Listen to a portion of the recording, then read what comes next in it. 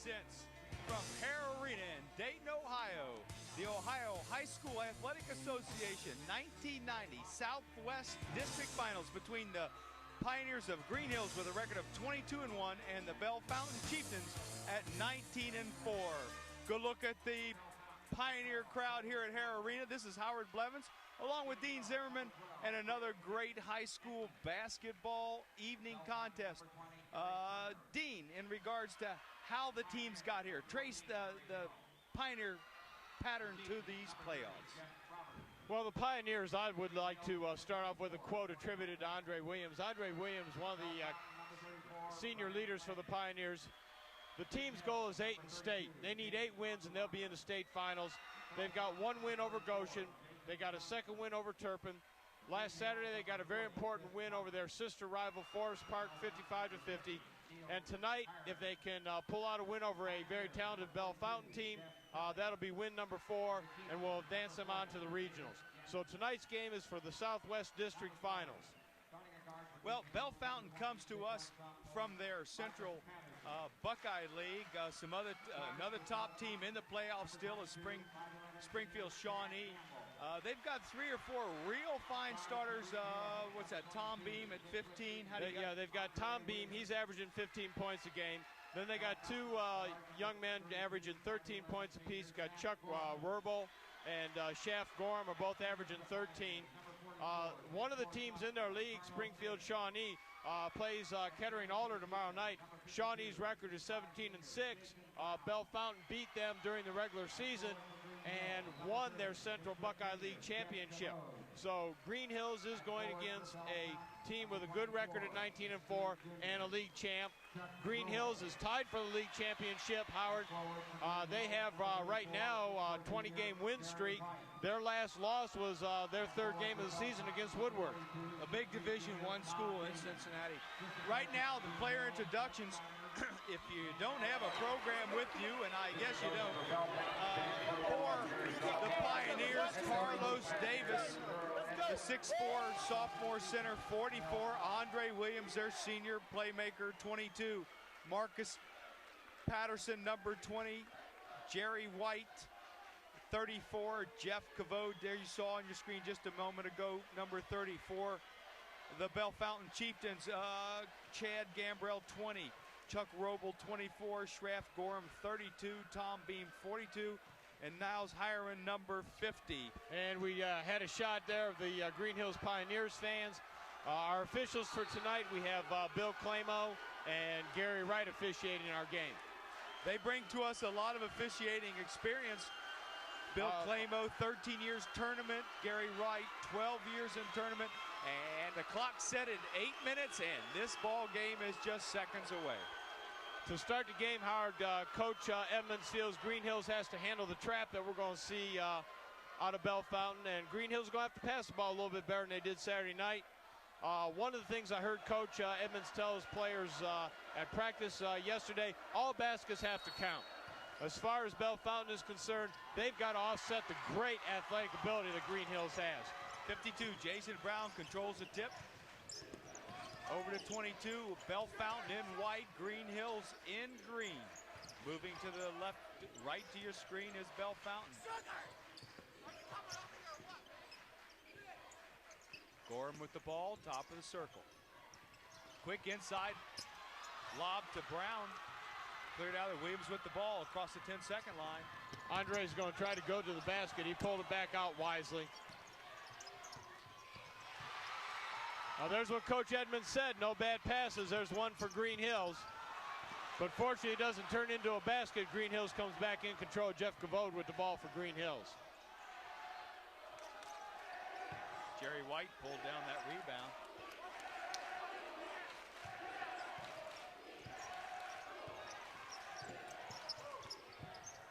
And Marcus Patterson opens up the scoring for Greenhills. Just a sophomore, 6'1". Marcus would have been my star of the game had he not been a sophomore Saturday. Marcus really helped out the Pioneers against the Chargers. Marcus put in 15 of Greenhills' points.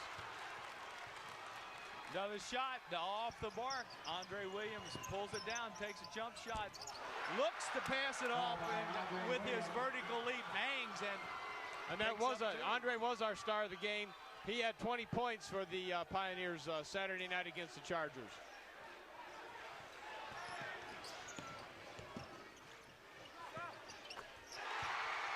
Only two. Only two. He was inside the line, no doubt. Roble, just his foot on that line, picks up the Chieftains' first 2 points. Score is Pioneers 4, Chieftains 2. Again, Greenhills Kavode from the corner. And that's a three-pointer. Three-pointer, Jeff Kavode. Goal by Jeff Kavode. 3-point goal. Jeff didn't have one of his better nights Saturday night. That 3 points early helps him out. He'll gain a little confidence as this game goes on.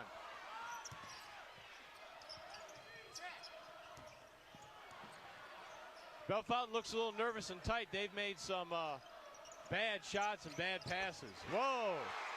32 counters with 3 points. Yeah, Shraff Gorham, hey boy, he had that mark from about 20 foot plus. Nothing but net. 7-5 is our score. Pioneers on top. Over to Patterson. Williams to Kavode. Kavode around and around and 2 Boy, I tell you what, that ball had a lot of paint on it. It rolled around that rim enough. Bellefountaine knows that Greenhills will put on a press and trap him at times. There's a trap in the corner. And we're going to get an early foul here on Jerry White. And Roble took that ball, had the baseline move, put up the shot, was fouled from behind.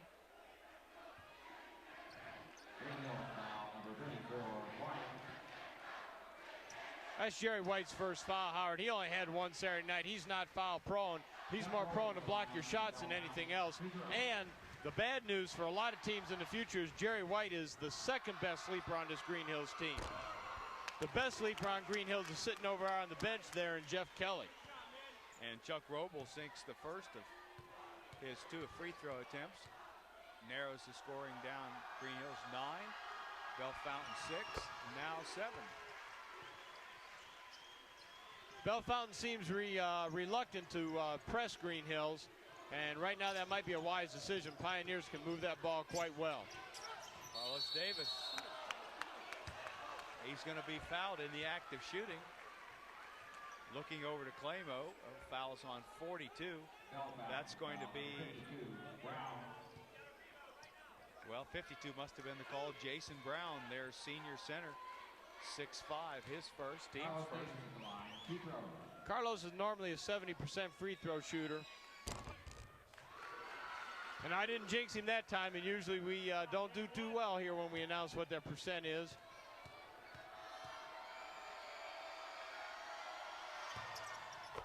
And that basket counts. Come right back with a full court press.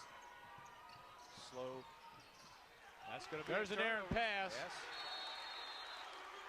I saw the Greenhills press Saturday force the Forest Park Chargers into a lot of turnovers, and that's a good example of what will happen. You get an inexperienced person handling the ball, and that press will force a mistake.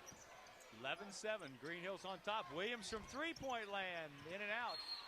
And a foul by Davis, 44 on that rebound.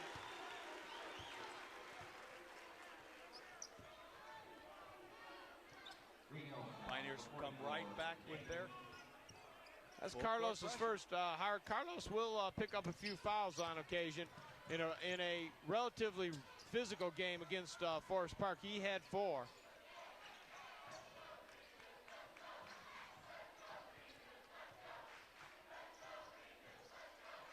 Gamble is 22. 42 is Bean. 32 is Gorham. Gorham again with the ball. Inside, tipped away by Jerry White, and I believe he's going to pick up a foul, reaching over the top. And that's going to be his second. And that'll be the team's third.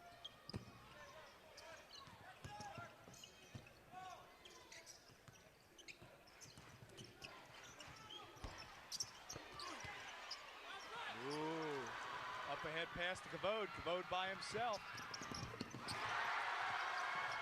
Good outlet pass and layup by Jeff Kavode. Pioneers on top, 13-7. Oh, good hands. Carlos Davis coming from nowhere. Tipped that ball away. Real good quickness by Carlos, too. Anticipating that pass again. Greenhills Pioneers in green, and it's coming our way.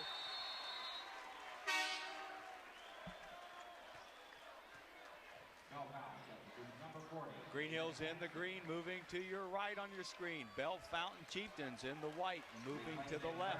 Turnover by the Pioneers gives Bellefountaine the ball. 3:30 left to play in the first period here at Dayton Hare Arena. Pioneers on top 13-7. Basket by Gorham.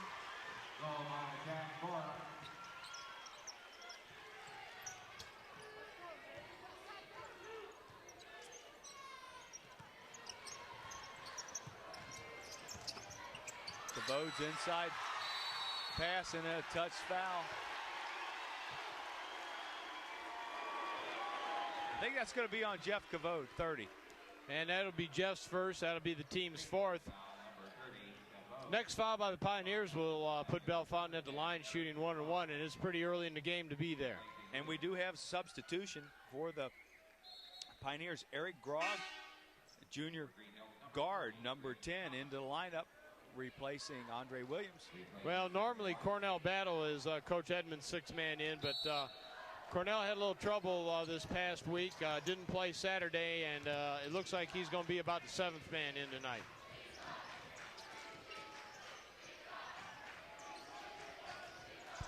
Gorham 32. Dishes it off to Beam. Beam looks inside. 22 is Gamble. And a traveling violation, that time inside by Roble.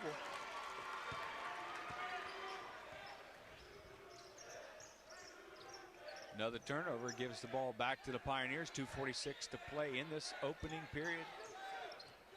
Pioneers on top 13-9. Grog with the ball.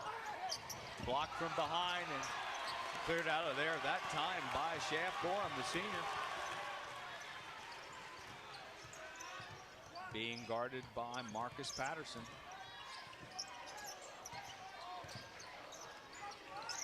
Three-point territory short. Rebound tipped out of bounds by Carlos Davis. Bellefountaine retains possession under their own basket. Inbounds play.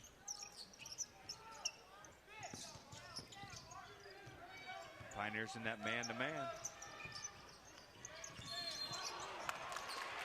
And as Beam got the ball, tried that inside move, a traveling violation was called as we see Andre Williams, number 22, the senior playmaker for the Pioneers, replacing Eric Grog. Looks like Bellefountain setting up in their half-court trap that they'll use. Try to force you to the corner. Greenhills doesn't have a problem breaking it. Marcus Patterson loses the hand a little bit. Well, we see a substitution in there. Number 40, Chris Thomas. Yes. Yeah, I saw him come in. Shaft Gorham picks up that basket, ties it, but moves it within a 2-point deficit, 13-11. 1:40 left to play, and a steal. Bellefountain comes down from 16 feet. Roble ties the score. 1:30 left to play. It's 13-all. That gets the red and white crowd on the far side of the court on their feet. They've been a little bit quiet. Well, 2 years ago, Howard, this Bellefountain team played Forest Park in this same game at UD Arena, and we swore they brought the whole town to this game. But Greenhills is well represented tonight, too, so it'll be a shouting match. Carlos Davis forgets to foul his own shot. Beam pulls that rebound off, but stolen out and then lost out of bounds by Marcus Patterson. Good hustle by Marcus. Got his hands on it, almost had it. Sideline got in his way. And we're down to 1 minute even on the clock in this opening period. Well, I think Greenhills isn't doing what Coach Edmonds wanted as far as passing well. And I'm not quite sure that Bellefountain's got the talent out there in the court to offset Greenhills' athletic ability. But they're doing pretty good right now.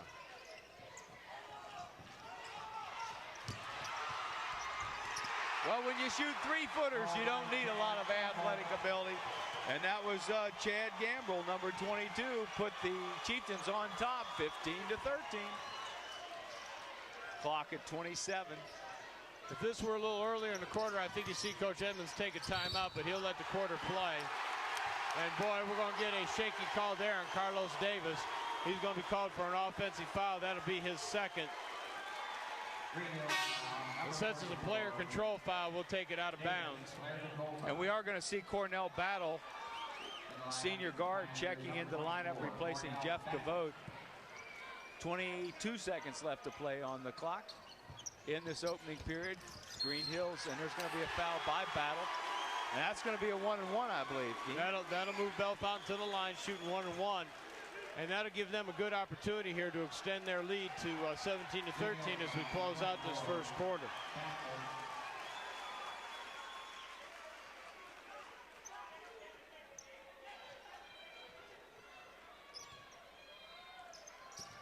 Chad Gamble on the line, shooting the 1-and-1.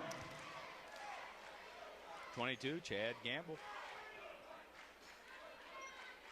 Senior guard, 5'11". But Jerry White's going to check back in for Chris Thomas for Greenhills. Going to put some height 34, Jerry White. in there at the lineup right now, anticipating this rebound. They get it. Andre Williams clears it. Plenty of time, 18, 17, 16. Battle with the ball. Tries to force it inside, cleared out of there, and now Bellefountaine with 7. They've got a shot. 3, 2, and there's clean block and no shot here at the buzzer at Hare Arena, and the score, Bellefountaine Chieftains in your white on top by a score of 15-13, and what appeared to be Pioneers opening up at a fast pace and jumped on a lead quickly. Bellefountaine brings it back. Well, the Pioneers did exactly what Coach Edmonds wanted them to do, which is use their ability, which is what Bellefountaine was afraid of in the first half of this quarter. In the second half of the quarter, though, I think you noticed a lot of mistakes by Greenhills. A lot of bad passes, forcing the ball inside, forcing the ball into the middle versus the trap. Bellefountain sitting back waiting for those passes and taking them away. Right now, Bellefountain's on top by using good, common, everyday, easy basketball. They're just beating Greenhills with fundamentals. Greenhills looking for its game. The tournament games have not been what Greenhills has expected. The last regular season contest saw them win 54 points. But then they've got into 2 tough, slow-down kind of games in the tournament, and kind of right now they're struggling. But they're going to pull it together. They're going to be there. And Greenhills again with the ball in the green, moving to the left of your screen. Andre Williams to Jeff Cavote. Over to Andre. Look for Andre to take a little bit more leadership with this, but there you go. Jeff Cavote from 3-point territory. That gives Jeff Cavote 10 points on the night. He's by far the leading scorer in this game. And those 3-point bombs are helping. And he didn't have it Saturday night, but he's got it tonight. Oh, what a Carlos block. Davis with a great block. Andre could slam this one. A blocking foul being called underneath. Appears to be on David Ganson, a senior 6'2" center. Started this second half. Blocking foul going to put Andre at the line. Now that was a big turnaround. What appeared to be an open shot, blocked underneath. Andre Williams came up, moved the ball up court quickly, fouled under his own basket. Now at the line shooting 2. Well, it seems what Bellefountain wants to do is take number 22, put pressure on Andre Williams wherever he is, and fall back in their zone, pack it in tight. And right now Greenhills is getting Jeff Cavote open for those 3-pointers on top and on the wing. And if they need a perimeter shooter, Jeff can do it as Andre misses both, but Carlos Davis gets that second rebound, puts it back up, puts the Pioneers on top, 18-15. Well, Andre hasn't been shooting up to his ability here from the free throw line. He's normally 70% from the line, and he fell short of that Saturday night, which could have put Forest Park away, and those 2 misses didn't help right now, but Carlos Davis's follow-up sure did. Andre playing real tight defense on Shaft Gorham. Well, this man-to-man defense Earl Edmonds runs is one of the best in the city. And there's a three-pointer by number 42. Tom Beam, yeah. Nothing but net on that shot. And we're tied up at 18-18. Nets that score all even.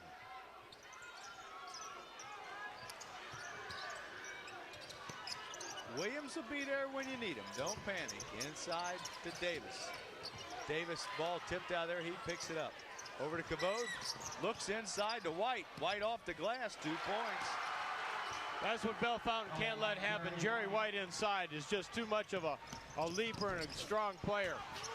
Shaft Gorham's shot no good. Tipped several times. Finally pulled out there about Bellefountain.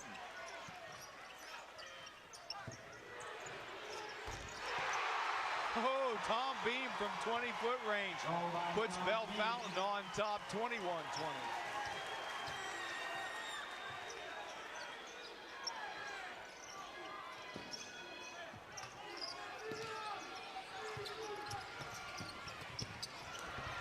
And there's Jerry White inside again. A beautiful pass by Andre Williams, setting that play up. Pioneers up. Well, we kind of get an idea what Coach Edmonds' strategy was, is to work the ball against the front trap of the Bellefountain team, and then dump the ball inside quick to Jerry White, and that's worked 2 times in a row down court. Andre, good hustle that time, just barely trying. He couldn't get that ball to tip it back in. We got 2 substitutions. Battle for the Pioneers, as well as Cavode back in the lineup. And I see Carlos Davis out here holding his right hand. I think it's just an owie. He should be able to shake that off. Chris Thomas is the other Pioneer in the lineup. Backdoor play to Gorham. Gorham knocked out of there by Williams. Williams has got it. Battle pushing the ball up court. Cavode back to Battle. 3-pointer. That's short. That's way short. Carlos Davis is in there. Jump and ball. It's alternating possession. That'll go to Bellefountain. Next one will belong to the Pioneers.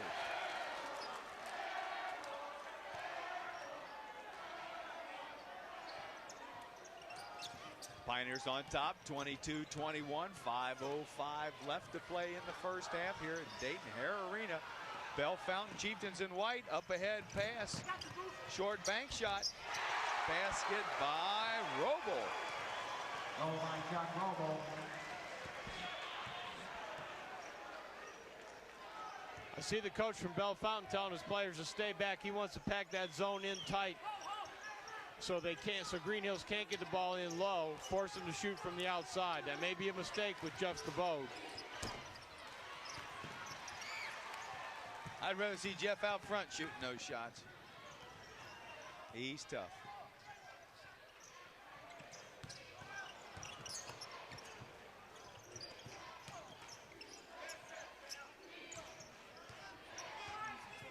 Gorham with the ball as Bellefountain sets up their offense. Over to Gamble, back to Gorham. Bellefountain trying to get into an offense that matches Greenhills man-to-man. And that was just kind of a junk offense shot. We'll force that one. Davis clears it out up the head to Williams. Good Williams spin by Andre Williams. I'll tell you what, now that's a good call by the official. I know Andre pushes. I know Andre goes chest to chest a lot of times, but that was a flat-out block by number 22. That was a big move, that spin move by Williams, and in most short circumstances, that would have been a foul. But such a great move by Williams drew that blocking foul by Gamble, and that's going to keep the Pioneers in possession of the ball. Over to Battle. That was only Bellefountain's 13th foul, though. They're pretty much foul free here during about a quarter and a half. Andre Williams a little strong. We need some rebounding in there out of the Pioneers on those shots. Well, and I'm sure Coach Edmonds at halftime is going to talk about rebounding on the offensive board. Yeah, but when you shoot those long shots and that ball comes flying out of there, they're tough to rebound. As we see 22, Tom Beam 42 puts Bellefountain on top by their biggest lead, 25-22.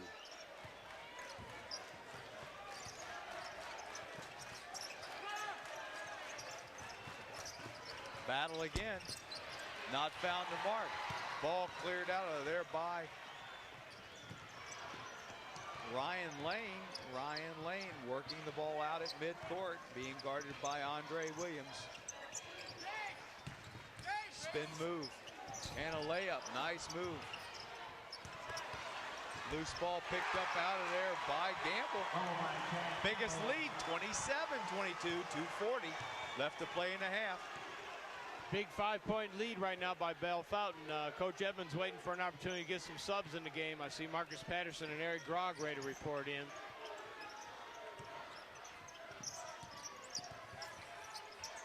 Pioneers need to be patient.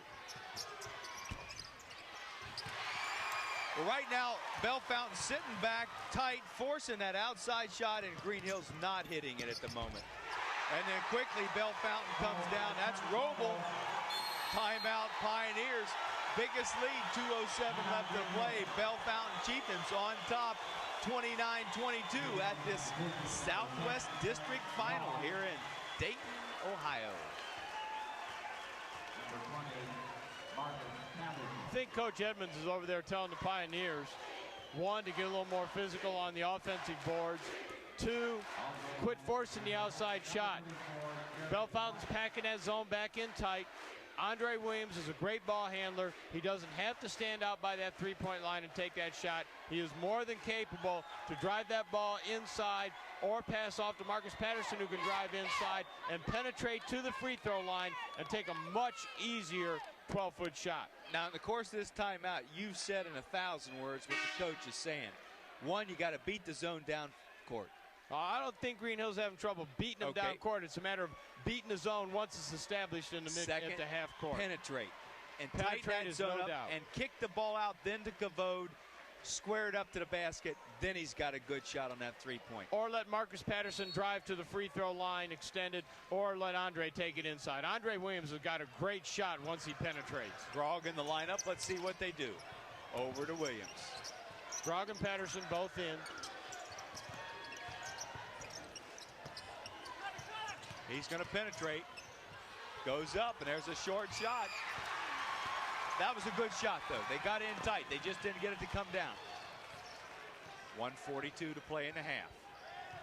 Now, we're not keeping any stats on field goal percent, but I'd be willing to say right now that Bellefountain's field goal percent is probably up around 48, 49, and Greenhills is probably down in the low 30s.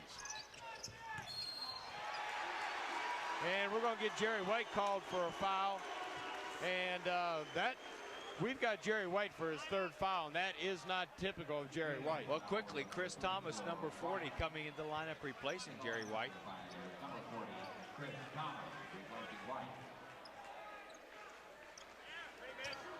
You look on the floor right now, you got Chris Thomas, a junior, Andre Williams, a senior, Eric Grog, a junior,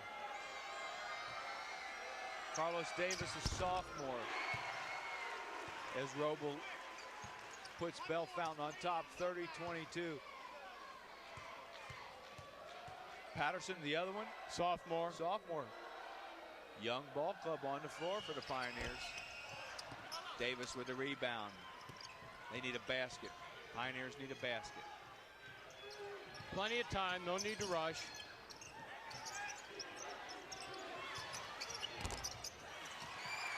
See, Eric Grog is not a three-point outside shooter. He should have saved that and passed off to somebody else.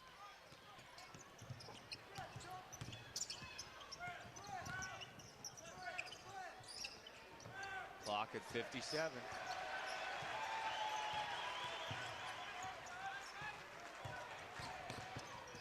Bellefountain running a little bit of a weave here, trying to get the ball inside, taken out there by Andre Williams. And Chris Thomas. He's got a 3-on-3. He'll take it to the hoop. Comes up short. And there's going to be 2 points. Can Carlos get back? Good foul. Carlos going to get whistled for that foul. He got back well. His mere presence stopped Bellefountain from making an easy layup. But unfortunately, that's going to be Carlos Davis's third foul. And I believe we've got Jeff Kelly coming in for the Pioneers. Jeff Kelly is only a sophomore, and he is the best leaper on the team. And probably one of the reasons he doesn't get a lot of playing time is because he's only a sophomore.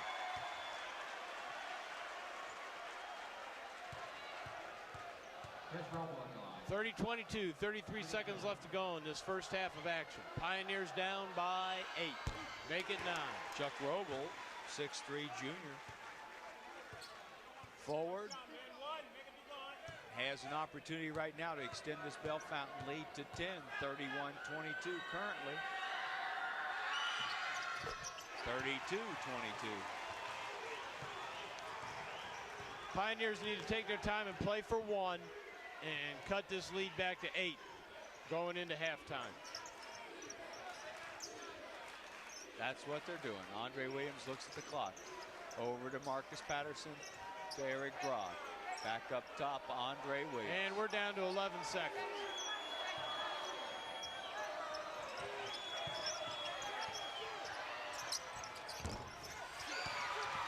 Three, 2, 1, and that's the half. And here at Dayton O'Hare Arena finds the Bellefountaine Chieftains on top by a score of 32-22.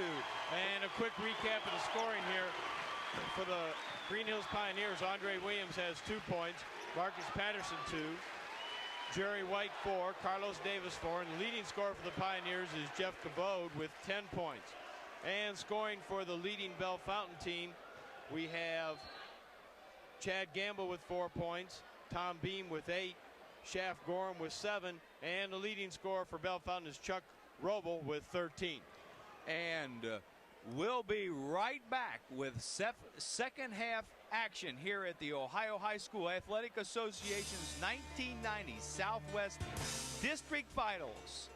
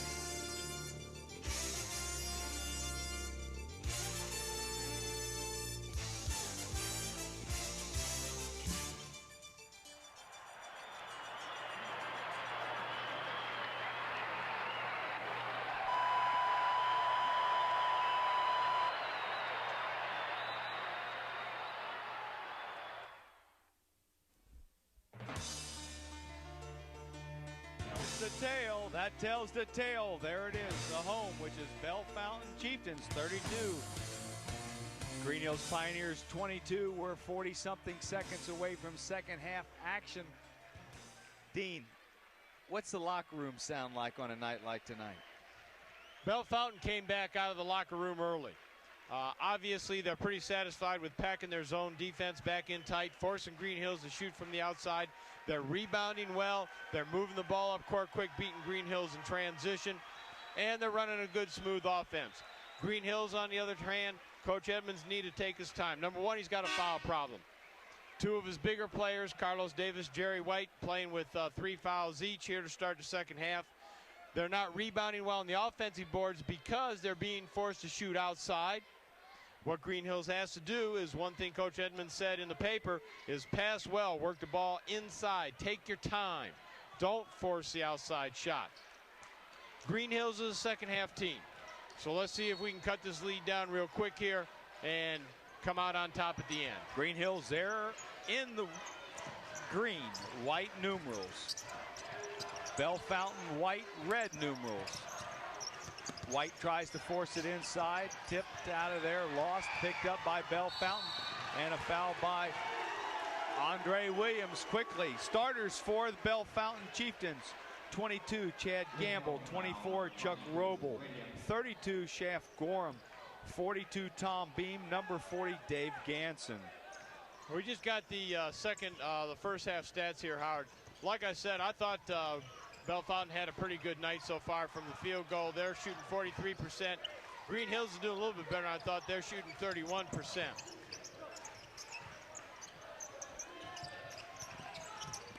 Bellefountaine working that ball around. Timeout they call. The starters on the floor right now. White, Davis, Williams, Patterson, and Cavode for the Pioneers, and with 7:22 left to play in this third period, still the score 32 for Bellefountain Chieftains, 22 for Greenhills Pioneers. That's the Bellefountain huddle over there. You can see 34 Lane, the coach. Will Collins picked up over his 400th win this year. Been around many successful seasons, as like Coach Edmonds, who I believe received a plaque for his 200th victory this year. Right.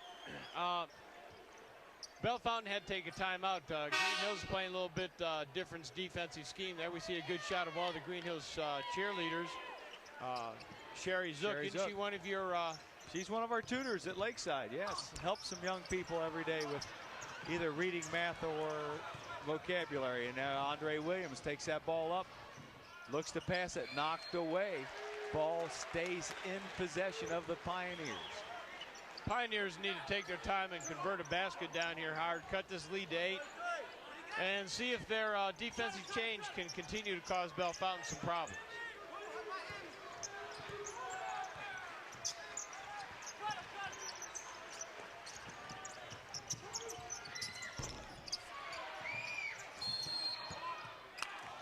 Greenhills keeps the ball on that traveling violation.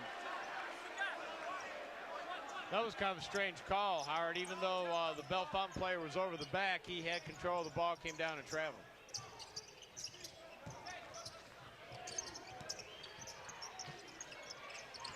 Bellefountain is certainly putting a lot of pressure on the Greenhills shooters.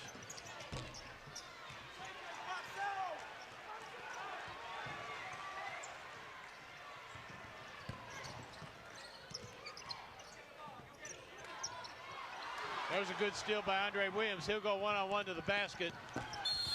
And that's going to be 2 and 1. Well, that might be a big opener for the Pioneers. Get something started. Andre Williams takes that pass, spin move inside off the glass, and a foul. He narrows the score down 32-24 with a chance at the free throw line for a 3-point opportunity. Come on, Andre, if you're a Pioneer fan.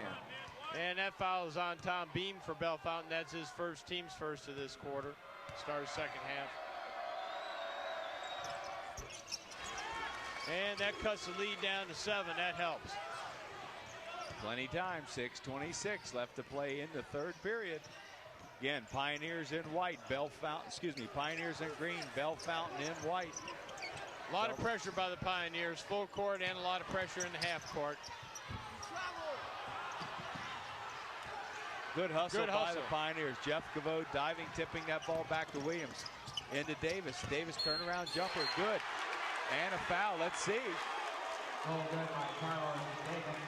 Count the basket. I don't know who the foul's on. 2-0 maybe? Yeah, it's going to be on 20. And that'll be on Marcus Patterson. And that'll be Marcus first, and that'll be the team's second of this quarter. But the goal is good. What was 10 down to 5. Pioneers making a move. Gorham with the ball. Over to Gamble. Gamble across that 10-second line, being guarded by Cavode. Gorham. Cutters all over. Kicks it back out, and a basket by Gamble. Gamble did a good job. He got the defensive player up off his feet with a little pump fake and had an easy 2.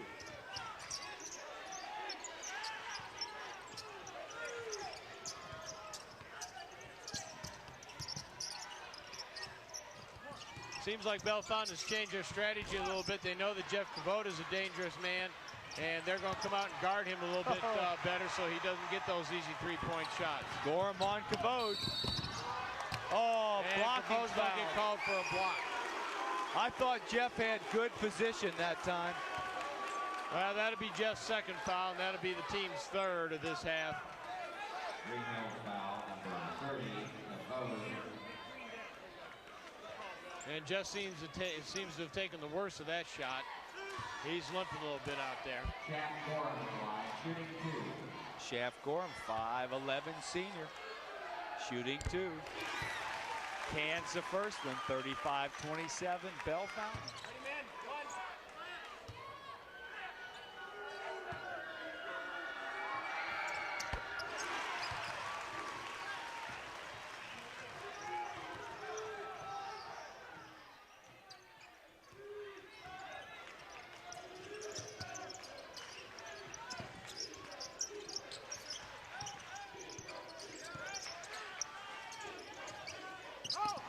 Good inside pass by Jerry White to Carlos Davis.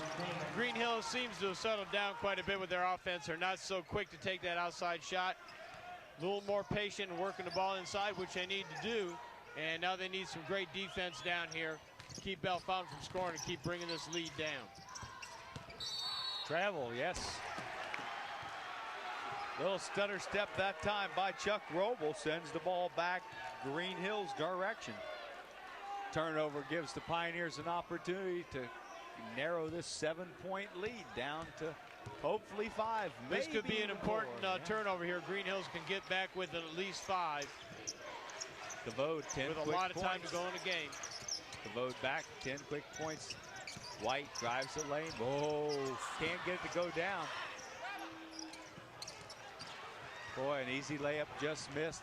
Ball quickly brought out of there by the Chieftains. Nice scoop shot, Chad Gamble. Goal line, Chad Gamble. 9-point lead, Chieftains. I'll tell you what, that Chad Gamble's a pretty good ball player, Howard.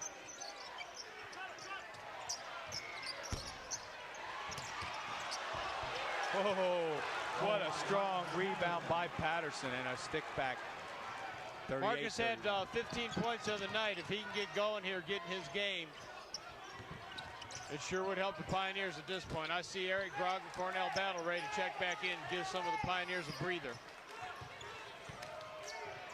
3:32 left to play in the third period.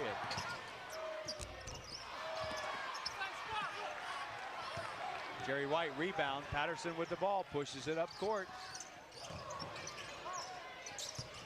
There's Andre Williams. That's his good inside shot if he'll take it. But Carlos Davis is going to get 2 and 1 on this one. Nice pass. Andre Williams took it in. Everybody sagged on him. He dished the ball off, and then a foul. Opportunity 3-point. We've got a timeout by the Chiefs. Bellefountaine. Yes. Howard, all year long, the Pioneers have been able to play a type of game, a type of ball, where if Andre Williams is having an off night, somebody else picks him up. If Carlos Davis is having an off night, somebody else picks him up. And right now, we need some players like Carlos Davis to pick this team up, like Marcus Patterson, to start converting those baskets and bring these Pioneers back and pull ahead of the Chieftains. Well, I'd like to see the Pioneers here make this free throw and narrow that lead from 5 to 4 and make a run at Bellefountaine at the present time. Make a game out of it. I tell you what, both teams doing well in their strength. Bellefountaine admittedly did not want to get into an athletic contest with the Pioneers. And what they've done, they've settled back into a zone, forced the Pioneers around the perimeter, frustrated to take a long shot, out-rebounded in the first half, 18-9. Their strategies worked well. Now we're getting a shot of the Greenhills fans, and I'll tell you what, these students from Greenhills like Pat Ryber, Slack, Bill Haley, Phil Dante, Mike and Chris Sticker, Chad Scott, they followed the Pioneers all year long, have been loyal supporters, and they're here again tonight. Well, talk about that. The teachers at Greenhills, knowing the cost of a student bus, underwrote the cost of this bus, making it economically feasible for those students to attend this game tonight. And again, Carlos Davis, normally a 70% free throw shooter, comes up short. But the Pioneers managed to maintain control of the ball. Cornell Battle out of the point with the ball. Over to Eric Grog. Dangerous pass that way across that zone. But at least the Pioneers are being patient. You'll see Eric taking the shot. There's a bad pass by Cornell. He forced it into Carlos. Carlos really wasn't open. And I tell you what, Patterson has suddenly just come alive. He's taken over. Well, he did that against Forest Park the other night, and it made a world of difference in that game. Well, that was a fine block that time in the corner by David Ganson. But what was that, a traveling call in the corner? You know, Coach Edmonds calls Marcus Patterson an excellent defensive player, but I'll tell you what, his offensive abilities Saturday night were just one of the best performances I've seen in a while of a sophomore. Well, the way he hustled down, back up and down that court in that last exchange, he had the desire. Andre Williams drives. That's Andre's shot right there, buddy. Oh! Waving the basket away. What about the basket? No basket. No basket. Well, Andre is prone to use that off forearm to clear out his way. Score still stays 38-33, 2:30 left to play in this third period. Bellefountain. That was only white. Andre's second foul. He's not a likely candidate to foul out of a game. And I see Marcus Patterson ready to report back in. And we get a travel call there. Little stutter step. Well, that's that Pioneer defense. It'll force you to make little mistakes like that. Will Collins. And you see Will Collins, he's not happy with these turnovers because they're letting Greenhills get back in this game. And we're down to about 2 minutes to go in this third period of action, and the score's 38-33 in favor of Bellefountain.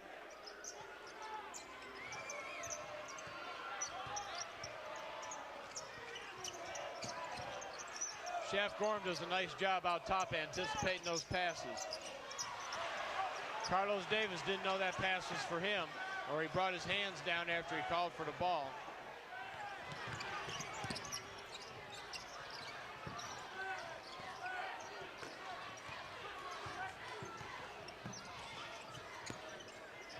Bellefountain willing to take their time. They've got the lead. And they're working the clock. Now there's one of those little forearm pushes that didn't get called.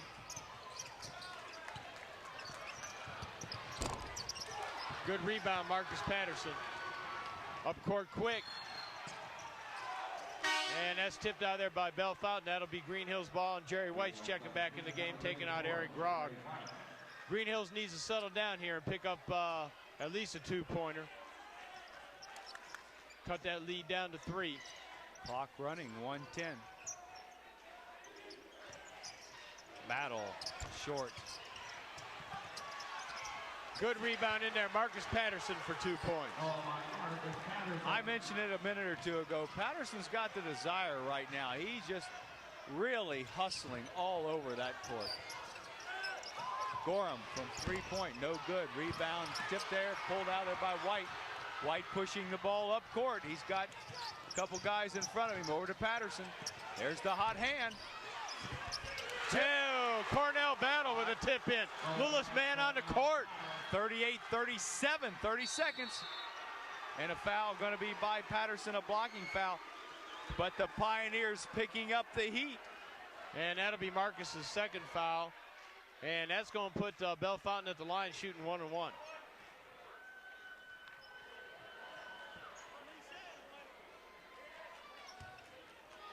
Well, low-scoring game, but the pressure up and down the court is awesome. Greenhills would prefer not to have a low-scoring game. They've had trouble recently with games where the score was under 60 points, and this one looks like it's heading there. And the way that young man, Chad Gamble, is shot tonight, he's not the one they want at the line.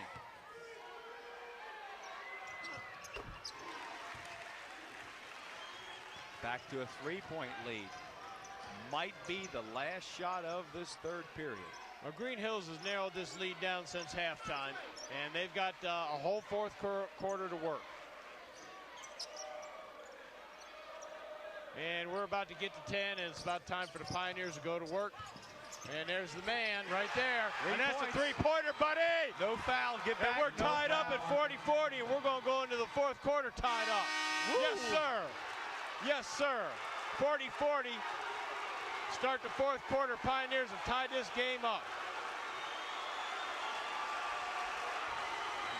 And you can see what it's done emotionally for the Pioneers as they step into their huddle here at the beginning of fourth quarter, and right now they're thinking heroes. They feel real good about that. They've just whittled away that 10-point lead down to nothing. In the last 8 minutes, it's like 0-0. And I'll tell you right now, the hero of the Pioneers for this second half, hey, Marcus Patterson, what can you say, Howard? This young man just picked up 2, 4, 7 quick points in this third quarter alone, and that gives him 9. And the next two highest scorers are Carlos Davis with 10, who's helped out this third quarter, and Jeff Cavote has 10, but all those points came in the first half. He was the hot hand. And that's all you need when you got 5 teammates, is just to rotate that hot hand around. And that's what the Pioneers have done all year. You know, Andre isn't having a great game right now. Jeff Cavote's being shut off by the defense. Marcus Patterson and Carlos Davis, 2 sophomores, have picked this team up and are doing a great job right now.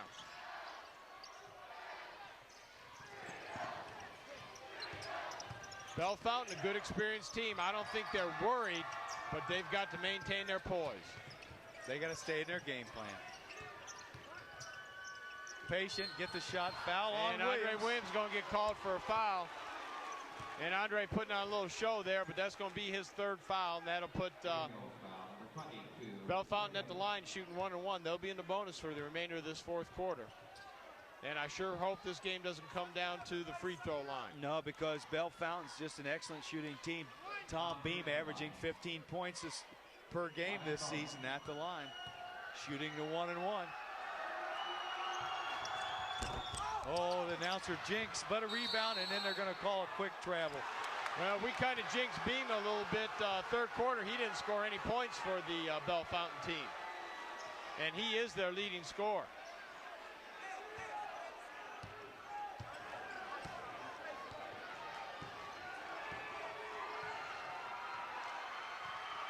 .40-40.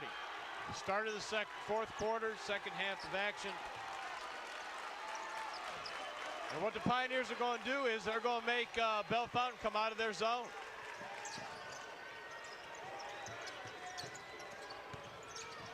Oh, what a good play inside. And Carlos Davis. Yes. And Carlos Davis is going to lead all scorers right now for Greenhills. He's got 12 points. He's had a great second half so far. Gorham with the ball. And a foul by Battle. You know, Howard, I just want to say a few words about Carlos Davis. Carlos Davis is the second leading scorer on the team. He may be one of the best sophomores in the city of Cincinnati. I don't care what division basketball you're talking about. He's got a nice shot. He's playing with great intensity out there. He's an outstanding rebounder, and he's a great athlete. He also plays on the Pioneer football team. He don't play a linebacker, does he? Yeah, he plays linebacker. How can you have a 6'5" linebacker? Come on. And there he is with the ball, and it's going to be a foul from behind Tom Beam. And that's going to be Beam's second. And that'll be the team's third. Bellefountaine only had 3 fouls in the first half, and they've got 3 right now. Pioneers need to pick some fouls up on them so they can get to the free throw line. 42-41, Pioneers on top, 6:54 left to play in this basketball game. This is the Southwest District Final here at Dayton-Hare Arena. Greenhills with the ball in the green. Bellefountaine Chieftains in the white. Pioneers spreading the team around, spreading that ball around. They want that Bellefountain team, and they're coming out of that zone. That's what the Pioneers want. Well, when the coach waves the red towel, they come out. He's probably satisfied to stay back and wait a few minutes until they do have to come out. Hey, those of you watching this on TV, if you don't know the outcome of the game, this broadcast starts on Thursday the 15th at 6:30. Hey, you better stay with us because this game right now is anybody's with 6:13 to go. Pioneers on top 44-41, but Bellefountain a good team.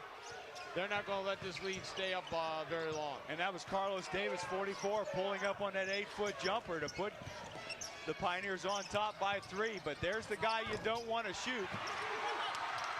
But Carlos Davis, with his mere presence, forced a bad shot.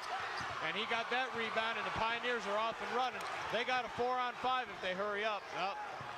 They're going to settle down, pull the ball out. Cornell battle with the ball for the Pioneers. Be careful of those passes. That Shaft Gorham anticipates that pass well. Will Collins is on his feet on the sideline. He's getting ready to wave that red towel. There it goes. Time to come out, Here fellas. it comes. And that's what the Pioneers Carlos want. Davis ready to go baseline. Jerry White ready to go baseline. Pioneers are waiting for that opportunity to dish the ball off to him. Take that ball in a little closer. Boy, Coach Edmonds is getting intense. He's stalking that sideline.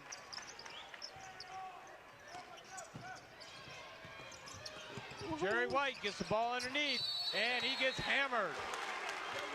And that foul's going to be, I believe, on number 40. And that'll be Bellefountain's 4th team foul. And that'll be on David. No? They called that's that on 22 on Gamble. All right, that's his second. That's the team's 4th. The Greenhills will be shooting a 1-on-1 the rest of this quarter. That helps. Woo, Jerry White makes a big one, and his teammates congratulate him at the free throw line. Jerry had 2 key 3 throws in that win over Forest Park during the 4th quarter, too, and these sure are helping right now, buddy. Good shot of him right there at the line. And there's 2 for 2. We needed him. 46-41. Man-to-man pressure by the Pioneers slows this Bellefountain offense down. Andre Williams, good man-to-man defense. Picture book defense by Andre Williams, their senior. Battle with a steal, almost. Oh! Whoa! I think the Pioneers got a call. I see everyone across the court. That's all right. Both coaches were pointing in 2 different directions. And for Coach Edmonds, that call went in the right direction as far as I'm concerned. I'm looking right across there at the white and red of Bellefountain. They were all pointing the other way. Bellefountain seems to be coming out in their defense to force the action a little bit quicker now. They're not going to wait for the red towel. Whoa. Yeah, Andre cradled that ball a little bit, didn't he? I didn't see it. Work some time off the clock. Man-to-man, do your man-to-man offense. Let's get a layup. That's what... Good White. rebound, Jerry White stayed with it. Foul. Ooh. And a foul. He did a good job taking that ball up, shielding it, and drawing that foul. And Jerry White's going to go back to the free throw line with another opportunity for 2 more. Well, I like seeing Jerry at the line. He was tough Saturday night, and he's only a junior.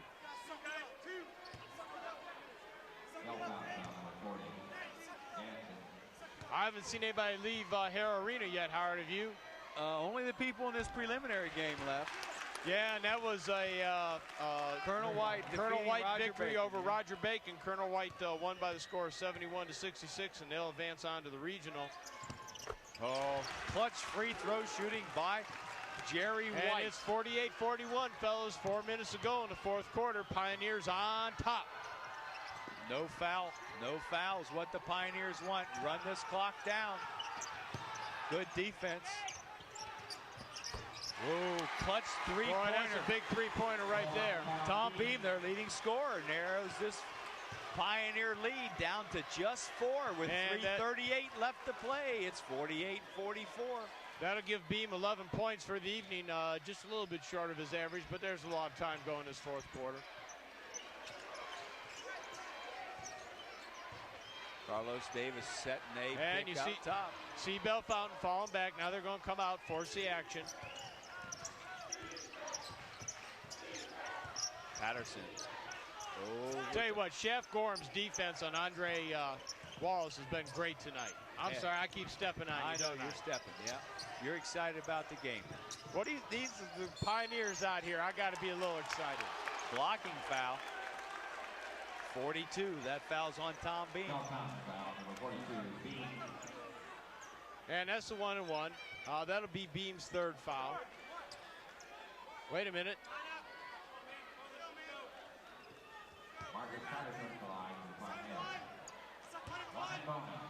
Right now for the Pioneers, White, Patterson at the line, Battle, Williams, and Davis. There's a big one. Well, Howard, our statistician, Debbie Zimmerman, says that's Tom Beam's 4th foul. So he's going to hopefully continue to play with 4 fouls. If he picks up another one, it's bench time. Clutch free throws. 50-44, Pioneers on top.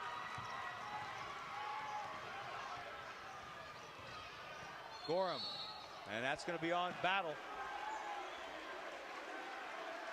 No, Andre's raising his hand.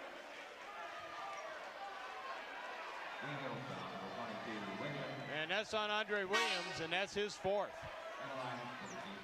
So now we got 2 key players for each team. Andre Williams playing with 4, and Tom Beam, the leading scorer of Bellefountaine, playing with 4. And we've got 2:53 to go. Pioneers on top, 50-44. Ryan Lane for Bellefountaine, number 34, checks into the lineup. Replaces number 40, David Ganson, as we see Shaft Gorham. Ryan's a 6-foot freshman in there for Bellefountaine. And we saw some freshmen the other night play for Forest Park. Darius Johnson, who did a commendable job in a tournament game for the Chargers. So let's see what this freshman's got for Bellefountaine, because he's got to come out and guard Marcus Patterson, and that's not an easy task. Cornell Battle would mishandle the ball, turned over to Bellefountaine.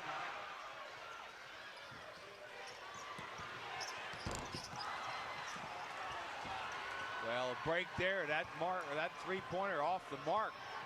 50-46, 2:25 to play. Pioneers need to get a good shot. Slow the ball down, work it. The clock is your ally. This man-to-man offense, good tip. Oops, they let him play that time.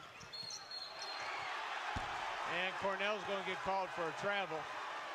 Andre did a real good job keeping the ball in play. And that gets the Bellefountaine crowd up and going. Again, 50-46, 2:08. Bellefountaine can get back within at least 2 here. We're going to get push underneath on Marcus Patterson.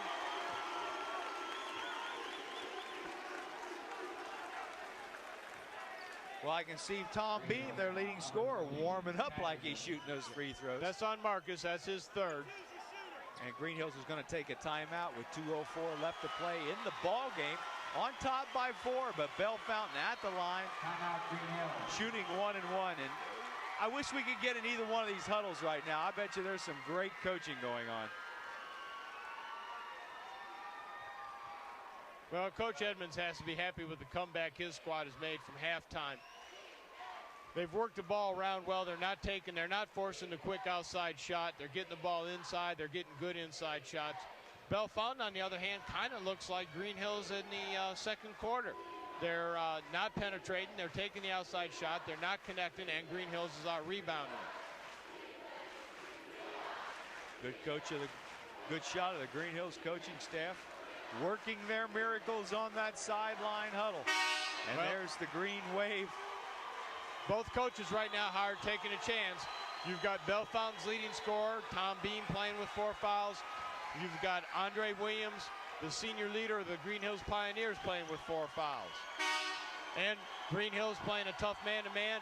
Andre's guarding number 22, and that's Chad Gamble, and that's one of Bellefountain's best players.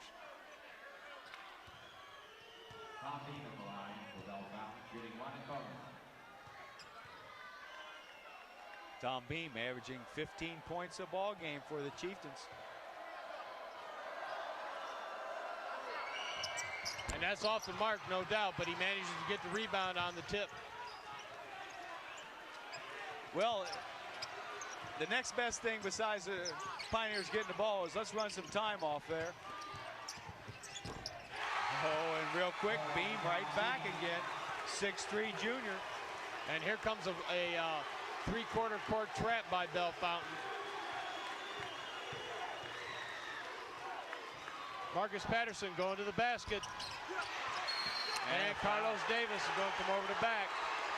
And that's going to give Carlos his 4th foul.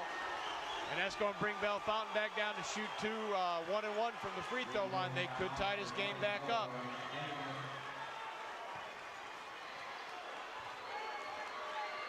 1:33 to go, Howard, is crunch time. Team that wants it the most is going to pull this game out, or we're going to play OT.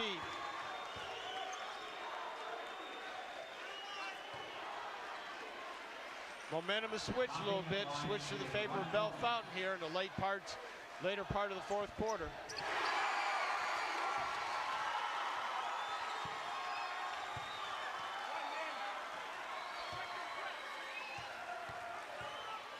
Concentration. Big miss, but Pioneers can't control the rebound. It's 49-50 with 1:25 to go. Bellefountaine in control.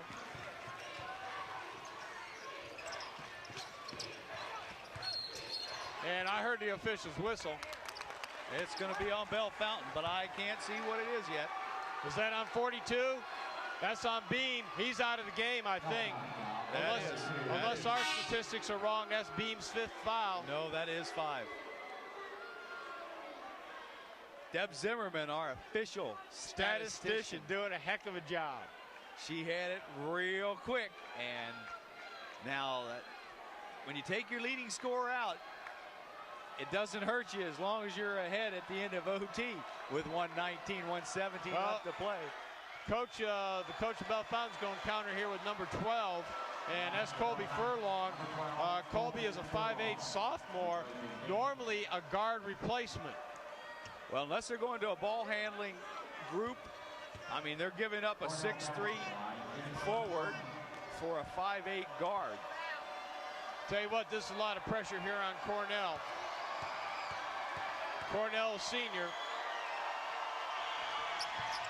And that's a big free throw right there, Howard. That's 51-49. Well, with that three-point shot, this is a big one.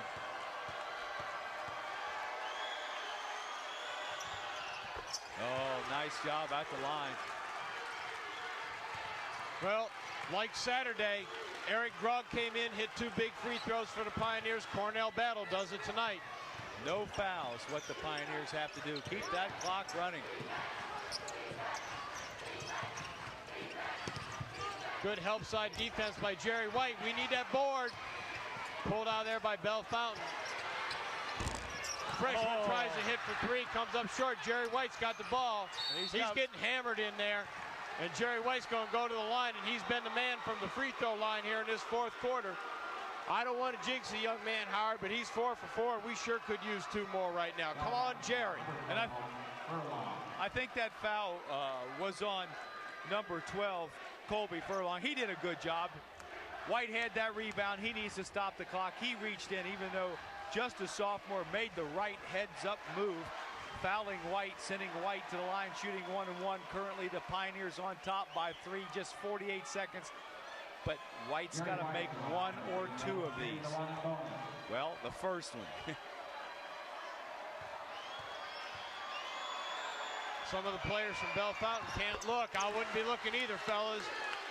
53-49, Pioneers up by 4 with 48 seconds left to play. You know Howard, Bellefountain's got to come down, shoot the quick shot. It should be at least a 3-pointer.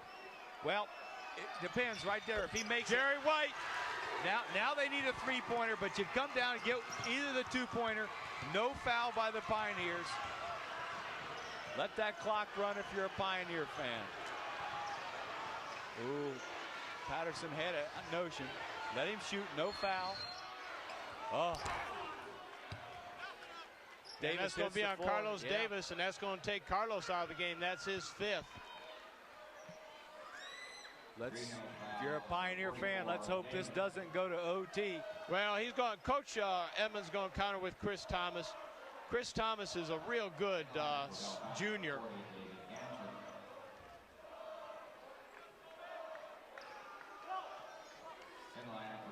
Coach Edmonds rates Chris Thomas as an excellent 6-man, plays inside. He's a great team player, and he's also an outstanding student at Greenhills High School. So Chris Thomas in the lineup for Carlos Davis. Chuck Roble at the line, one of the leading scorers, averaging about 13 points a game. And calmly sinks that one and closes that margin down to 54-50. Greenhills Pioneers on top. And with that one, it's 3 points, and that's just one possession. Ooh, good hustle that time by Chad Gamble. Almost gets a steal. Lost out of bounds. Pioneers still have the ball. Gamble's played a beautiful game. There he is, 22. They've got a break. Oh no, there's a turnover. Ooh, almost Andre Williams. They're all over the place. Pull it back. Pull the ball back out, fellas. 34, 23. 20 seconds. Pioneers could be headed to UD Arena for a Thursday, March 15th game. They're moving that ball We're down around. to 10 seconds, fellas.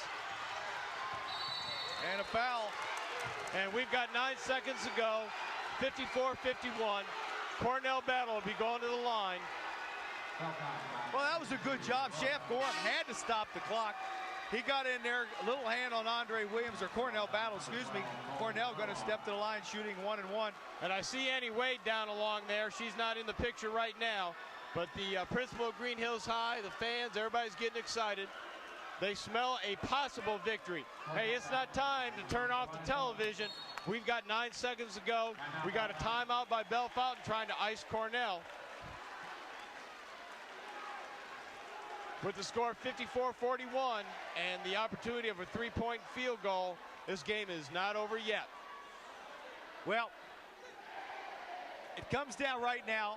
Cornell going to have a chance. If he makes the first one, buy your ticket to Dayton. Hey, Thursday, March 15th, we'll see you at UD. If he misses that one, then you got to get back, no foul. Make him waste a few seconds. Let him shoot a shot. Hopefully it's not a three-pointer. If it's anything two, let the ball bounce on the floor until they call a timeout, and then we'll walk over on the sideline and see what play we got to run to get it in bounds. Right now, advantage Greenhills size, but a lot of strategy going on in both of those huddles. Well, right now, the big three-point shooter, Tom Beam, he's made 2 of them. You've also got Shaft Gorham, who's got 1 this evening. And, hey, Beam's on the bench. He is. So it looks like you're going to have to go to Shaft Gorham. Unless one of those substitutions come in. But I tell you what, the way that Gamble's play, he's a fine athlete for Bellefountaine, just a fine basketball player. But most of this is elementary. Depends on this shot right here. Come on, Cornell. Ho, ho, ho. But Andre Williams with a great rebound. That's it, fellas. And Andre did exactly what you would expect your senior floor leader to do. He got the rebound, took it right back outside, took 2 seconds off the clock, and another foul, and we're back with the same scenario. It's this shot by the senior. 7 seconds ago, Andre, I am not going to jinx you, son. You are a 70% free throw shooter, and you're going to put this first one in. And he steps out of the circle, takes a deep breath, little bit of practice motion, steps up. Here we go. Oh, and it's still strong. Get back. No 5, foul. 4, 3, no foul. 2, no foul. 1. And buy your ticket to UD, fellas. The Greenhills Pioneers are the Southwest District champions. And there they are in a midcourt celebrating. Boy, what a game, Howard. What a game. Hey, we're going to get stats. We need to mention somebody that could be a star of the game. You see the final score. And I tell you what, that's celebration everywhere if you got green and white on. Bellefountaine, congratulations. What a ball game. Your 19-4 season coming into this ball game. Very commendable. A fine representative of the Central Buckeye Conference. The Pioneers in their victory celebration. And they're heading off on this side of the court. They're going to get out the ladder. Hey, they're going to their fans because these young men and young ladies from Greenhills High School have supported this team all year. You'll see them next week up at UD Arena. And the players are going over and honoring the people that have supported them all year, and I think that's just great. Hey, let me run down the scores here. Get them. For Bellefountaine, who came up on the losing end tonight, after a hard-fought game, they led at the end of half. We've got 10 points for Chad Gamble, 12 points for Shaft Gorham, 14 points for Tom Beam, and 15 points for Chuck Roble. Leading the Pioneers tonight, we've got Cornell Battle with 4, some real important free throws at the end of the game. Andre Williams, senior leader, with 5. Jeff Cavode with 10, all those in the first half. Jerry White with 10, and I'm telling you what, Jerry White 6 for 6 from the free throw line in the fourth quarter was instrumental in this victory. Carlos Davis, hey, he was the leading scorer with 14, and Marcus Patterson, who played a great game in the second half, he had 11. Hey, if you didn't follow the whole scenario here, 15-13 Bellefountain at the end of the first quarter. 32-22 Bellefountain at half. The Pioneers come out, tie it 40-40 at the end of 3 quarters. The final score at the end of regulation, 54-51. Congratulations, Pioneers, 23-1 on to Dayton, the regional basketball tournament. Congratulations, Bellefountain Chieftains, 19-5. Super basketball. Hope to catch you again down the road. On behalf of everyone here at Waycross Sports, this is Howard Blevins, Dean Zimmerman, Debbie Zimmerman, and a lot of Greenhills Pioneer fans celebrating down 75. Hope we catch you again this time soon.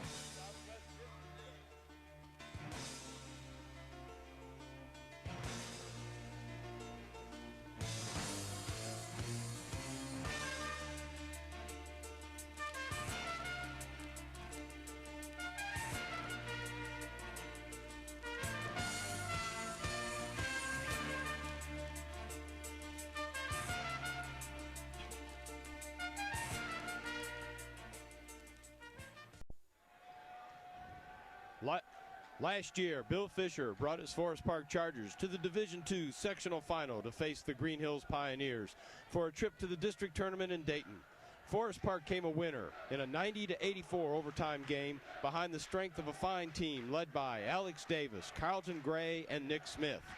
This year, the tables may be turned as Earl Edmonds leads his 21-1 Pioneers against the 13-9 Chargers to determine who will represent the district at Dayton's Hara Arena on Tuesday against Bellefountain.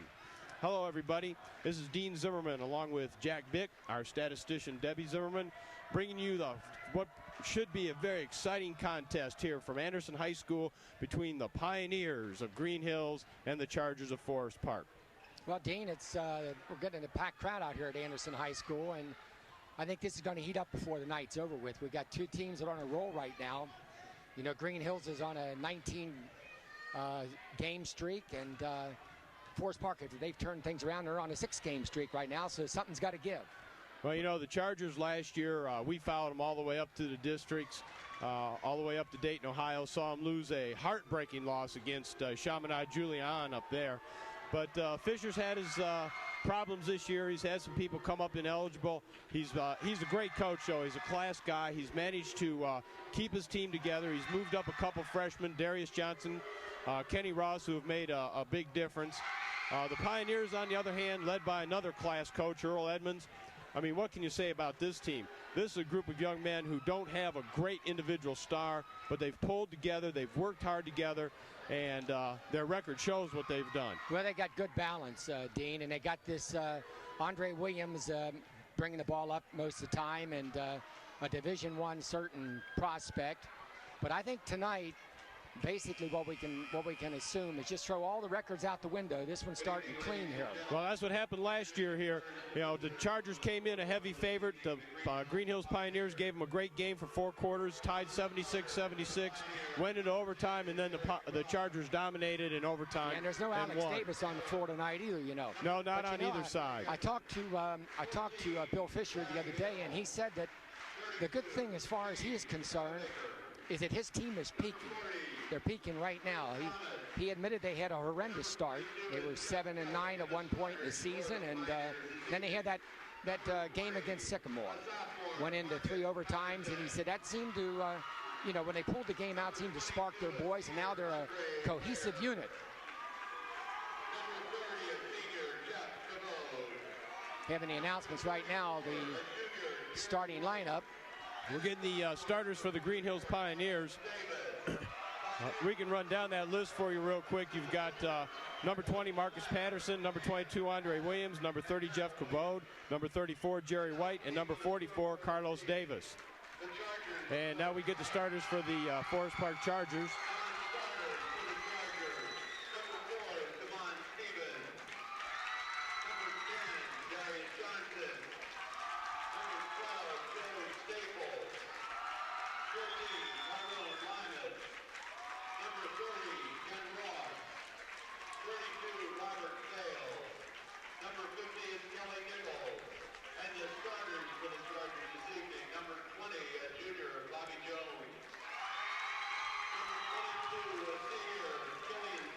You know, Bobby Jones is the big reason why they're even here tonight. In that last game against Ross, they had every reason really to go down and defeat in that game. They would have been out of the tournament and not even here if it hadn't been for Jones's last second heroics in that game.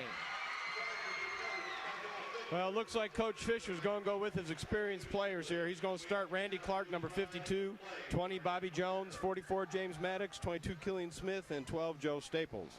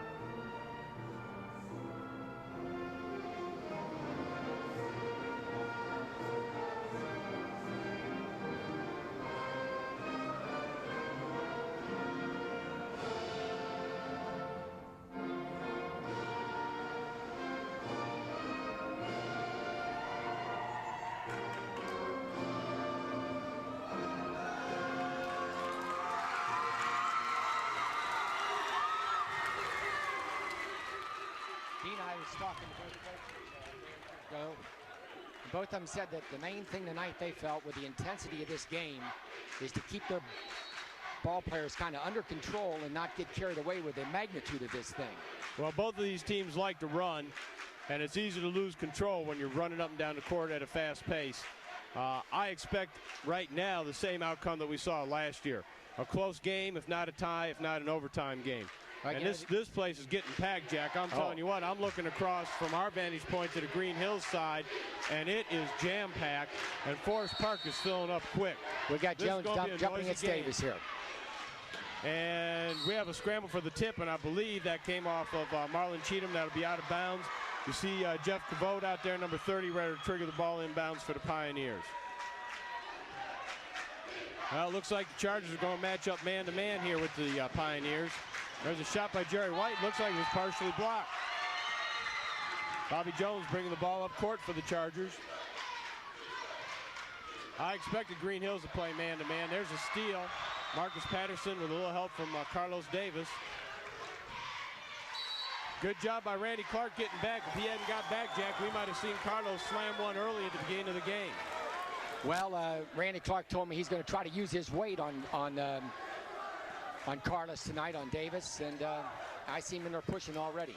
Well, Randy has a lot of weight to use on poor old Carlos out there, I'll tell you that. I was talking to Randy before the game. I asked him how much he weighed right now. He said about in the 270s or 280s, and there's no doubt. There's a mistake by Andre Williams, and that's going to be, whoa. Boy, Marcus Patterson got back to block Bobby Jones' shot. Bobby thought he had a lane, and so did I. And we're going to get an offensive foul. Offensive foul called on Jeff Cabode, and that'll be his first and the team's first. Greenhills foul, number 30, Jeff Cabode, his first, team first. I see we got Channel 9 here, Channel 12.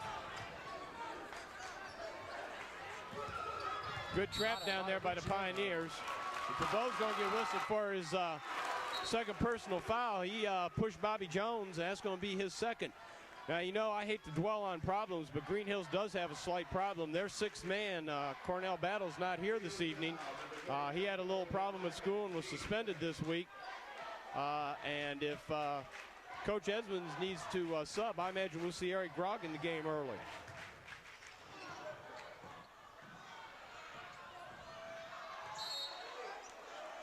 Well, we got bodies flying all over. Well, you know what, Jack? The kids all do. You got to understand, these kids are tight. You know, this is a big game. This is the first time they played one another this year. They're all friends. They all know one another. And there's a lot of pressure on these young men tonight. And they're playing like there's a lot of pressure on them. You know, right now, defense is controlling the game. We don't even have a score yet. We're 6:39 left in the first quarter, and it's 0-0. Yep. That's going to be a foul on Randy Clark. That'll be his first. He pushed Jerry White after the shot. First foul. Randy Clark is first, team first. Joe Staples in for the Chargers. Joe Staples goes in. Killian Smith takes a seat. Oh, I mean Marlon Cheatham, I'm sorry.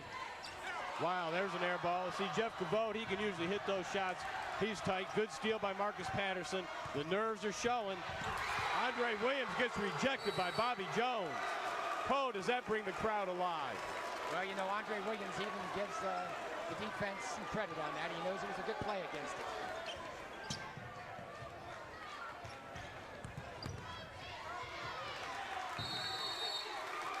Right now, defense is dominating.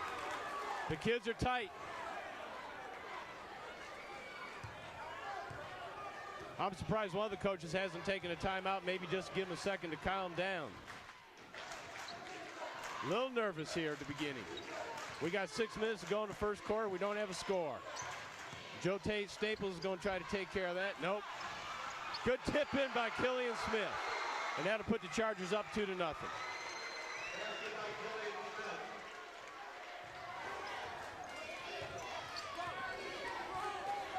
Well, somebody finally broke the ice, Jack. Now we'll get going here with some basketball. That Smith is a surprisingly good jumper for a kid about 5'9", 5'10". Uh-oh. There's another foul on Randy Clark. That's going to be his second. So we got 2 fouls on Clark, and we got 2 on Cavote, and these are 2 players on each team. Clark in second, team second.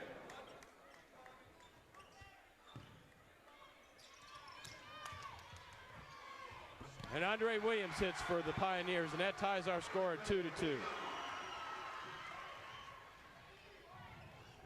Bobby Jones a little short off the mark.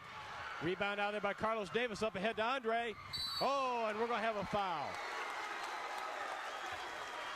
That foul's going to be on Joe Staples. That'll be his first, team's third. And that'll put Andre Williams at the line shooting 2.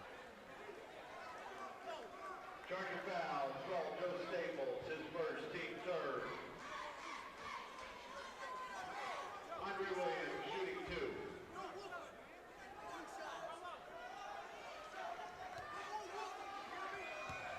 Andre here is an outstanding senior leader for this team. He's first team All-Southwest Ohio Player of the Year in the Queen City Metro Division. Probably a Division I possibility, no doubt. He's shooting some 72% on his free throws. And, well, he made the first one, puts the Pioneers on top 3-2. When we get a shot of the scoreboard, the Pioneers are the visitors and the Chargers are the home team. And he comes up short on that one. Joe Staples controls the ball. And we've got a lot of pushing and grabbing in there. We're going to get Carlos Davis whistled for a foul. And that should be his first, and that'll even things out team-wise at 3 each. Well, the referees, Joe Cole and Bob Giuliano, told me they were going to call it kind of tight at the beginning to set the right pace for this game. Well, I see a little bit of jawing going on out there once in a while. They may want to step in and slow that down some. Bobby Jones is going to try to take it inside. Stolen out there nice by Jerry White. He'll take this to the hoop. He comes up short. Good rebound by Andre. And we're going to get a foul, I believe, on Bobby Jones.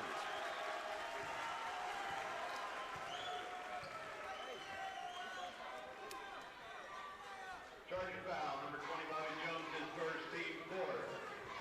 Well, the Pioneers are going to be shooting the 1-and-1 on the next foul here, and we're only 4:59 in from the end of the first quarter. They're going to be shooting the bonus for a long time. At the line, shooting 2. Right now, you'd have to say that Greenhills is going to the offensive boards very well. They got a good bunch of leapers on this team, in Davis and White, Williams, Patterson. And you can see, what'd you say Andre was percent-wise? 72%. 72%, and he's only 1 for 3 right now. And he's 2 for 4. And he's got all the Pioneers points. It's 4-2. Pioneers on top. Maddox in trouble. Good, there. well, Now that's a good Staples press. in This trouble. outstanding press Coach Edmonds can put on with his man-to-man defense. And it really gave the Chargers some trouble. 10 seconds is called on them, and that ball's going to turn over to the Pioneers. I saw Greenhills do this last Saturday to Goshen, and it just killed the Goshen Just a very effective traps that Greenhills can put on here. Marcus Patterson hits from the outside, puts the Pioneers on top 6-2.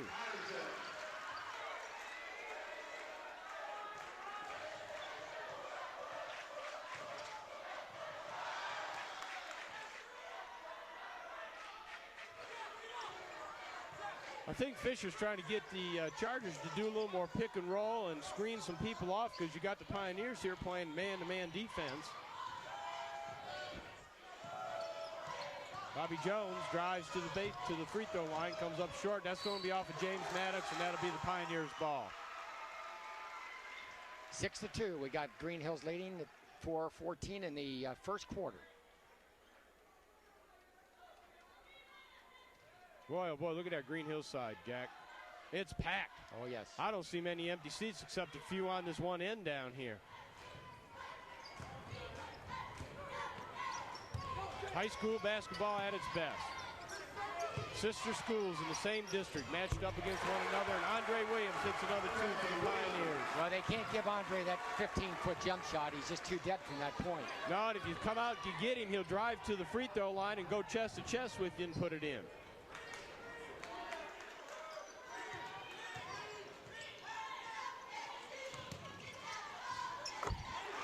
There you go. Killian Smith gets one in for the Chargers. He's got all the Chargers points. Killian's got 4 points, and Forest Park has 4. Andre Williams drives to the baseline, cut off, bad pass. Taken out there by Joe Staples. He's got Bobby Jones ahead. And Bobby Jones picks up his first 2 of the evening. And now the Pioneers only lead by 2, 8-6, with about 3 minutes to go in this first quarter.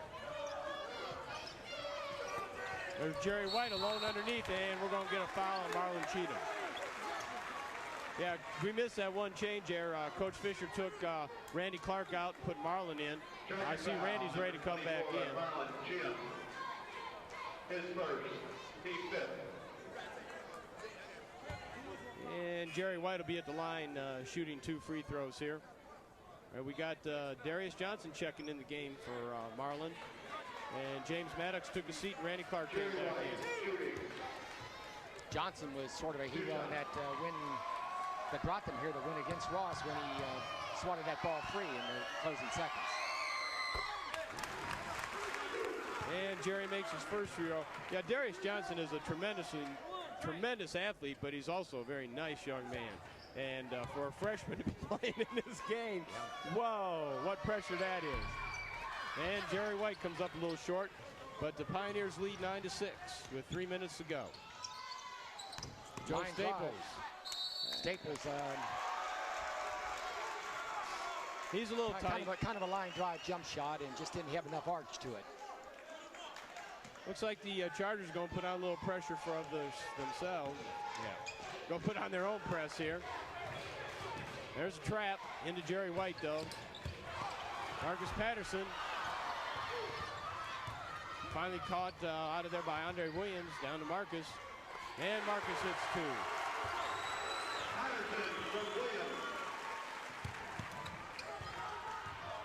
Patterson, 11-6, Greenhills. 2:31 to go in first quarter.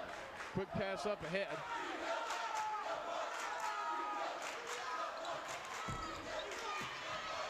Good tip up there by Bobby Jones, but it goes off Randy Clark and out of bounds to the Pioneers.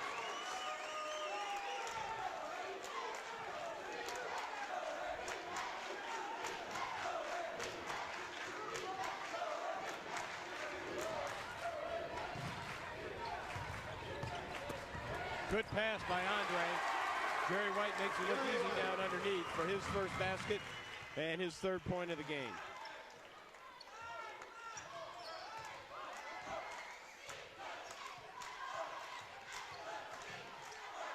Bobby Jones penetrates, dishes off. Good shot by Killian Smith. Smith having a good game so far, Dean. He's got 6 of their 8 points. I think the Chargers are going to need to get other people involved in the offense here. There's Kavod. He's gotten settled down. He hits for his first 2. You see, take a look. Here's what the Pioneers have. They have a well-balanced team. They're getting everybody in the scoring column. Whereas the Chargers right now, they're relying on Killian Smith to do the job for them, and that's okay early, but that won't last the game. And we've got the Chargers ahead right now, 15-8 with 1:29 to go, and we've got a Charger timeout. Let's see if we can get in the huddle here, Jack. I see our cameraman heading that way. See what Coach Fisher has to say to his Chargers.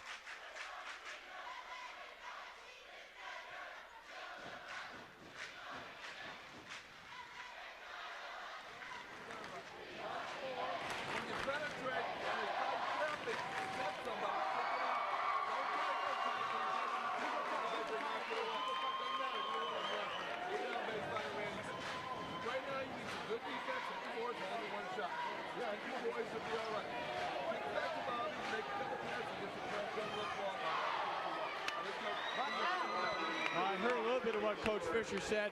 He said he's complimenting his Chargers on gaining penetration against the Pioneers, but then the Pioneers are collapsing and clogging up the inside near the basket, and he told his young men, dish the ball off to the outside. Somebody can take a little 10, 12-foot jump shot. And he knows that that's the kind of thing he needs to do to start getting some other people involved in the offense. We've got Eric Grogg in for the Pioneers, I see, and Andre Williams is taking a rest. There you go, stolen away. Joe Staples will make this easy.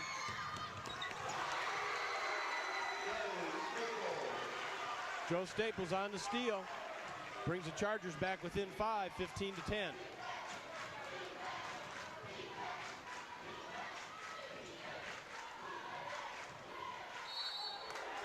And we've got an offensive foul on number 40, Chris Thomas, who checked in for the Pioneers during that timeout. And that'll be the Pioneers' 4th foul. So now both teams are soon to be shooting a 1-and-1 for the rest of this quarter and the second quarter.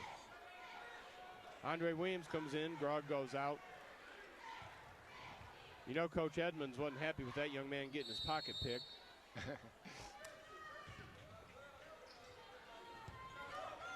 Good trap. Bobby Jones bring the ball up for the Chargers. Joe Staples, Bobby Jones from the free throw line, and he hits for 2. And that gives Bobby 4 points for the evening, brings the Chargers back within 3.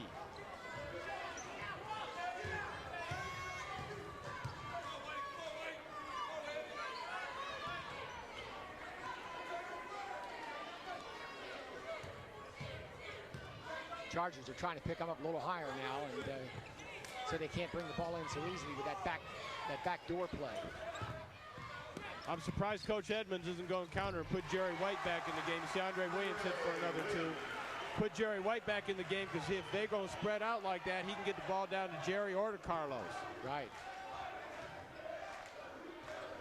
Bobby Jones penetrates again, and at the buzzer, shot's no good. And at the end of the first quarter, we have the Pioneers on top 17-12. What do you think, Jack? Well, I think this, Dean, I think that really at this point, Forest Park is a little bit on the lucky side. They're only down by 5, and I really don't think at this point that they're handling the pressure of Greenhills that well. And they're a little tight, and their offense isn't clicking yet. We can run down some first quarter scoring here for you real quick. For the Pioneers, Marcus Patterson has 2. Andre Williams is the leading scorer with 8. Jeff Kavod has 2. Jerry White has 3. For the Chargers, Joe Staples 2, Bobby Jones 4, and Killian Smith has 6. And we're in Coach Edmonds' huddle. Let's hear what he has to say to the Pioneers. Let's go, Greg, let's go. 1, 2, 3. Defense. Who do we got coming out on the floor here, Jack, for the Pioneers? Now he's going to keep Chris Thomas in there, number 40. And Jerry White comes back in. Did I guess that one right? Yes, you did. I see where Forest Park has another freshman in the lineup, Kenny Ross. Got Kenny Ross in. He's got Joe Staples and James Maddox. Bobby Jones is in there. And Marlon Cheatham. And for the Pioneers, you got Jeff Cavode, Marcus Patterson out there, Jerry White, Andre Williams, and Carlos Davis. Bobby Jones penetrates to the bucket and picks up another 2. Very nice move by Bobby Jones coming into the key there and right down the lane. Picking up Andre Williams a little bit higher now. That's Ross on him.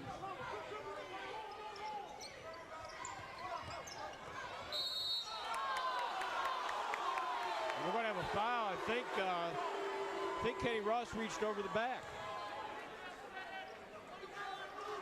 Yep. But like we said there, both these teams are in the bonus for this entire second quarter. And you got Andre Williams coming to the line, 70% free throw shooter, and he's 3 for 4 tonight. And he makes that one. Shooting his second. I'm sorry, he was 2 for 4. Now he's 3 for 5. So he's getting back to his 70%.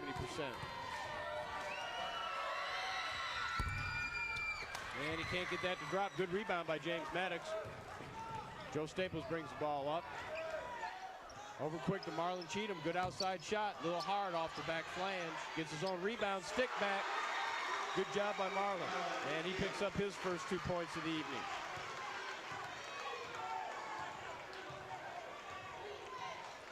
Well, there's what doing what you're coached to do. Take a shot, follow your shot, get your rebound, and put it back in. And we're going to get a blocking foul on Jeff Cavode.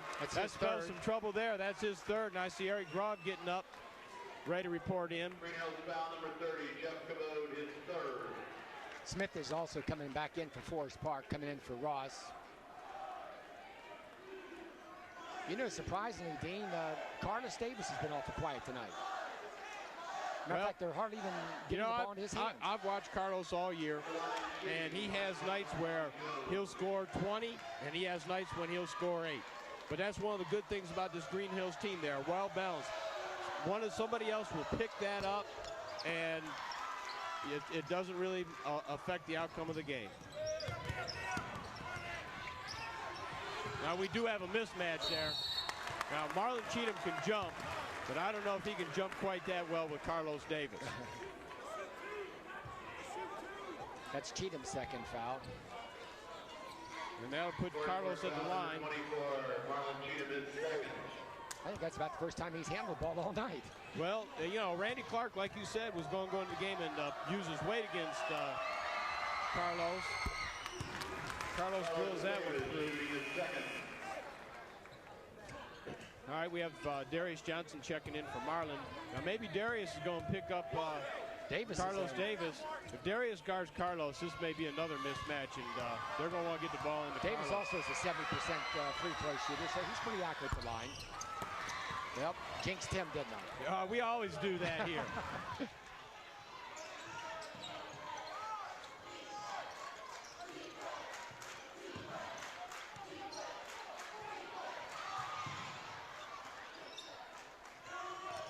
Joe Staples, line drive, short. Carlos Davis saves the ball for the Pioneers. Eric Grog up court quick to Andre Williams.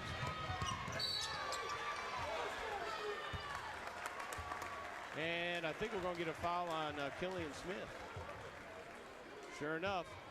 Charger foul number 22. I think, Dean, I think that Staples must be hurrying that shot somewhat. It's such a line drive. It doesn't have the nice arc to it. 1-1.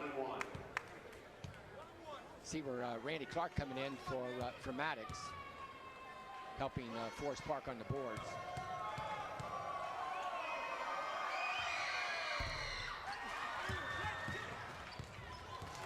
Good save there by Smith.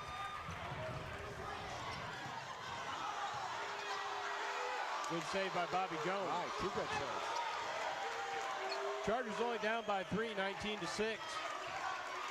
You know, that Smith kid's playing an excellent ball game tonight for Forest Park.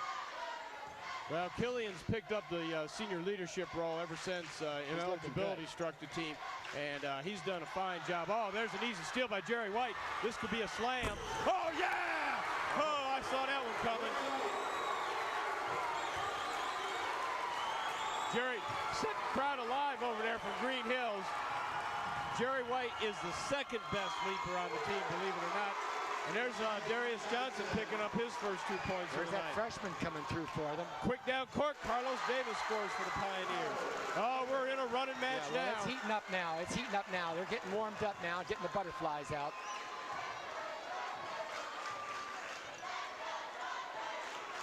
There's your trap. And it forces a turnover. And it worked. And we have Maddox and Cheatham checking back in. And Chris Thomas checking in here for the Pioneers. He came in for Jerry White. You know, that White kid can get up there. He's a leaper. But you know, like I said, he's the second best leaper on the team. The best leaper on the team, Jeff Kelly's sitting on the bench over there. Grog back in the game now.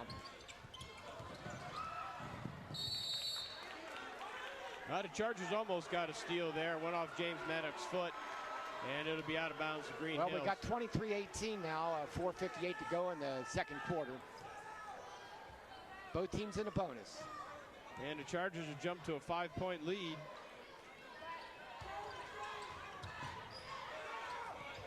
Chris Thomas with the ball over to Eric Grog. Andre Williams at the top, three-point land, a little hard. Good rebound by Marcus Patterson, and he puts it in. And we get a whistle. And is that foul going to be on Carlos Davis? Count the basket. 6 points for Patterson. Yep, Carlos Davis picks up his second foul. And that'll put the Chargers at the line shooting 1-1. Greenhills foul, number 44, Carlos Davis is second. I think the thing that Forest Park really has to be concerned about is not letting this game get out of hand. I don't think they have the kind of ball club that can really come back like the Greenhills team could. No, they cannot get behind by much. Not much. I don't think they want to get in a running game with Greenhills. Well, James Maddox does a nice job picking up his first point on that free throw, so he gets the second. You know, Turpin, the first time they faced this Greenhills team, they lost by 50 points. They slowed the last game down, lost only by, what was it, 16 or something like that. Yeah, 46-30. Turpin tried to run with Greenhills the first time around and got run right out of the gym. Burned. And they played an outright stall the other night and made the game interesting until the Pioneers finally pulled away. Some great defense going on right now. Andre Williams going one-on-one. And we're going to get Killian Smith called for a hold. How many is that? That's Killian's second. His second foul. Killian Smith is second. Well, I'll tell you, Andre here is getting enough attempts at the free throw line. Andre Williams. If he were shooting his 70% right now, the Chargers are probably, or the Pioneers are probably up by about another 3 points. Number 32 is Robert Fales. All right, Fales is in for the Chargers, and I see Jerry White getting ready to check back in for the Pioneers. And Eric Grog sits down. Well, they maintained their lead of 5 points with White on the bench, and that gave him a chance to get a breather there. And Andre makes that first one, so he gets the second. Andre's averaging 19 points a game. And he's got 10 already tonight. And he makes both of them. Puts the Chargers on, or Pioneers on top by 7, 27-20. Oh, they're pressing all the way up floor now. I tell you what, James Maddox with the ball is a mistake. Well, there's that pressure, and they're just not handling it. And Marcus Patterson almost throws it away. Good defense by Marlon Cheatham. You know, I was talking to Andre Williams, and he said that it's embarrassing the way they've lost to this Forest Park team 3 years in a row. They've never beat them, the seniors have. And he said they've just got to get some revenge tonight.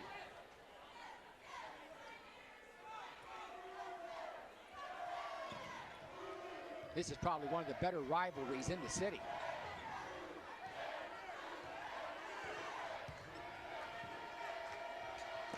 Inside to Jerry White, back door. He blows that shot. Missed that easy layup. Good job rebounding Carlos Davis, and he gets hammered.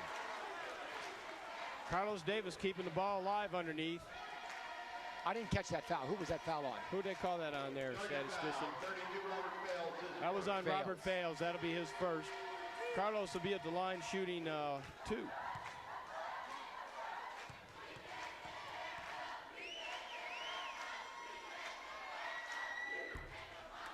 Yeah, that makes him 1 for 3 tonight.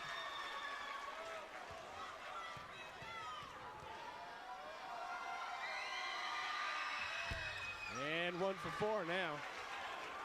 Pioneers not capitalizing on their opportunities at the free throw line. But they still maintain a 27-20 lead with about 4 minutes to go in this second quarter. There's that pressure again. Trapping all over the floor.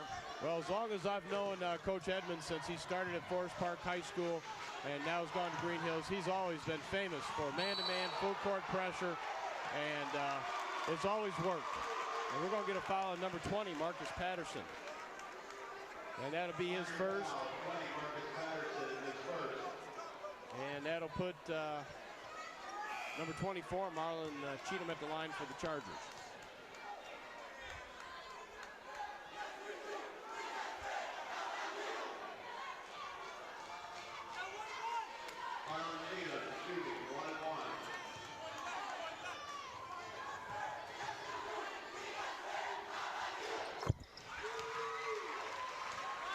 And that gives Marlon his 3rd point on the evening and brings the Chargers back within 6.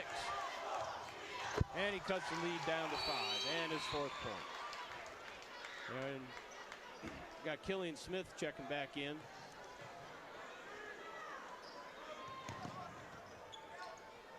Cheatham's only averaging 2.6 points a game. Already he has 4 tonight. Good job by Marcus Patterson bringing the ball end to end and putting in 2 points. That gives Marcus 8 points this evening. And we're going to get a foul on Andre Williams. And that's only Andre's first. Minor foul, 22, Andre Williams, his first. I felt going in that the one thing that Forest Park had to do was to eliminate as many mistakes as possible, and I think that's what hurt him right now.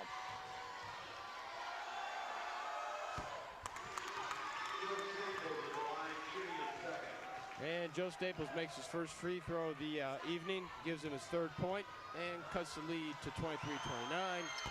And he misses that one. Good rebound, Marcus Patterson. Patterson seems to be doing everything right now. Carlos Davis with the ball.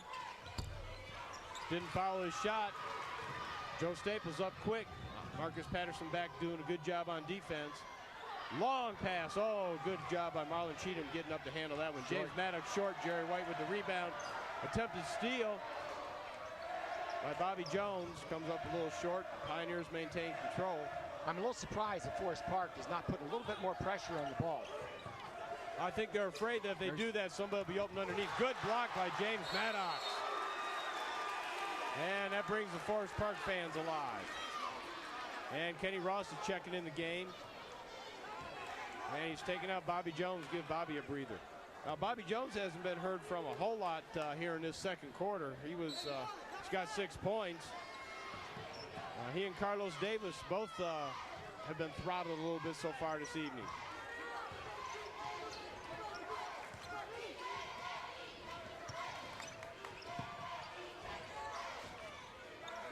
We got some big mismatches down there. Yeah, the mismatch. That's a big one. Andre Williams has got the ball. He'll drive. He traveled. We got 3 seconds. 3 seconds in the lane. I thought he traveled too, Jack. Yeah, this gives the Chargers a chance to get back within 4 points if they can convert down at this end on this turnover. Yeah, we got 2:29 to go in the first half. Staples bringing the ball up the floor. Perhaps one of their better ball handlers.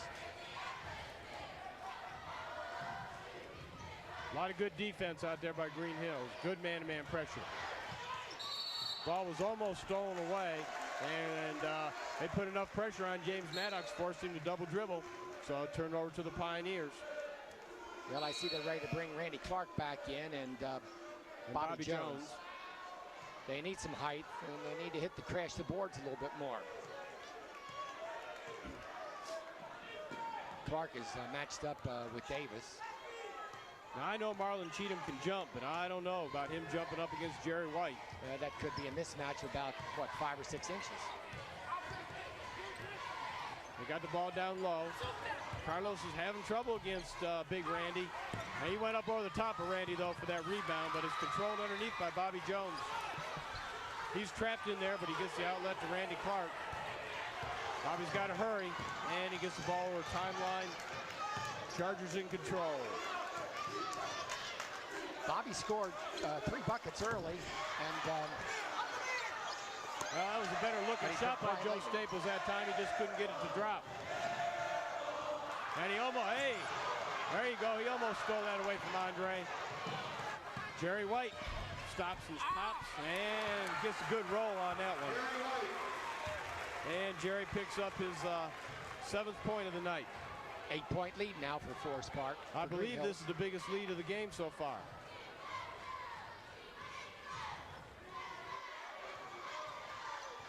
And we're almost to a minute. Jack, you're going to interview Coach Fisher at halftime, aren't you? We got about a minute to go. Right.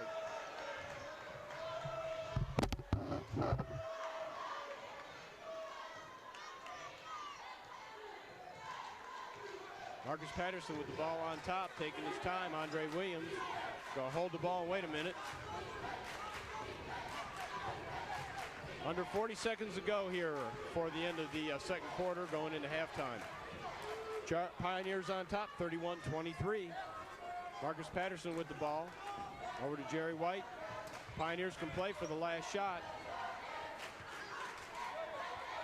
And it looks pretty much like the Chargers are content to let him go ahead and play for that shot.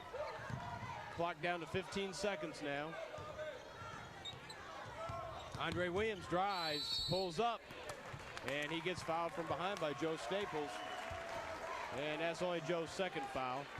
But that'll put Andre at the line shooting 2. Joe Staples is second.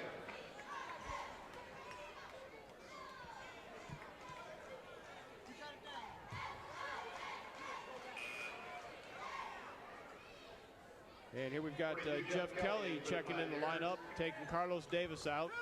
Probably a good move. Carlos has, he's got 2 fouls. No reason for him to pick up anything silly here with 9 seconds to go. And Andre comes up a little strong. He's getting a little perturbed with himself, missing these free throws. Normally a 70% shooter. Chargers do have time to get the ball down court and get a shot. Andre comes up short. Good rebound in there by Jerry White. And we get a jump ball called, but Jerry White threw an elbow here that just absolutely floored Bobby Jones. And it's a possession arrow change, and the ball goes over to the Chargers. They've got 7 seconds to work with. Pioneers coming up in full court man-to-man pressure, try to deny him any kind of decent shot. Joe Staples with the ball, brings it up. 3, 2, 1. It'll count, but Joe comes up short. And we go into halftime with the Greenhills Pioneers on top in this one, 31-23 for the Forest Park Chargers. While we wait for Jack to get an interview here at halftime with Coach Fisher, I'll run through the scores. Scoring for the Chargers, Joe Staples has 3, Bobby Jones has 6, Killian Smith 6, Marlon Cheatham 3. You're sitting down here with an 8-point deficit, and it seems like Andre Williams is giving you a lot of trouble out there bringing the ball down the key. Well, some of his points have been more opportunity points. I thought we've done a pretty good job on him overall. Biggest problem we're having is just getting into offense. They're putting some big-time defense on us, and their pressure is very good in the passing lanes. And a lot of times we're standing around. You know, if we can get our offense executing and do a little better job on the boards, I think we'll be okay this half. I see that this Patterson kid has had a good first half against you. Is he playing a little bit over his head, or is he always that good? No, he's a nice player. He's a very talented athlete. Again, he's gotten some opportunity points or second shots where we didn't get the boards. I think initially we're doing a good job defensively on their offense, but we're giving them too many second and third shots.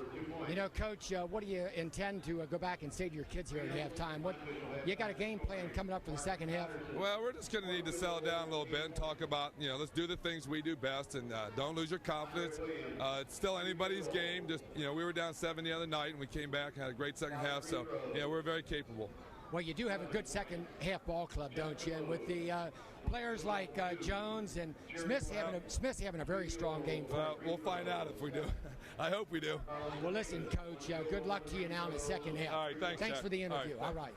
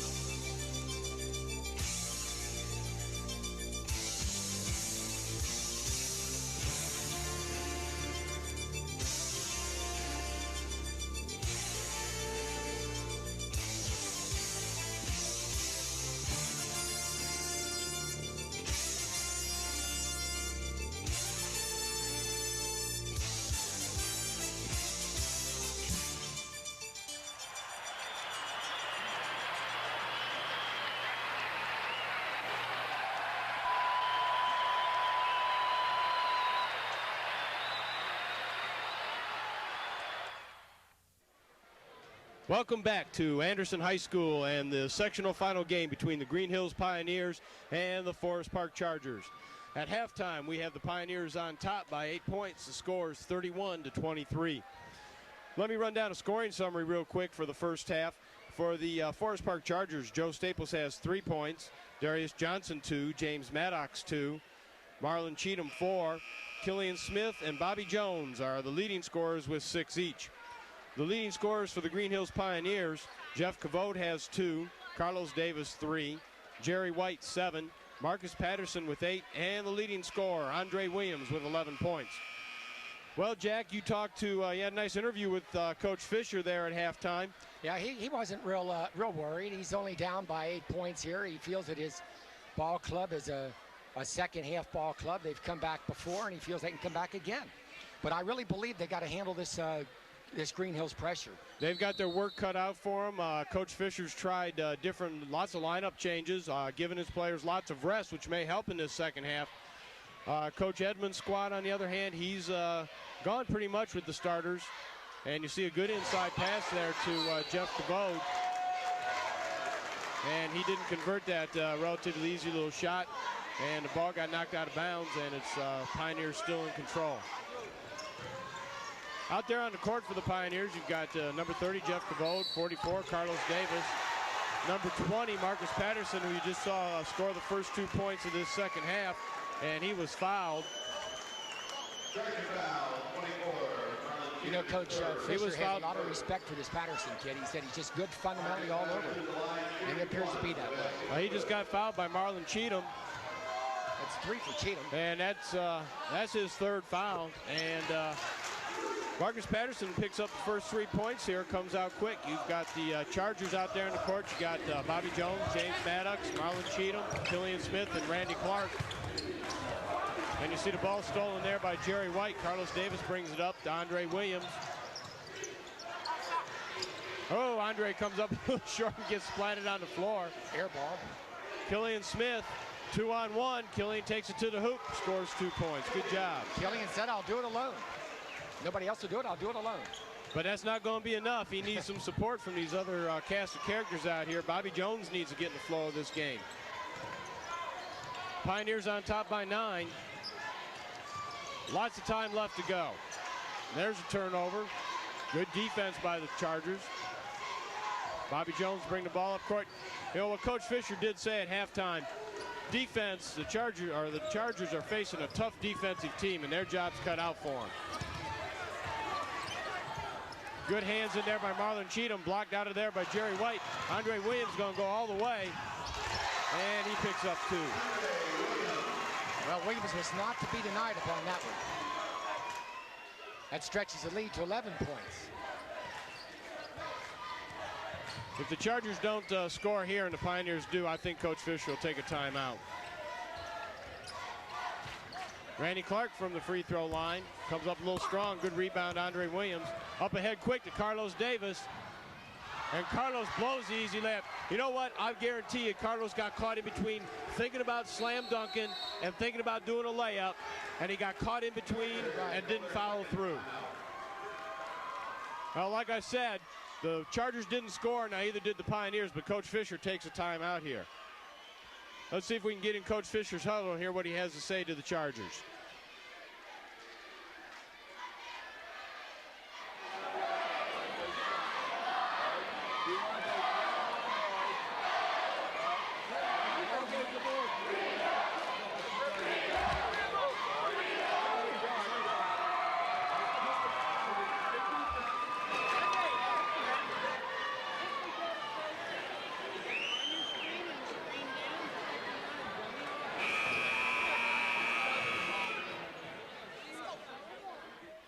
Well, we couldn't quite hear either coach, but I'm sure Coach Fisher's telling his players to hit the boards a little more. They're getting out-rebounded pretty bad right now, and I'm sure Coach Edmonds is telling his players just to stay fundamental, play their game, because they've got a nice 11-point lead right now, 36-25 with 6 minutes to go in this third quarter. Clark is out, and the freshman Darius Johnson in is to replace him. And Joe Staples is out here at the point. Got Bobby Jones down low. Killian Smith and Jerry White matched up. Over to Darius. Darius penetrates to the free throw line, gets off a shot, follows it and gets his own rebound, turns, shoots again. A little strong, good rebound out there by Marcus Patterson. Pushed the ball up quick into Carlos Davis to the hoop, and Carlos picked up that too. Like you said in the first half, Jack, we need a little more scoring out of Carlos Davis for the Pioneers.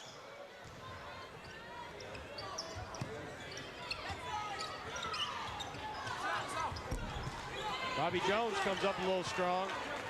Greenhills on the run now. Andre Williams going to get called for a travel. 13-point lead right now for Greenhills, and Coach Edmonds is none too pleased by that travel. That's not good fundamental basketball, and that's not what he teaches. You know, we do have to give all these coaches credit, but their assistants put in a lot of time and effort too. The assistant sitting over there this evening for the Pioneers. And you see Killian Smith do a good job hitting two. The assistants for the Pioneers are Doug Steiner, Dan Adams, and Darrell Williams. And you see a turnover there by Marcus Patterson. And the assistants working for Coach Fisher this year, you've got Reggie Revels and Lou Chesley.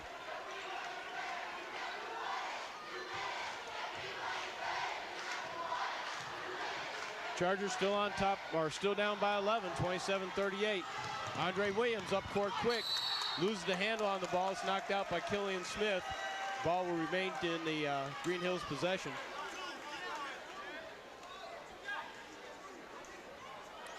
Cavote inbound the ball.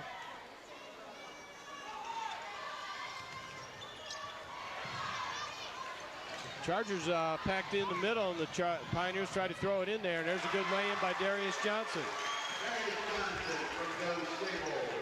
And the freshman picks up his 4th point of the evening. Here's some good pressure by the Chargers, and that works for them. They get a steal, and we get a foul on Marcus Patterson, and that'll be his second. Greenhills foul, number 20, Marcus Patterson. And we have Greenhills taking a timeout here. And I see our cameraman moving into position. Pioneer timeout, their first.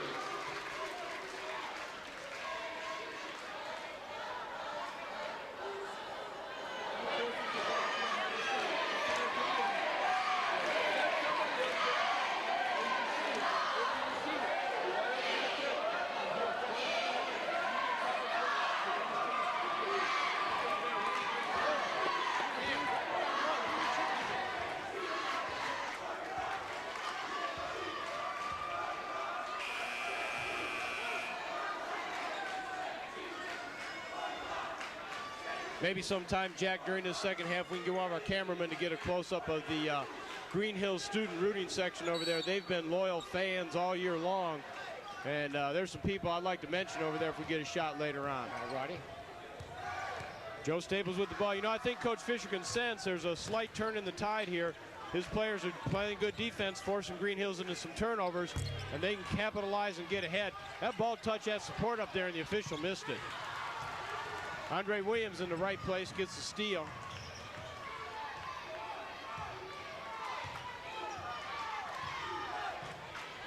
Chargers down by 9. Andre told me it was 8 to state, and he said he's got 2 of them down, only 6 more to go. Jeff Cavode, a little short on his shot. Good rebound in there. That's what the Chargers need. They need some rebounds. Don't give the Greenhills Pioneers second shots. Joe Staples has been off all night shooting. Good rebound in there by Darius Johnson. Good blocked shot by Jerry White. He's got the ball up ahead. He's going to go all the way.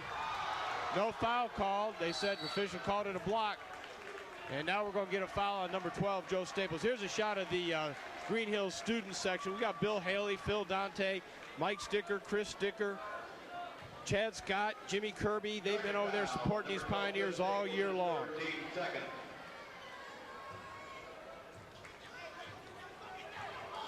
Got Chris Thomas in the game for the Pioneers. He's going inbounded. Cheatham's in for Staples. And we're going to get a jump ball called, and the possession arrow favors the Chargers.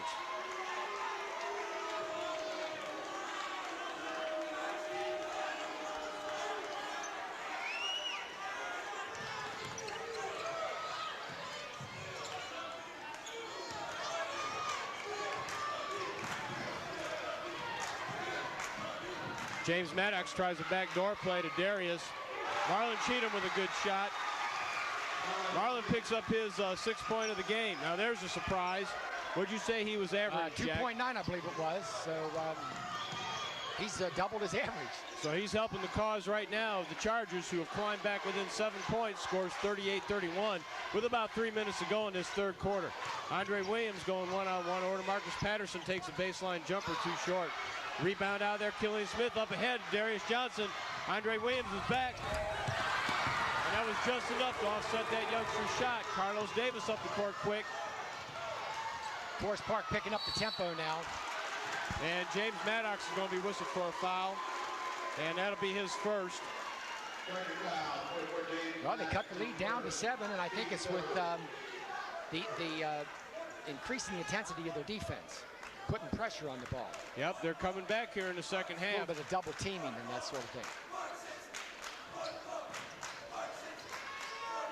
Pioneers have been hit a little dry spell here for a while. They need to get back in the scoring column. Carlos Davis knocked out there. James Maddox playing a little better defense here this second half. There it is. There's turnover. Good job by Darius Johnson. Johnson's doing a good job as a freshman in there. I think he's picked up the ball club a little bit here with Killian Smith. The game. Gets the ball. Puts it through. Forest Park is making a game of it. It's only a 5-point lead now. Killian Smith's got 12 of the 33 points right now. And like we said earlier, he needed some help, and he's starting to get it. Chargers only down by 5. There's a lob inside. Carlos Davis, and he's going to be fouled by Darius Johnson. And that'll be Darius's first. Darius came over to help out Maddox on that on defense. Well, now the Chargers have got 14 fouls. That's going to put Greenhills in the bonus for the remainder of this quarter and all the fourth quarter. That could be a big difference in this game right now. Jerry White gets the ball inside, loses James Maddox, but his shot's too short. He gets his own rebound. Marcus Patterson's shot is good. And we're going to have a foul.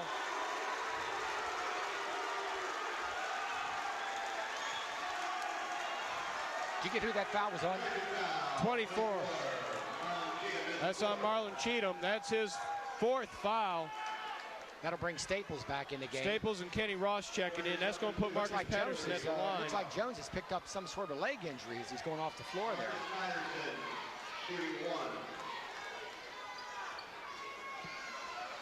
Marcus Patterson.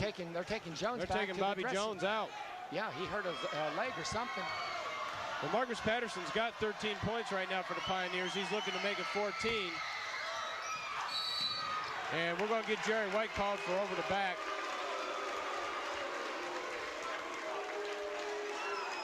That's only White's, well, that's White's first foul. That's only his first foul. Team second, out of bounds to the now Chargers. They're going to have all court man-to-man pressure here. Well, Bobby Jones is the leading scorer for the Chargers, and he took a leave to the locker room. Now he's coming back on the court right now. Kenny Ross tried to go underneath. And it gets knocked out of bounds by Greenhills. It'll stay Forest Park's ball. Forest Park crowd here thought that Jones Bobby was Jones is all that. right. He came back in. He had to walk off whatever was wrong.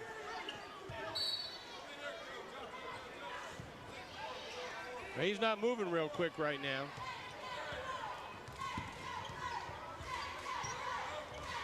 Joe Staples over to Killian Smith. Killian penetrates. Down quick to James Maddox. Nothing inside. Good defense by the Pioneers.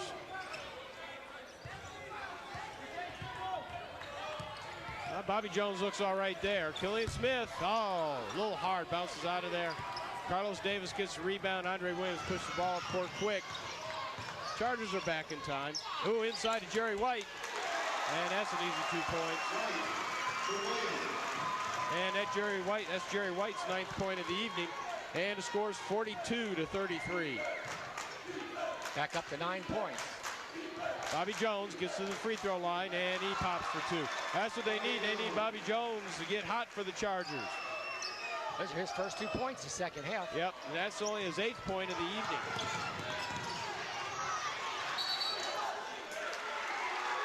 And officials rule in favor of the Chargers. That wasn't too popular with the fans over there, but official was standing right there. Joe Staples brings the ball up.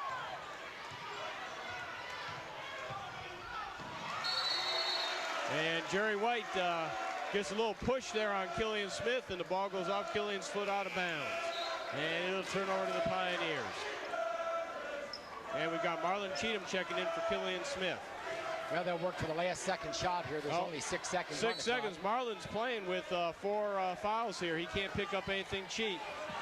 They've only got 3 seconds. Marcus Patterson has to hurry. He doesn't know how much time is on the clock. Yeah, I don't think Marcus was aware of that. Marcus was in another world on that.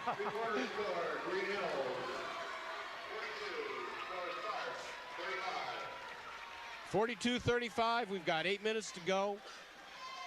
Pioneers are up by 7. Last year's game, Pioneers were the underdog. They took Forest Park to the limit, 76-76 tie, overtime. The Chargers prevailed.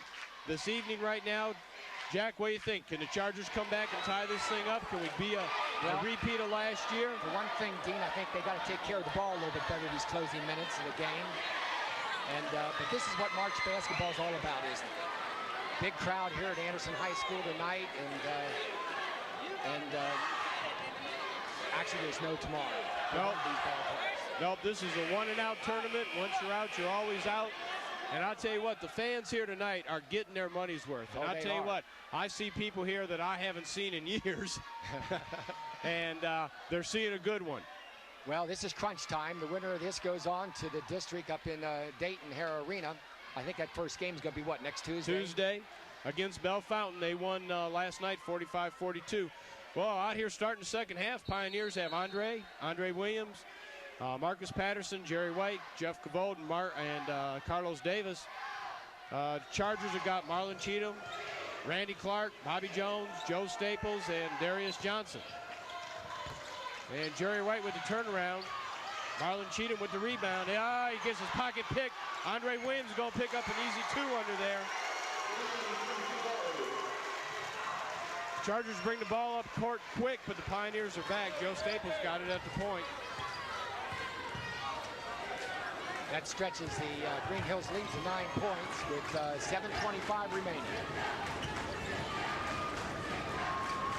Almost a steal there by Williams. Good defense, good defense. Joe Staples pulls up. Joe Staples' shot's been off all night. Good rebound. And Carlos Davis going to whistle for a travel. This young Darius Johnson's having a pretty good second half here for them. I see they're playing him a lot. Smith we comes got back Killian in coming in. He had to get a little breather. Chargers go. Bobby Jones triggers it inbounds to Darius.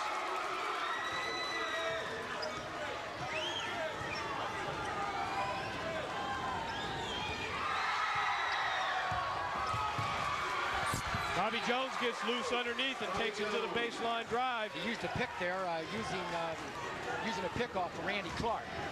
And that's a big pick. And Andre Williams goes down court.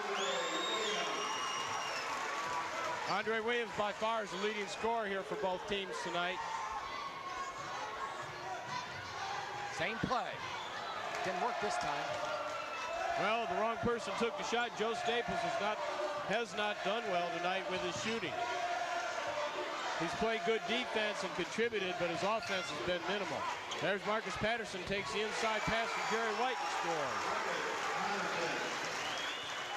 Greenhills taking control of this game now. They're up 48, back up 11 with 6:12 to go. And Coach Fisher wants a timeout. Timeout, their third.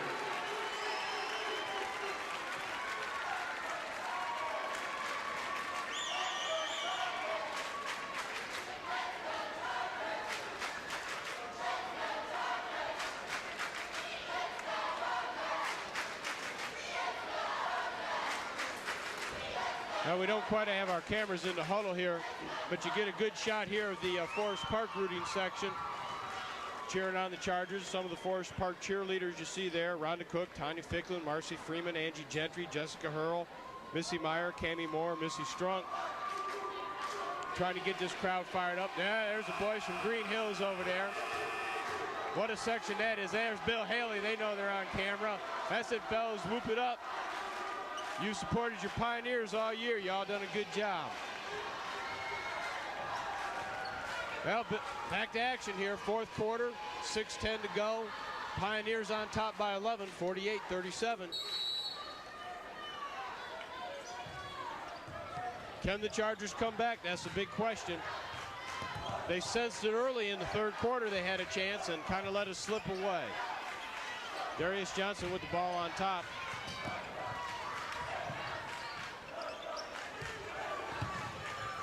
Killian Smith played a good game so far, but the ball's stolen by Jerry White. Jerry White, good pass to Andre. And that ball's knocked out of bounds by Darius Johnson, and it'll be the Pioneers' ball. James Maddox ready to check back in. Kenny Ross coming in.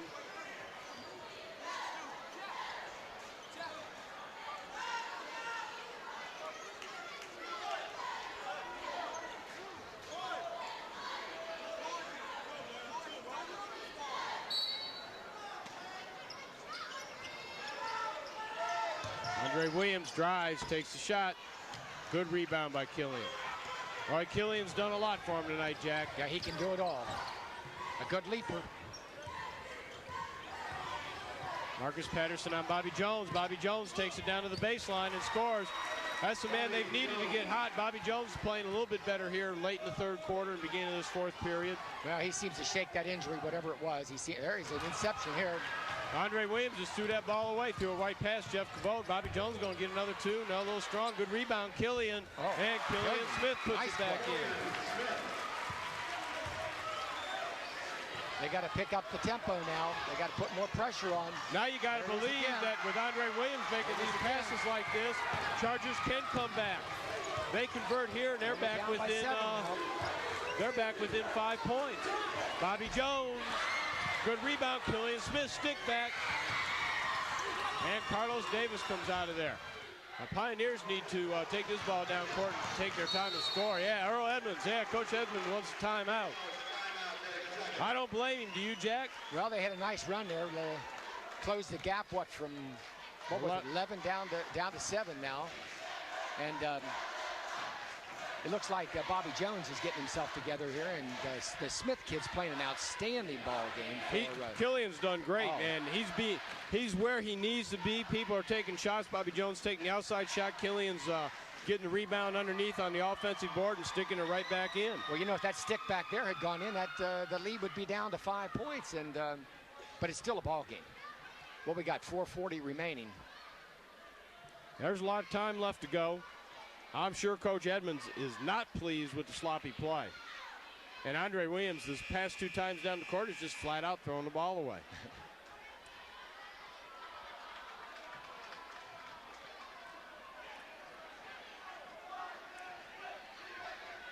And we get another shot of the Forest Park fans up here. Having a good time. Everybody's having a good time watching this game. Good sportsmanship, which is what high school athletics is all about. Greenhills ball. Jeff Cavode triggers it into Andre Williams. I'm sure Andre's going to be a little smarter about his pass selections here. He's going to take the ball. He turned it over. Nope. We're going to get a foul on Killian Smith, I think. That's his third. Nobody in any real foul trouble except Marlon Cheatham, and he's not in the game right now for the Chargers. Well, free throws could be important. Yeah, and Andre is normally 70%, and he makes that one. And Pioneers can afford to commit 2 more fouls before they put the Chargers at the free throw line in the bonus. Good rebound. He boxed Jerry White out of there. Bobby Jones did and got that rebound. All right, Joe Staples bring the ball up. See what the Chargers can do here. Playing with a little more intensity. They've got their offense working a little better. Bobby Jones out on top. Over to Killian. Come on, Killian. Can't mess around with it too long. Time is running out.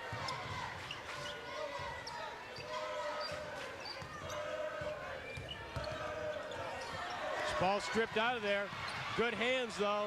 Marcus Patterson comes up with it. He's going to take it all the way. He had an open man, Jerry White, underneath the basket. Ball off hand to Andre Williams. They were lucky there. Marcus Patterson had an open man. He elected not to pass to him. Got Darius Johnson checking back in the game. Staples is out. They just don't have the time to mess around with the ball that much. They got to take it to the hoop. No, Darius can shoot. They get him the ball, get him open. We've only got 3:50 left on the clock, and they just got to pick up the pace here. Bobby Jones, Killian Smith sets a screen. Shot partially blocked. Up ahead to Andre. This could be a slam. Oh, he blows it. Coach Edmonds will be livid. Coach Edmonds will be livid.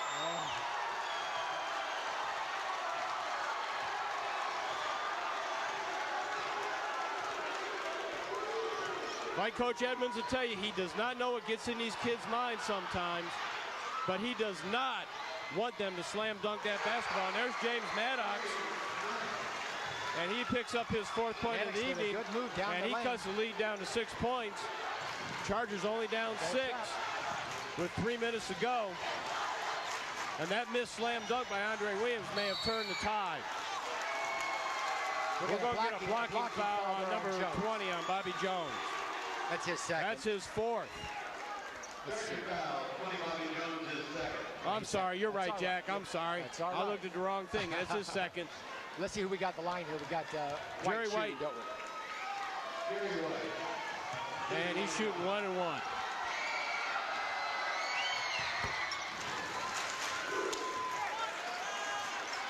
.50-43. Boy, that was an awful big possession down here for Forest Park. And Andre Williams blowing that slam dunk. Lead goes up to 8 for Greenhills. 51-43 with 2:55 on the clock. Pioneers going to have to play good defense. Bobby Jones getting free, and the ball rolled off his foot. Chargers going to put on some pressure here now. Well, they should. They have to. They have to. Andre Williams over to Cavode. Cavode into Patterson. Patterson wisely brings the ball back around. Greenhills I think Earl Edmonds wants 4 corners. Oh, yeah. I think he wants 4 corners. Yeah, 4 corners now. That is not 4 corners. And that foul's going to be on Killian Smith.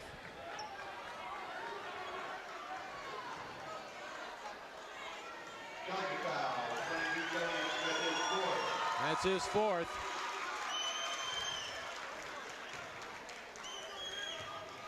The student section of the Greenhills fans over there is overflowing. They've got people along the wall over there now. Andre Williams at the line. Well, Jack, we need to start thinking about start a game here. Yes, Andre misses. Rebound out there, Kenny Ross. Up ahead, Killian Smith.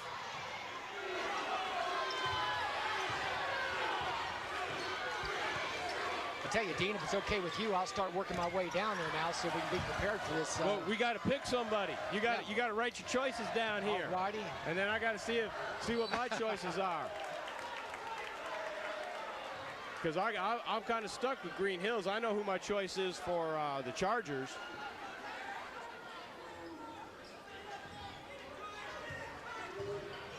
Well, let me check here. Those look like some pretty good choices, Jack. And I'll tell you what, I'll go with that. I was thinking about Marcus Patterson as one of my choices, but he's only a sophomore, and he's got lots of years to be on TV. He's had a Super Bowl game. He's played a heck of a game, but I'll go with your two choices here. Andre Williams for the Pioneers and Killian Smith for the Chargers, our star of the game. And if you want to work your way down. I'll start doing that. Who was that fella? That was on Ross, wasn't it? Yeah, it's going to be on Kenny Ross, I think. I'll work my way down, Dean. All right, Jack. Foul number 30, Ken Ross, his second. Underway, 1-1.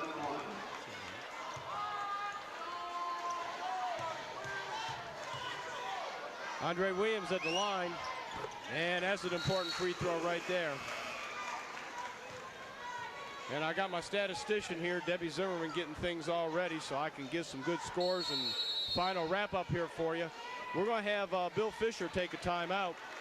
His Chargers are down by 9 again, 52-43. We've only got 1:47 to go. And we've got our camera people moving into position here. See if we can hear what the coaches have to say.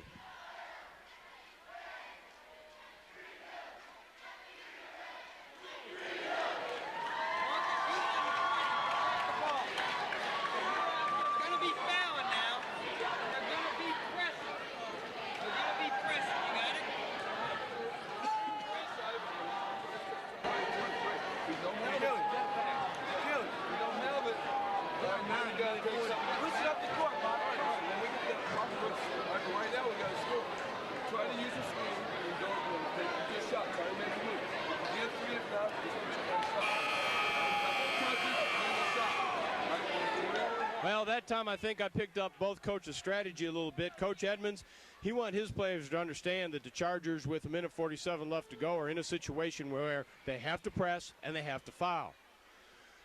Coach Fisher, he's got his Chargers. They know who they have to foul. They know they have to get the ball down court quick. Their shot selection can't be real choosy. They've got to get the ball off, rebound, and put it back in if they miss. And Andre Williams at the line shooting the other half of his 1-on-1. Comes up short. Good rebound, Randy Clark. And Bobby Jones bring the ball up court. Needs to quicken it up here a little bit. Come on, Bobby. Come on. Chargers can't wait.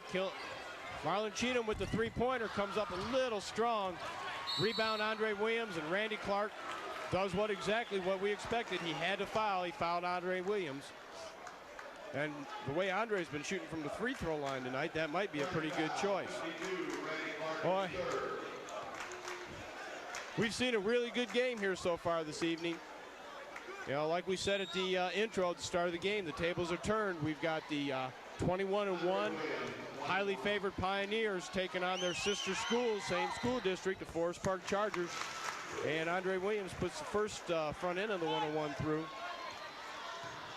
And we've seen a good game. I tell you what, the fans have got their money's worth, and those of you at home, you'll be able to see this game broadcast starting Sunday the 11th. And then again on Monday the 12th, and then the 16th and 23rd of this month. Randy Clark with a big rebound. His shot gets blocked, but I think he got fouled by Carlos Davis. And that'll be Carlos's third. But you'll get some opportunity to see this game again on either Channel 15 or Channel 9B. Waycross Community Television, Warner Cable are proud to have brought you this game this evening, and we've seen a good one. Randy Clark at the line, and he makes an important free throw right there. And that's Randy Clark's first point of the evening.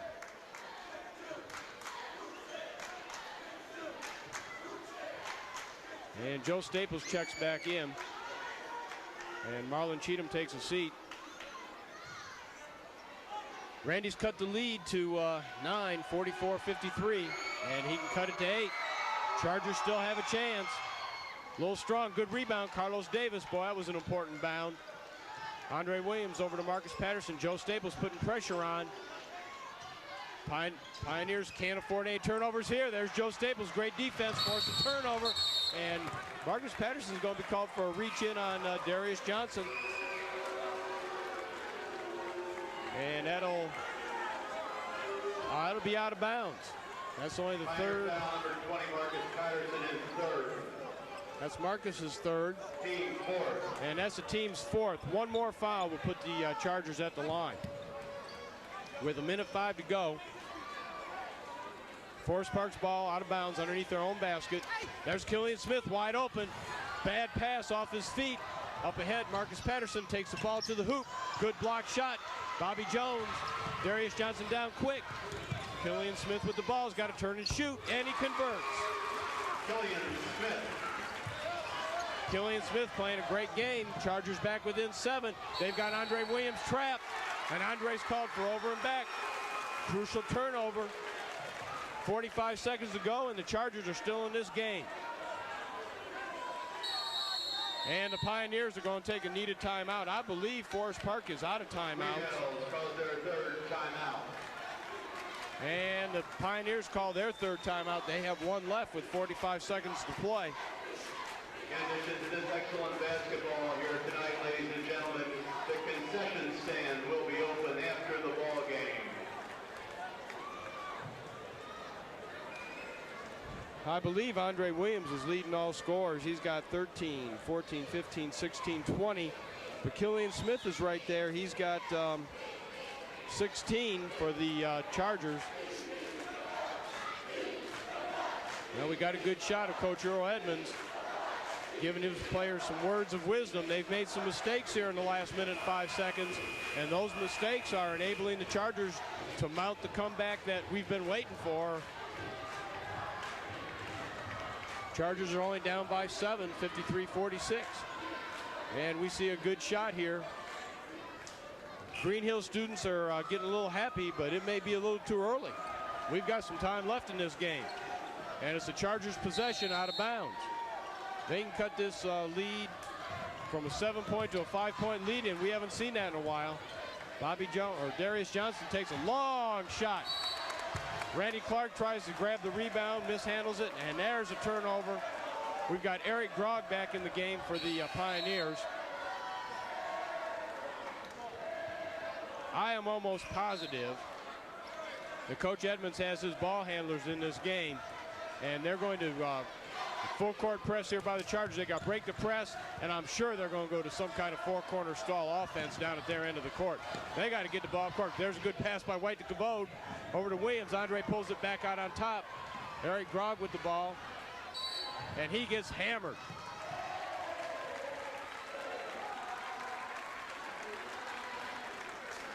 .25 seconds to go. 53-46 is your score. Eric Grogg is going to go to the line. He has not scored this evening. Of course, he hasn't had that much PT this evening either. On the line shooting with 1-1. Eric Grogg is an excellent student and athlete here at Greenhills High School. And there's an important free throw right there, buddy. I'll tell you, 54-46, 8-point lead. Pioneers have everybody back. And he converts both of them. That extends it to a 9-point lead, 55-46. We've got Jack Bick down on the court waiting for our stars of the game. We've picked, and there's Bobby Jones. Bobby Jones for three. And he picks up a three-pointer. Chargers get the ball back. Randy Clark. 13 seconds to go. This game is not over. Pioneer foul, 44, Carlos Davis is fourth. You see both coaches. Good split screen shot. Coach Edmonds is going to put Marcus Patterson back in the game. And Jerry White's going to come out. That's another good ball handler. We've got Randy Clark at the line. Randy Clark on the line shooting 2. And he's got 2 free throws here. He made one before for his first point of the evening. And Randy was a little too anxious to follow his own shot. Came up a little short. 13 seconds, 55-49. A slim 6-point lead for the Pioneers. This game is not over. And Randy Clark makes that one for his second point of the evening. And we get a foul down here. Carlos Davis was trapped and fouled. And that's on number 52, Randy Clark. 52, Randy Clark is fourth. I'll tell you what, people have not left this gymnasium yet. They realize this game's not over. Carlos Davis shooting 1-1. Carlos Davis, normally about a 70% free throw shooter here, going for the 1-1. If he can make both of these, I think, hey, hey, hey, what the kids are singing over there, goodbye, might be the story with 11 seconds to go. But he doesn't. That leaves the door open for the Chargers. We still have time. We need a 3-point shot. Marlon Cheatham's going to take it. Comes up short. Good rebound. Joe Staples. He comes up short. And the game's over. The Pioneers win. Sectional champs, lower bracket, Anderson. The Chargers of Bend lose their game 50-55. It was a great played game. And I'll tell you what, this kind of sets things even for the Greenhills High School seniors. Seniors at Greenhills have not beaten the Chargers. This is their first win, and it's a big one because it's tournament time. And we're going to have the cutting down of the nets. We've got Jack Bick down on the court with stars of the game. Our stars of the game, Andre Williams for the victorious Greenhills Pioneers. He led all scorers this evening with 20 points. Our star of the game for the Forest Park Chargers is Killian Smith, and he led the Chargers in scoring this evening with 16.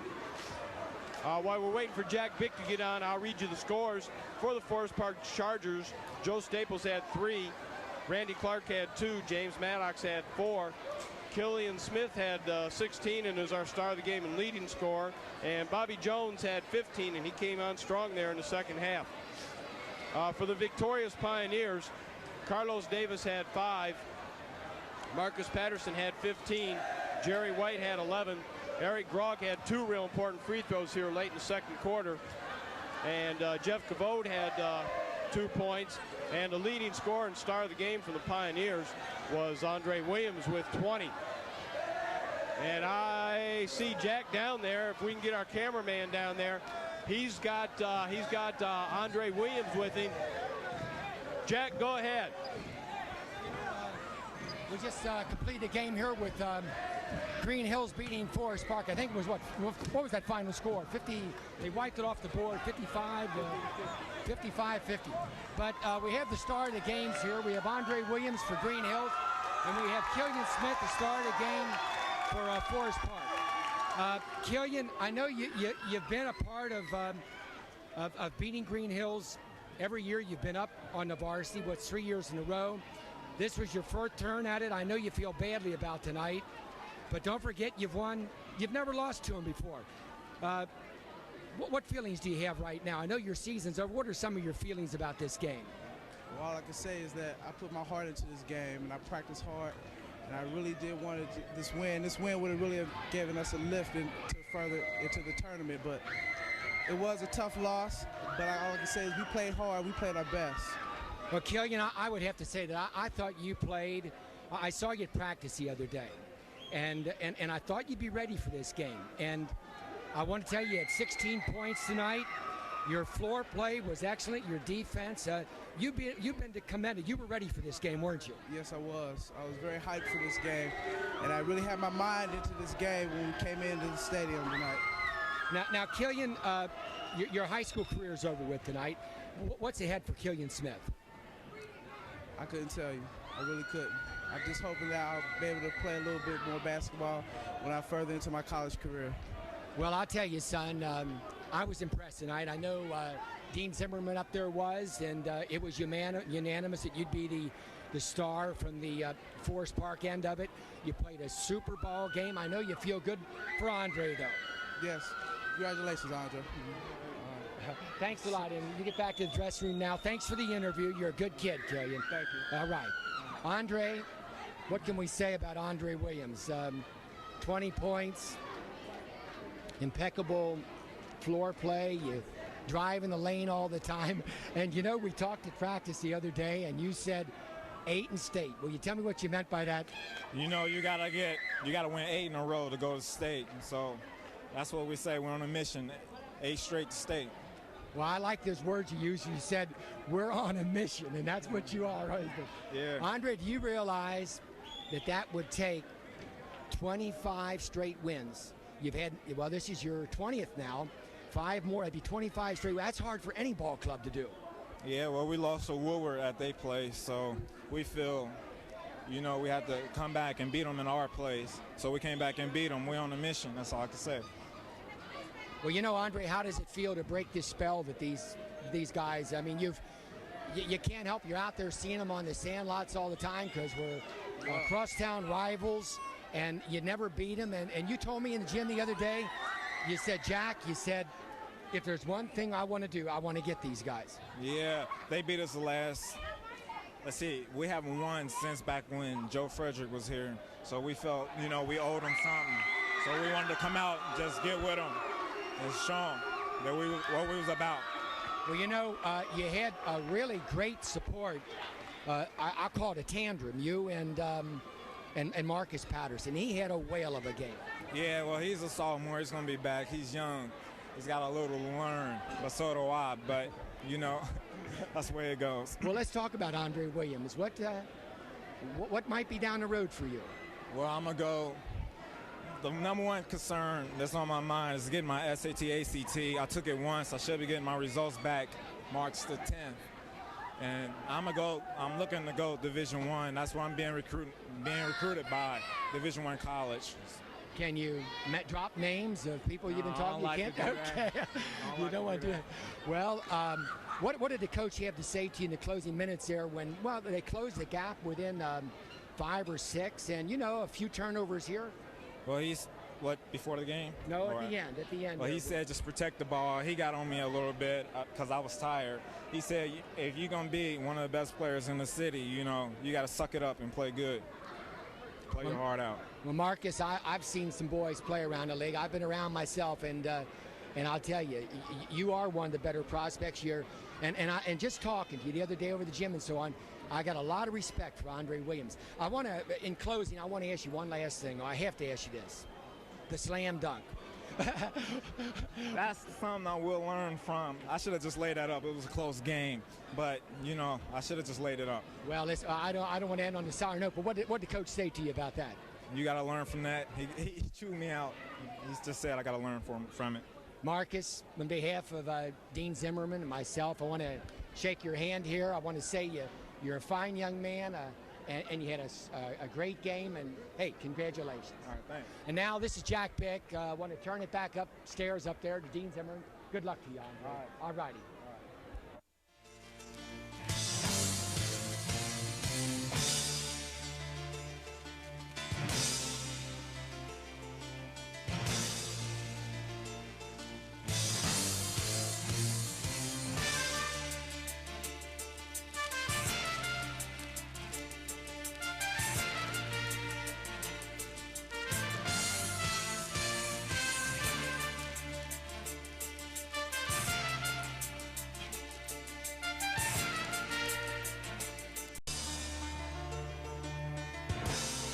Waycross Sports presents the 1990 Ohio High School Athletic Association Regional Semifinals from the University of Dayton Arena, located on Edwin C. Moses Boulevard.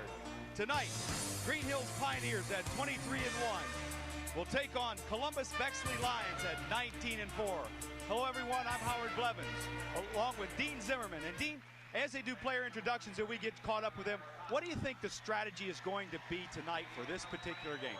Well, Howard, Greenhills coming into this game is playing a great overall team game. While last week they had a few turnovers, they need to pass well tonight. They need to use their pressure defense. Like Coach Edmonds has said over and over in practice, they need to make sure that every basket counts, and they've got to get the offensive rebounds and stick the ball back in. They've got to stop Bexley's 2 very talented guards, number 4, Brian Range, and number 25, Noah Jones. For Bexley, they're going to have to handle the Greenhills man-to-man defense. Greenhills defense has been outstanding, and actually I think is a credit to winning them the game last week against Bellefountaine. Bexley's going to have to pass well. They're going to have to limit turnovers. They're going to have to get defensive rebounds. And the last thing, they're going to have to counter Greenhills' great athletic ability. And right now there's Earl Edmonds, our head coach of Greenhills, as we see the Greenhills players being introduced to catch you up on what you've missed. Number 20, Marcus Patterson, 6'1", sophomore guard. 22 to the right of your screen, Andre Williams, 6 foot senior guard.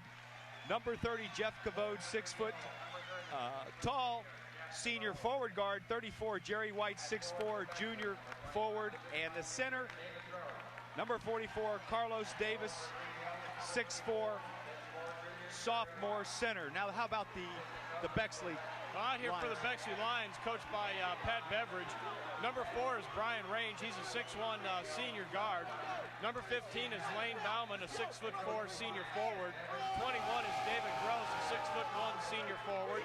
Number 25, Noah Jones, a 6'1" senior guard. And number 33, Alex Rudolph, a 6'5" senior center. And that's one of the things that Bexley has going in his favor, a all-senior squad starting out here versus a relatively young Greenhills team. Our officials for tonight, Larry Williamson and Ron Borden, both out of the Chillicothe area, officiating in the Ohio Valley Conference. About ready to toss this ball up will be Larry Williamson. Well, Howard, we already know that the winner of this game will face an extremely talented and good Colonel White team. Colonel White this evening crushed Kettering Alder by the score of 88-73. And I'll tell you what, I never saw so many slam dunks in a high school game than we did during the second half of that game. Well, that was just in the fourth period. As the tip goes up, tipped around, finally brought down, controlled by Carlos Davis. He hands it off to Andre Williams, their senior point guard. Well, Bexley's doing what we talked about coming up here, Howard. They're packing back in a 2-3 zone. They actually got 3 men down underneath, and they've got the 2 guards out top, putting some pressure on our Greenhills guard. And Brian Range, number 4 for the Lions, almost had that ball stolen. Good effort outside and a pass inside. Set Jerry White up for a short 6-footer. He was fouled. He's going to be at the line shooting 2. That foul will be on Lane Bauman of Bexley, and that'll be his first and the team's first. Jerry White at the line. Wouldn't you say he's been the hero the past couple of weeks, Howard? He made 6 straight free throws in the fourth quarter last week against Bellefountaine. And Jerry's normally only a 61% free throw shooter. But I bet when the pressure's on, he's a much higher percentage free throw shooter. We see the ball lost. Good hustle that time. Finally picked up out of there. Bexley's got it, and Alex Rudolph got an easy one underneath there. Good scramble. Everybody on that Bexley team hustling after that ball as Greenhills beat that press, and Carlos Davis took it to the basket, but a foul on that attempt. It's going to put Carlos now at the line. Score is 2-2. That foul was on Alex Rudolph. That was his first.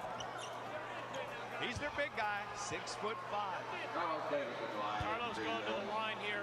He's 59 for 89 so far this year, 66% free throw shooter.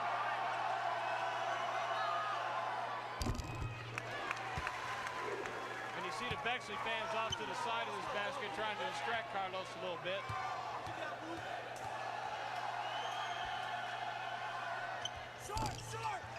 Andre Williams gets the rebound. Knocks it off a Bexley player. Good smart move by the senior point guard. Almost backfired on him, Howard. The ball stayed in bounds just a little bit and just managed to touch that line for Greenhills ball.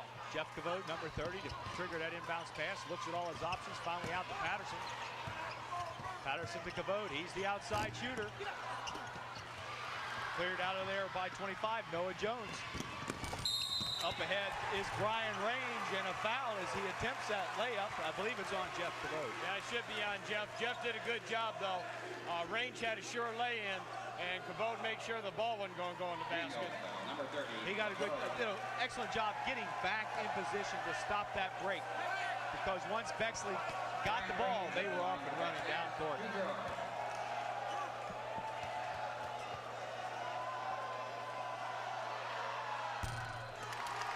Good shot of the senior guard. He also was an all-state football player at Bexley.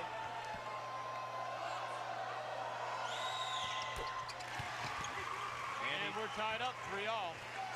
And he, as well as a couple of other players, Jones and Rudolph, were first team in their basketball conference. And a foul at midcourt. Oh, a traveling ball. Now, Coach Edmonds said that this Bexley team does have a good press, a lot of trapping, and Greenhills would have to handle that. Carlos Davis got caught in between, had to take a little shuffle step there, and got called for the travel before the foul. Nice pass from Jones to Bauman, back to Jones. 5-3, Bexley. 6:45 left to play in the opening period. Up to Cavode. Cavode just inside the three-point line. Now outside, that's his shot. Rebound, Patterson, lost out of bounds. Bexley comes back. Greenhills being aggressive on the boards. They're getting a hand on the board even though they're not getting full control at the moment. They're Greenhills playing their man-to-man full-court pressure. Williams on range. Right of your screen. Well, Marcus Patterson and Andre Williams have drawn the two tough guarding duties. Andre's on number 4, and Marcus has number 25. Noah Jones, as we see. Lane Bauman, three-point territory.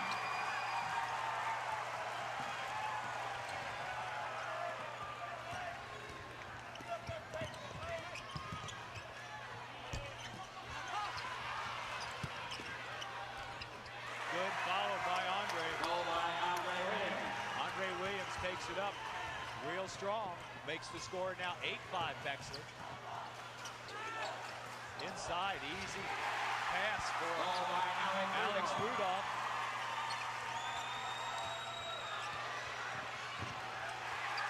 Bexley's hands all over. You see an early sub coming in for Bexley, number 13. Off by Davis. Davis should pull it back. Oh, what a pass. But bowling for dollars, we got a couple of bumped heads. Appears at number 15, Lane Bauman. Jerry White, 34. Jerry White looks like he's looking for a neutral corner. I think he got poked in the eye, Howard. I saw a hand come down into his face as a bumped head.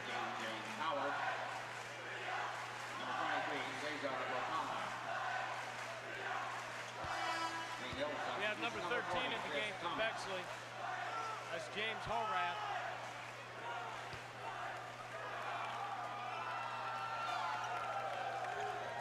And Chris Thomas came in to replace Jerry White. Williams, Patterson, Davis. Well, that looked a little bit better. Greenhills breaking that press that time. Andre Williams drives the lane. Follows, gets his own rebound, tips it to Patterson. Patterson wants one, partially blocked. Range pulls it out of there.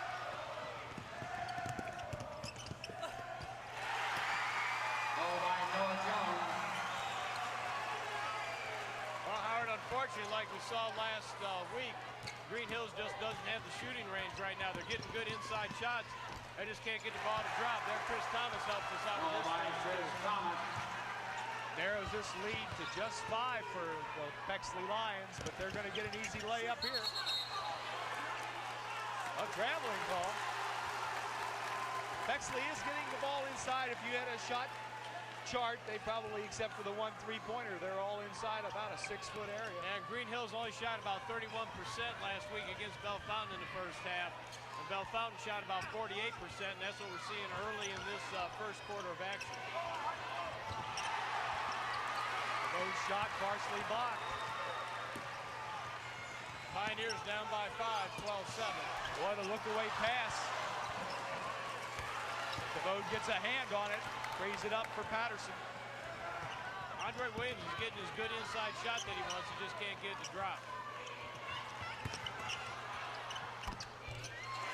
There you go, now we got Andre Williams. Well, Andre's a senior leader on this team. Last week he only had 5 points against Bellefountaine.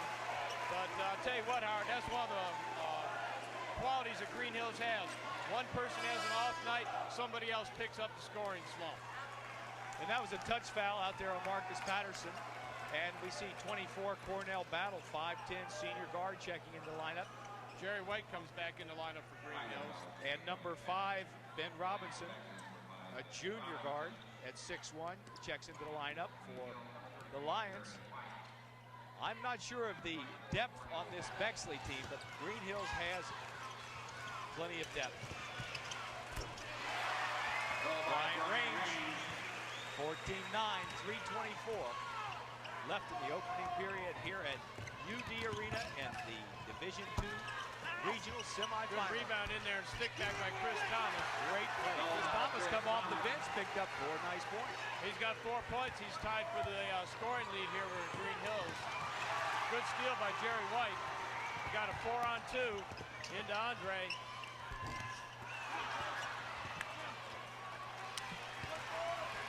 Rebound, James Howard. Pavot doing a good job being back, and Cornell Battle doing a great job hustling back. Knock that ball out of bounds. That'll be Bexley's ball underneath their own basket.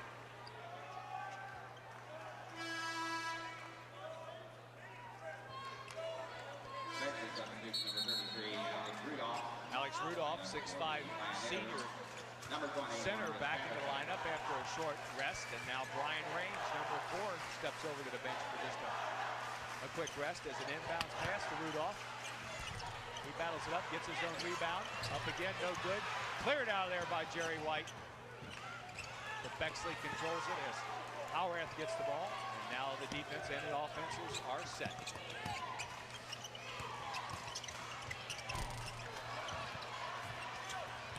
Andre Williams. 3-on-3. Andre loses it, picking it up out of there. Noah Jones up ahead. Jerry White. Alex Rudolph hustling down the court right there for an easy layup. Well, all the Pioneers aren't getting back on defense. Bexley's picking up some easy baskets. Boy, some fouls there not getting called.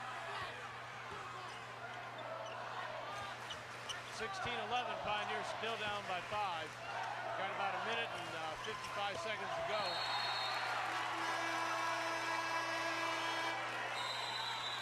Greenhills substitution number 10, Eric Grobb. Range.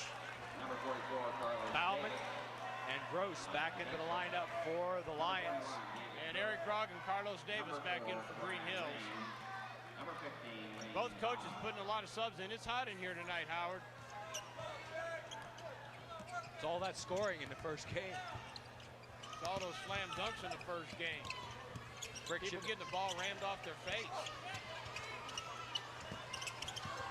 A lot of motion, a lot of movement out there by Bexley. And Range did a nice job getting inside the free throw line, went to put up a shot, and I think he was fouled by Eric Grogg, as Coach Edmonds has a few coaching remarks to impart to his junior guard. Brian Range in the line. Bexley. Shooting 2.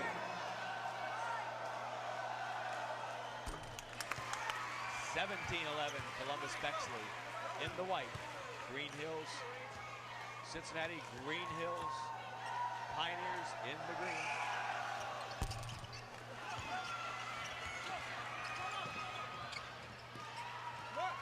Greenhills doing a good job out leaping Bexley. They're just not getting control of the basketball. Cornell Battle for 3, way off the mark. And I don't think that's the shot Coach Edmonds wants, because now Bexley gets back. They have no guard. Brian Range. Cornell Battle takes that 3, and then we don't have any guards back. Eric Grogg's shot, no good. Ball, a lot of hands on that ball.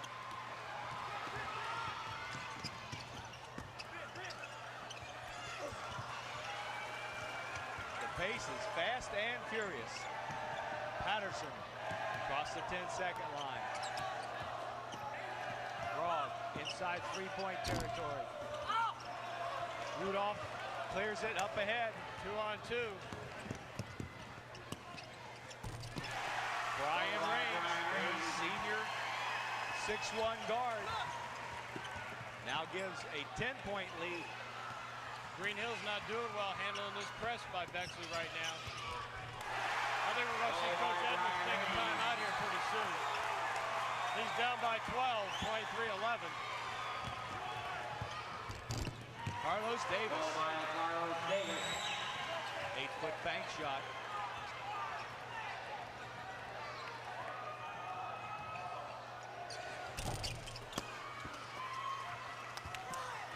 And that's the end of the first quarter. Greenhills down 23-13. Well, Coach Edmonds didn't call a timeout simply because the first quarter was just about over. But he's going to have some other coaching remarks over there on that sideline because he's not real happy with the hustling back of the Pioneers on defense, nor the shot selection. The first few times down, they were fine. Then panic entered their minds, and they started throwing them up. Coach Edmonds told me the other day that he thought Bexley was a good pressing team, and I know he's worked all week on it, and right now, Pioneers just aren't doing what they're supposed to do to break that press. They're making a lot of mistakes. They're moving the ball a little too fast, throwing it around carelessly. They're taking shot selections down here and not getting back fast enough. Well, the shot selection that we saw is accurate. Field goals, Greenhills 5 of 16 for 33%. Bexley 10 of 18 for 56%. Free throws, Pioneers 3 of 4, 75%. Bexley 2 of 4, 50%. Rebounds even at 10 each, but here might be the biggest stat, turnovers. Greenhills 5, Bexley 2. And I'm willing to say, Howard, that on those Greenhills turnovers, Bexley's converted almost all of those into baskets. Into easy layups or short jumpers. So that's 10 points, and that accounts for the lead right now. So Greenhills right now has got to eliminate turnovers. Jerry White up quick. He's got on one. Cabot down the wing. That was real fine defense by Lane Bauman that time. Kept his hands down in the passing lanes, and back come the Lions. Now that's what I'd like to see. Bexley taking those outside shots like that. Greenhills getting the easy rebound, get back down court. That's what happened in the second half against Bellefountaine last Tuesday. We know Greenhills has got the ability to come back. And that foul's going to be on number 4, Brian Range. That'll be his first, team's third. Both teams with 3 team fouls here, starting the second quarter. Right now, Brian Range is leading the Bexley scoring. He's got 10 of their 23 points. I thought so. He's a guy they don't want to get in foul trouble, you can tell. Andre Williams up top, over to Cabot. Cabot tries it inside. That's going to be short. Block, side of the basket and out. Pioneers ball. Jeff Cabot was the savior for the Pioneers in the first half against Bellefountaine. He had 10 points in that first half, and I think 2 of those were 3-pointers. Right now, his 3-pointers aren't dropping. That's Andre Williams' favorite shot, and he can't get it to drop. Good hustle after the ball by Andre. Down low to Carlos. And Carlos tried to take it to the hole, and Alex Rudolph is going to pick up a foul. And if that's on Alex Rudolph, that'll be his second. I think the problem right now with Cabot's shot is the fact that Bexley has a couple of tall guys that are getting out there and altering or blocking his shot. Especially number 15, Lane Bauman, 6'4".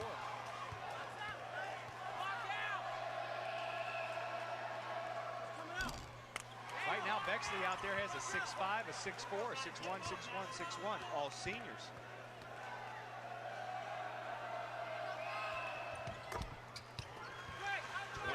(23-14). Lions of Columbus Bexley in white. On top of the Greenhills Pioneers in green. Tempo slowing down just a little bit for the moment.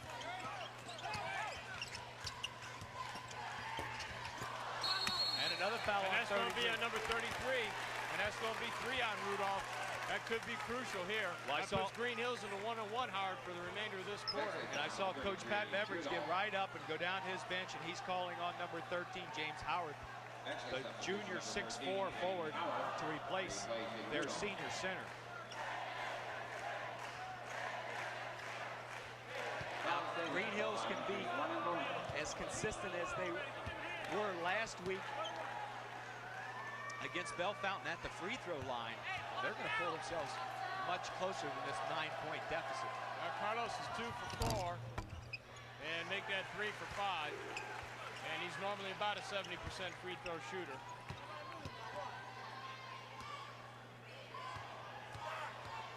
That was Carlos' 5th point of the evening. And his 6th one comes up a little short.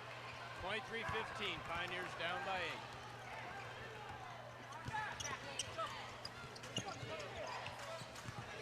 Howrath steps into about 16, his short. Range comes up with it. Howrath pulls it down, takes it back inside. He walked. Boy, they stay with it. 4 shots. 4 shots. Pioneers had partial control of about 3 of those rebounds. Didn't hang on to the ball. 2-on-1.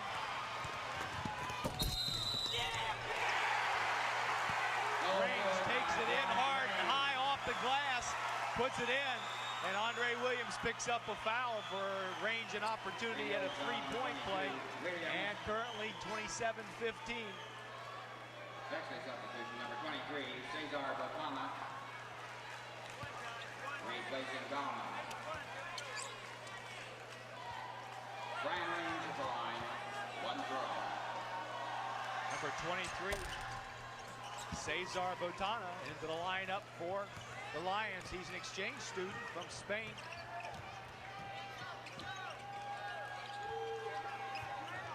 Junior 6'2" forward.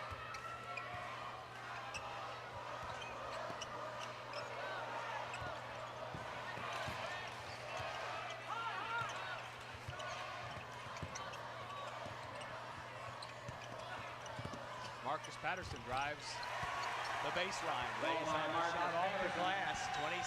27-17. Hard, these seniors from Bexley know all the tricks of the trade. Watching that series on defense for Bexley. Little hand here, little body push there, and the officials aren't calling it.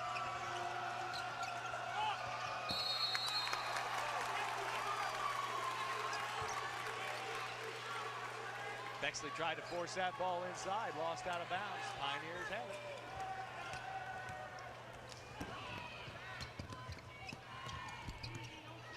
Ooh, what a hanging high leap by number 20, Marcus Patterson, the sophomore guard. Shoveled that ball into the basket, 27-19.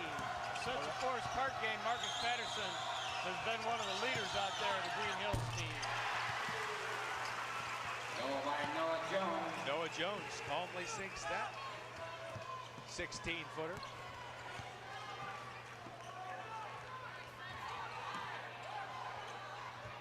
Over to Carlos, quickly to Jerry White. Jerry White in for an easy 2. Pioneers, good job on breaking that press. Pioneers pulled back within 8. Little run here.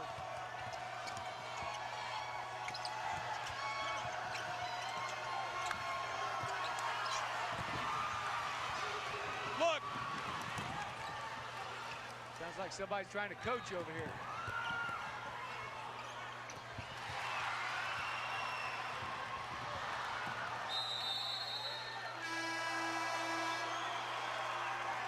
Range tried to bounce past that time. His partner was breaking down court, didn't have his eyes on it, lost out of bounds. Pioneers going to have that ball right here short of the mid-court line, and we've got 2 substitutions. Number 35, Sean White, their senior, one of their senior centers.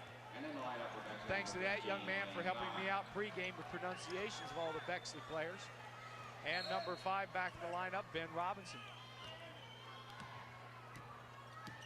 Chris Thomas, number 40, in the lineup for the Pioneers as Andre Williams tries the baseline.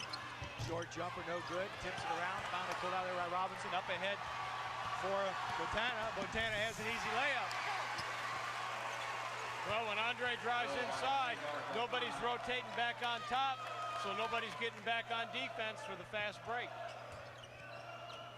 That's a mistake I'm sure Coach Edmonds is going to correct there at halftime.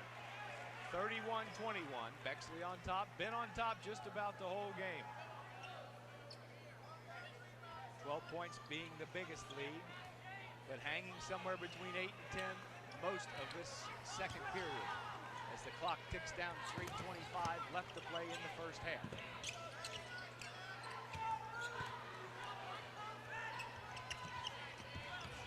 Good tight zone. Williams with a rebound. Up, and he's going to be fouled by number 13, James Howard. And that'll be his first. And Cornell Battle's going to check in here for Greenhills.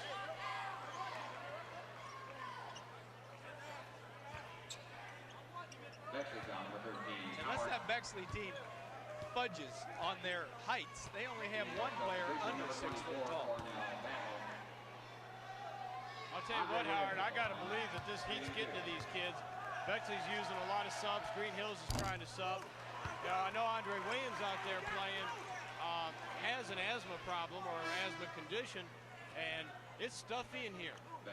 And with the change in weather outside, you know he's got to be suffering. His shots have been short, and that's not normally Andre Williams. Those shots that Andre is taking tonight are his favorite, and he usually can make those. And if you look at their jerseys, boy, they're wet. 31-22. Range with the ball. And a foul, blocking foul on Cornell Battle. Cornell Battle was standing still and didn't get his feet moving as Range was coming up the court and bumped into him. Greenhills foul number 24, Battle. And that's going to put Range at the line shooting the 1-and-1. And he's got 12 points already tonight for Bexley.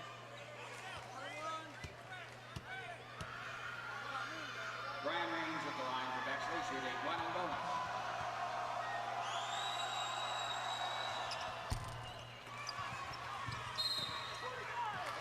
And 25 going to be called for over the back. Noah Jones, and that's unfortunate. He had pretty good position on that ball, but he is, as he and Jerry White kept struggling for that ball after they came down, Jerry White turned, and that put Noah Jones in a position where he was over the back.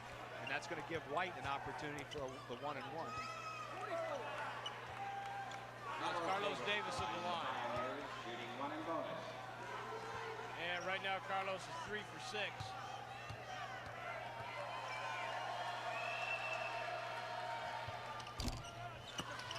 Good rebound by Andre.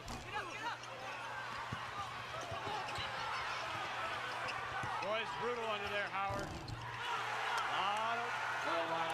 Aggressive hands and arms going after that basketball. Carlos picks up his 7th point of the evening.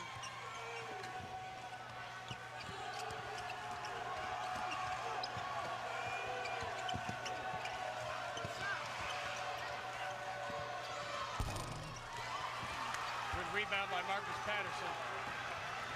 Battle pushes it up court. Good bounce pass into Carlos Davis. Fine assist line. Number 24, Carlos. Yeah, by Cornell Battles. What we're going to say is our attention was drawn to the foul out front. A little tripping foul. Well, the feet got tangled up. It wasn't intentional.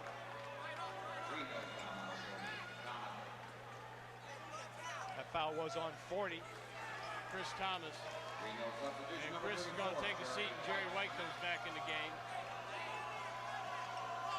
James Howard at the line.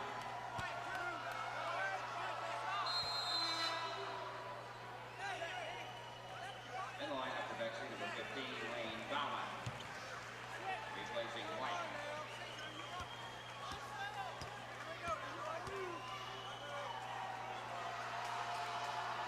One and bonus.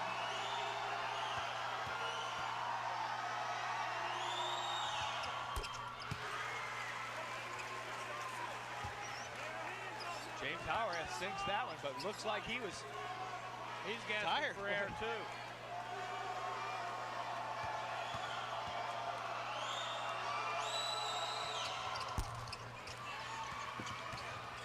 That was a good example of why you cut off the shooter. Cornell Battle was right there. A rebound came right back to him. Greenhill's anxious to get that ball moving down court. Threw it away.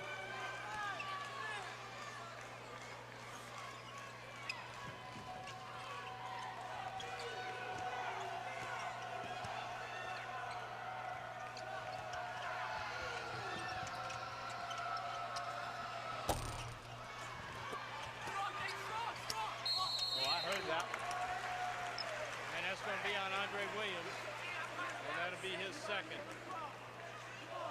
And we've got 1:56 to go in the half, and the Bexley Lions are on top, 32-26. Pioneers have come back within 6 here. They were down as much as 13 at one point. James Howard at the line. Shooting 2.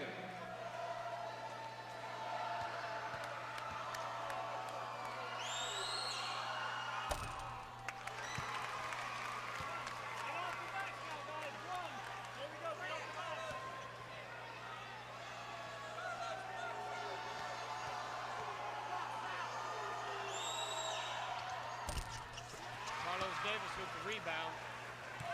Boy, I'm not asleep. I'm just waiting for that ball to go in. And I bet both of these teams are excellent shooters, but there is a major difference tonight. Hard, they're sweating to death. The ball's getting slippery. It's slipping off their hands. Well, I've noticed that. They're experiencing a lot of problems out there because of this heat.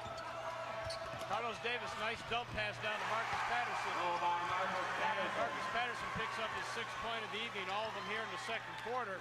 And that's helped to ignite this Greenhills comeback along with the great play of Carlos Davis. Sure was, and with 1:22, Greenhills has now moved within 4. And both teams probably anxious to get into that locker room and sit down. And that ball is wet. I've seen several times that ball just appears slippery when they shoot it. And that shot from downtown, we're going to get somebody over the back. Uh-oh. Andre Williams got called for a push underneath there. That's going to be his 3rd. Brian Range at the line. Going to be shooting the 1-and-1. Now it's 2 key people, 1 for each team with 3 fouls in this first half. And Eric Grogg's coming into the game. Greenhills substitution number 10, Eric Grogg.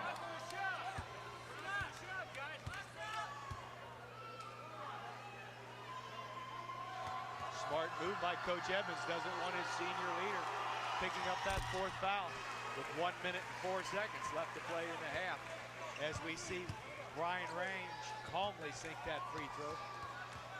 Extend the lead back up to 5.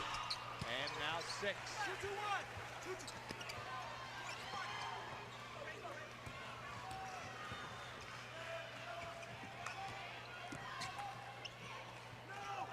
Battle for 3. Good rebound, Marcus Patterson with the stick back.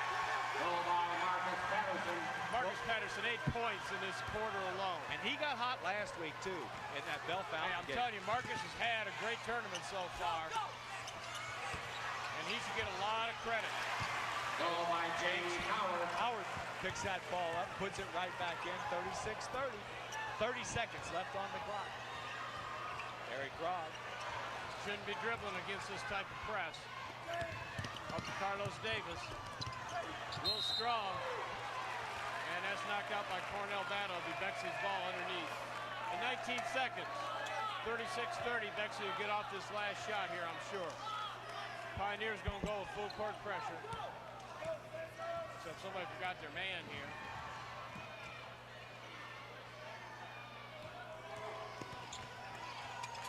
Howard with the ball.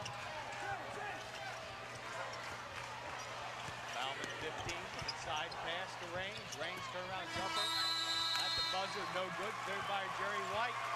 And a fast-paced action, even though it seems to be low scoring, 36-30. Bexley, a pretty solid lead the whole way throughout this first half. And as we go into the locker room here at UD Arena, seeing the Columbus Bexley Lions on top by 36-30. Give us a quick rundown on this.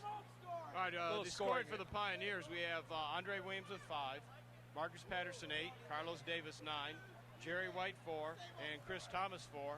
For Bexley, David Gross has, Lane Bauman has 3, Alex Rudolph has 6, Noah Jones 6, Brian Range is leading the scorers with 14, James Hallrath has 5, and Cesar Botania has 2. Well, this is Howard Blevins, Dean Zimmerman, and the crew from Waycross Community Television. Hope you stay with us for second half action of this Division II Regional Semifinal.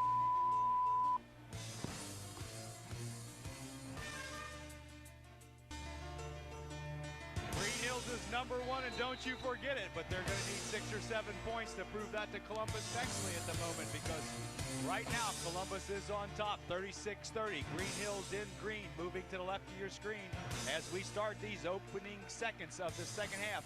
Jeff Cabot pulls the trigger, first shot, no good. Patterson comes up with it, and quickly it's now a 4-point ball game. Well, I'm sure at halftime, Coach Edmonds had to talk about getting back on defense. His team right now, they've picked up on their shooting percentage. They're out-rebounding Columbus Bexley. They just got to get the shots to drop. And we saw that Marcus Patterson got one there, and Andre Williams got one there. And now the Pioneers are only down by 2, 36-34. A lot of time left in this ball game. And Jerry White set that up on fine defensive play. Stepped in front of the big center for Bexley. Outside Alex Rudolph had set that layup. And it's Bexley working that ball hard against that man-to-man. And there's the guy that you don't want to shoot if you're a Pioneer fan. Brian Range, 38-34. Well, Rudolph's got to be careful for Bexley. He's playing with 3 fouls, as is Andre Williams for the Pioneers. Andre, though, not normally foul prone. He could play a whole half and not pick up any fouls. And Carlos Davis gets the ball knocked away, but there's a foul going to be called. And I believe it's going to be on number 25. Bexley foul number 25. Yes, that's correct. Noah Jones. And that's his second. And that'll be the team first of this half. Good Carlos shot. going to the line here. Good shot of the sophomore center, 6'4". Well, what do we got here? Carlos from the free throw line was 3 for 7 in the first half. His percentage has dropped going into tournament time. Normally a 70% free throw shooter, and he's dropped down to 67% this week. And he makes that one good, though. Brings the Pioneers back within 3. Hey, last week Howard against Bellefountaine, Pioneers down by 10, came back. Hey, they got the tools and the players to do it. Air ball, Cabot picks it up, touchdown pass to Andre Williams. No, dog! Yeah! Yeah, that'll do it. That'll excite the crowd.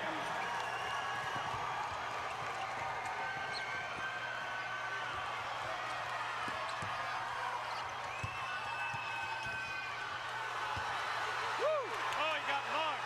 He got mugged. Oh, the Bexley fans are going wild. He did get mugged down there, however, no foul was called. There was so many arms and legs flying around, they couldn't call a foul. Jerry White inside, no good. There was a little touch foul there, I think. Lost out of bounds by Rudolph. Rudolph did a good job blocking Jerry White's shot.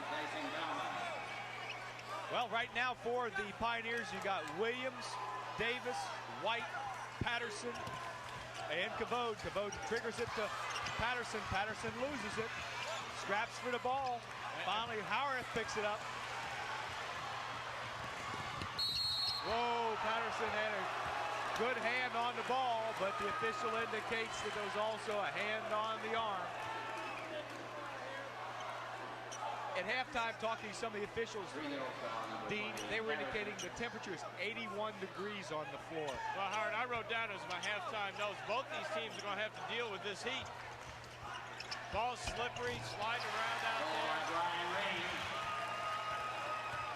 there. 40-37.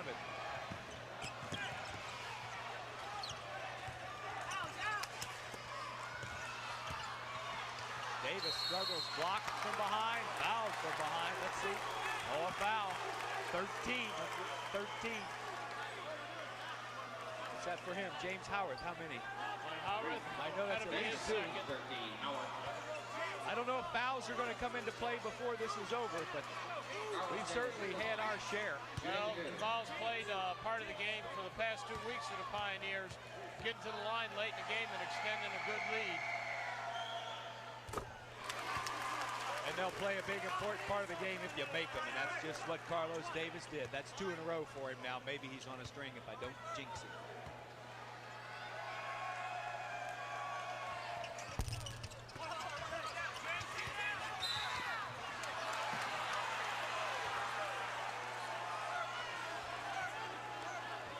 Looks looks like the officials are all of a sudden tightening up the game. I mean, we've seen both.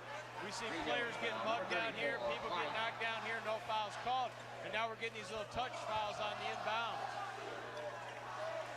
And that's only Jerry White's first foul of the evening. Greenhills applying good pressure. Oh. Good steal by Marcus Patterson.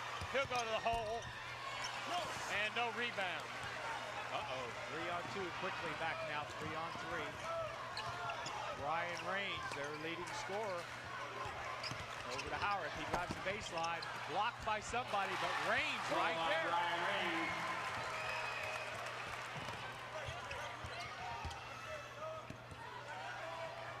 Up ahead to Carlos Davis, who's got an open lane.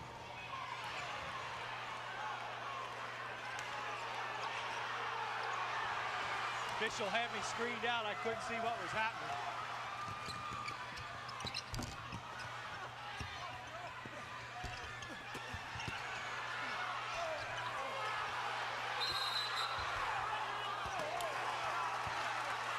And that's going to be called on Jerry White. And that's going to be a second. Greenhill's going to take a timeout here. Calm things down and talk things over a little bit.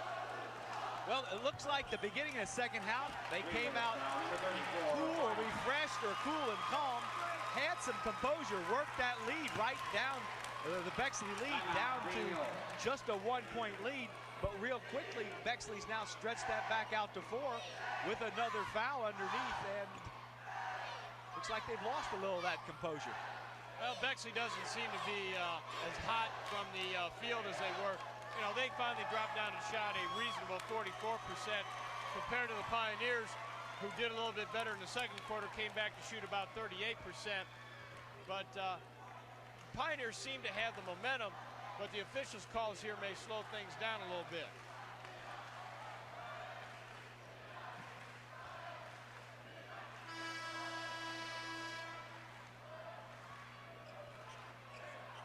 Again, we can take a look at this turnover stat we just got.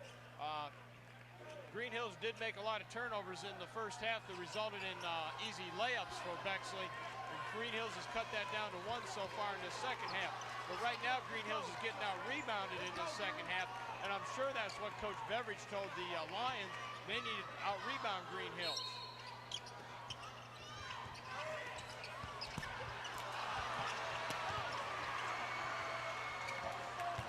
Bexley always seems to have their hands around the ball. Oh. Gotta get back. We got an easy layup. See, I'm a little disappointed in that, Howard. That's a problem that we saw in the first half that I thought for sure Coach Edmonds was correct. But Greenhills rotates that around and Andre Williams takes a drive. We need a guard back out on top to stop that fast break.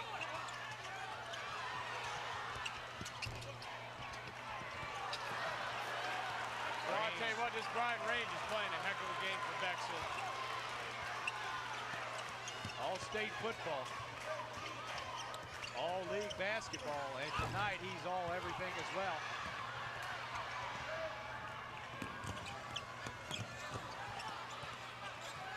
Take your time, Pioneers. 44-40, 3:36, and left to play in this third period. Now we got Cabot rotated out on top a little more, maybe to get back on defense. He's going to take a three-pointer. It's going to be an air ball. Yeah, Cabot's back. We need some help now. Ball by Alex Rudolph. Back to a 6-point lead. And that's 4 straight points by Bexley on virtue of nobody back on defense.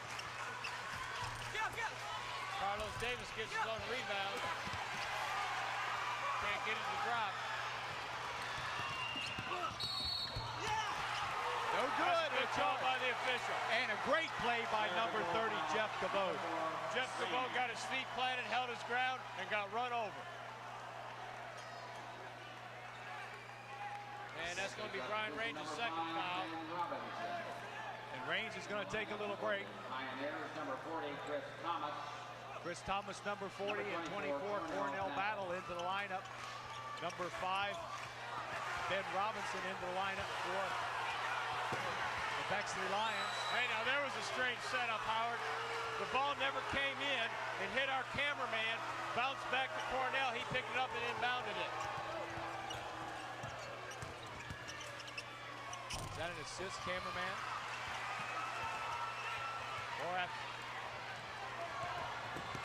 Howard with the ball. Good block by Cornell. Yeah, and that's going to be that'll be Pioneer ball.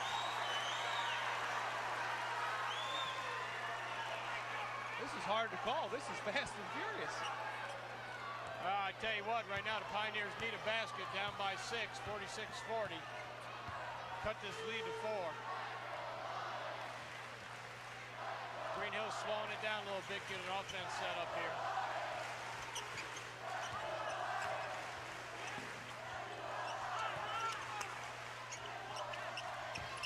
Carlos Davis with a nice soft touch, picks up 2.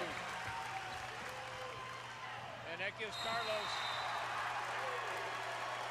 That ball went right through his hands. Yet again, I hate to keep harping on the fact that it's a wet ball.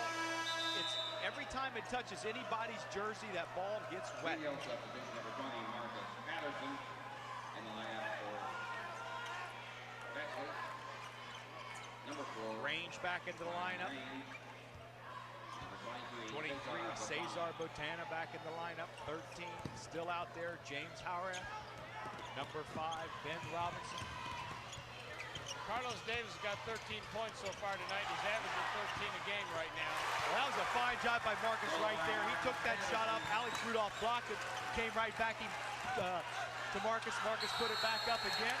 And good pressure by the Pioneers, forces a 5-second call on the baseline. Howard, I want to give Marcus Patterson some more credit here. This young man, like I said, he's had a great tournament. He's averaging 9 points a game. He's got 12 already tonight. And he's picking up for the scoring slump that Andre Williams seems to be in tonight. And Andre Williams didn't have a great game last Tuesday, at least from the scoring aspect. Andre only had 5 points last week. And he's the leading scorer on the team. And Coach Pat Beveridge of the Bexley Lions calls a timeout, wants to talk to his troops. Everybody on their feet, got a good shot at the Greenhills fans. And the Bexley fans, good support for this Division II regional semifinal game. The winner goes on to play Saturday here, and they'll play Dayton Colonel White Cougars, and they looked awful tough. One of the problems Greenhills has tonight, Howard, and if they win tonight against Saturday, a large part of their student body has gone to Florida for chorus, band, musical competition down there. And a lot of the kids that are gone have been loyal supporters all season. Williams over to Patterson. Boy, a lot of pushing and shoving there with Carlos Davis and Horath. Good hands by Range. He hit it. No, he hit it. Good call by the official. No call. In between two players, two Pioneer players, they each thought it was for the other one. Another critical turnover. Pioneers had a chance to tie it up. Up ahead pass to Rudolph. Rudolph pulls it back, kicks it out to Cesar Botana, and back to Mr. Everything right now, Range. Howard. Robinson. Good defense by Thomas. Blocking foul as Rudolph tries to drive. And that's only Carlos' first foul of the evening. Well, he's got a couple to waste. I think he needed to have his feet hold still just a tad longer, and he'd have gotten the offensive charge. Well, he's a 6'4" sophomore, going to be playing a lot of basketball for the Pioneers and a lot of football. Yeah, Carlos plays a little bit of football. He's a pretty decent linebacker. Might be able to make a tight end out of him sometime. But he can play some defense. He'll hit you. And he took a hit right there. Oh, that didn't bother Carlos.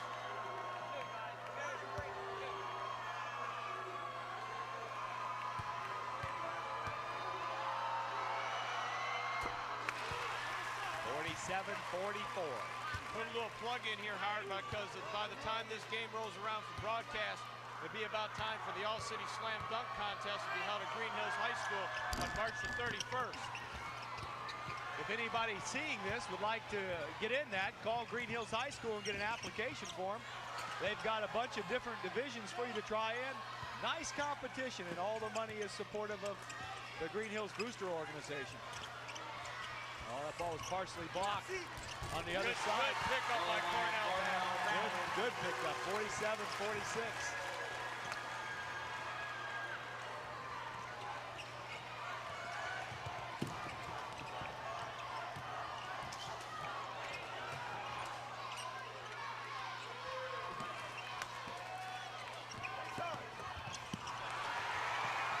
There's a crucial turnover. Pioneers down by a point, 47-46, 19 seconds to go in this third quarter, and they've got a chance in the last shot here to pull ahead. For the first time in the ball game, other than 2-0 at the start of the game. That's right. Cornell battle.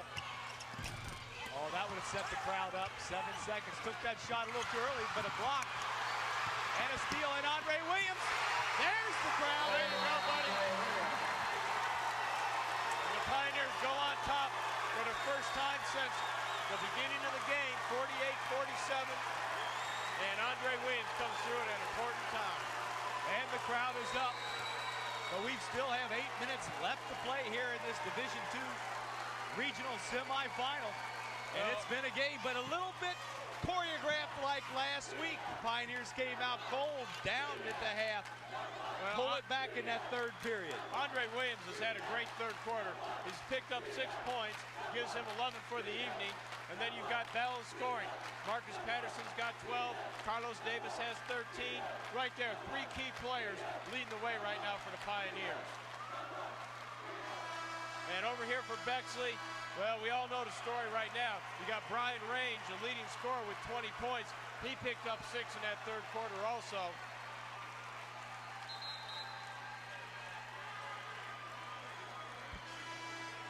And it's going to be Bexley's ball in alternating possession here to start the fourth and final quarter of action.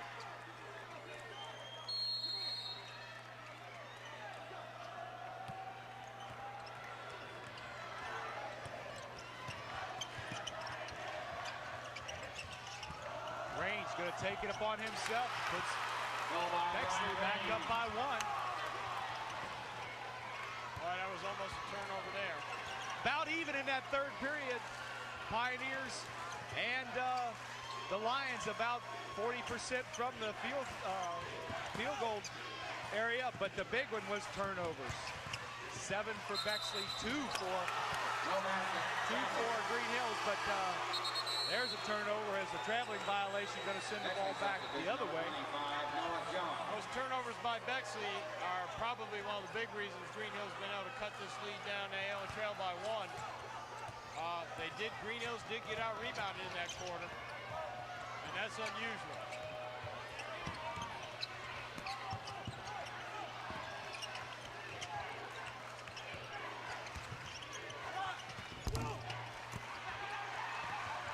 Andre Williams clears a big rebound for the Pioneers.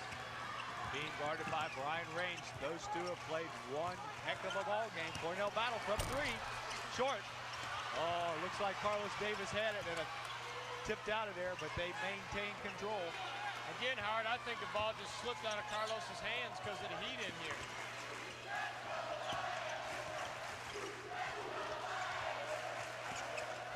Into Carlos Davis. Carlos ought to challenge Rudolph now and take it right up into him.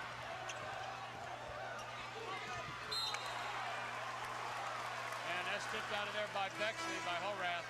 And Greenhills will retain possession. Yeah, somebody turned the fans on. I feel a little bit of air blowing in here finally. I didn't know if it was everybody running back and forth in front of me, but all of a sudden I do feel a little breeze. Maybe this will help. My hands are real sweaty and I don't think I'm nervous. I'm sweating and I'm nervous. Hot and humid.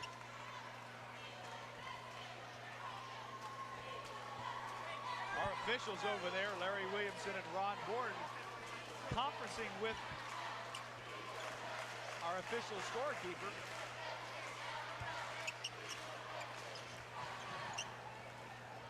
Don't know what that's about.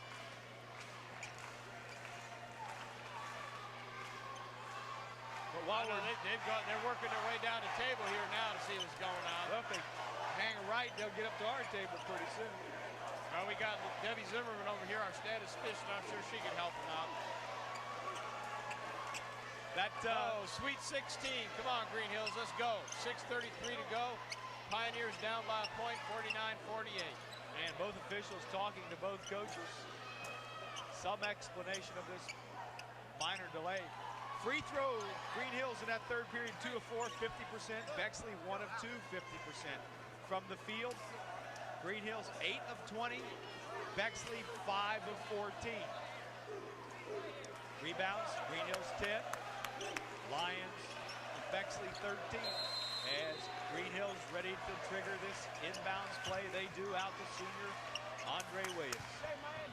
Currently Pioneers down 1, 6:26 left to play in this ball game. Pioneers being a little patient. Gary White. Patterson drives the lane, short, rebound. Williams in a foul by 13. Howard. And that's going to be number 3 on him. And Lions not in the 1-and-1 yet. Both teams now have 14 fouls, so the next one will be the bonus for either one.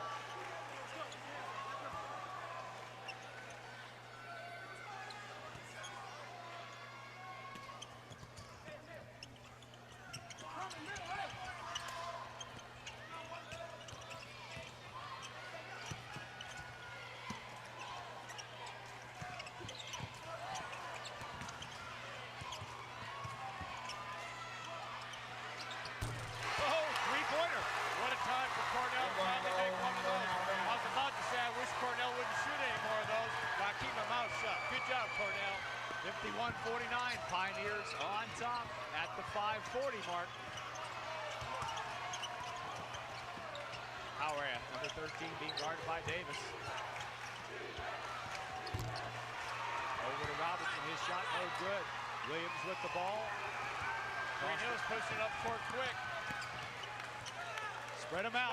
Smart move, bring the ball out. Now this is not a delay, this is their spread offense. This is their spread and score. Yeah, they're trying to get Bexley out of that zone. Now they got him out of that zone. They got a little better chance to work their man-to-man offense. That's the guy they want to score. He'll drive, he'll penetrate.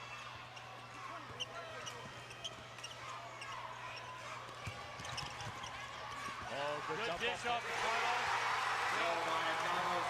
No doubt Andre Williams is the assist leader on this team. Andre right now for the season has 116 assists, and he just picked up another one, and that puts the Pioneers on top by 4, and we've got Bexley taking a much-needed timeout at this point in the game. And that's a real smart timeout by Pat Beveridge. He saw this work last week by the Pioneers against Bellefountaine. When Bellefountaine packed into that zone, whole game, Pioneers behind. But suddenly when the Pioneers got on top, they went to that spread offense, forcing Bellefountaine and now Bexley into that man-to-man, and then that's what happens. Andre's going to get loose, drive inside, and dish it off. And Coach Edmonds said in the paper last week that that's what he calls the spread-to-score offense. You spread them out, and you get yourself a score. And we've got some updated stats here. Greenhills is doing a lot better from the floor. They're shooting almost 46%. Bexley's dropped down to 33%. So we're seeing opposite halves just like we saw last week. Greenhills has evened out the rebounds now, 13 each. Bexley, though, has picked up another turnover, and that's a key stat that's hurting Bexley right now, the turnovers. And Bexley in that timeout probably wanted to talk about getting this basket and then the type of defense they want to play. This is a key basket for the Lions of Columbus Bexley. A lot of time on the clock, over 4 minutes to go. Well, that and was there's a good backdoor play to Green. They had that play drawn up on the floor. Great timeout by Coach Beveridge. Man-to-man, Williams wants to drive in there, and he's going to pick up a foul. Number 4, Brian Range, his third. And that's going to put both teams in the bonus. Now here, like last week, and last week they were able to do it. Greenhills calmly stepped to the free throw line and was perfect in those final minutes. Well, Andre for most of the season was a 70% free throw shooter. He's dropped down a little during tournament to a 68%. But these are some important free throws now.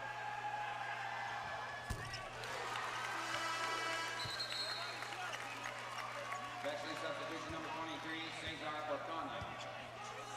23, Cesar Botana in the Foreign lineup. exchange student getting a lot of playing time, Howard. I'm surprised.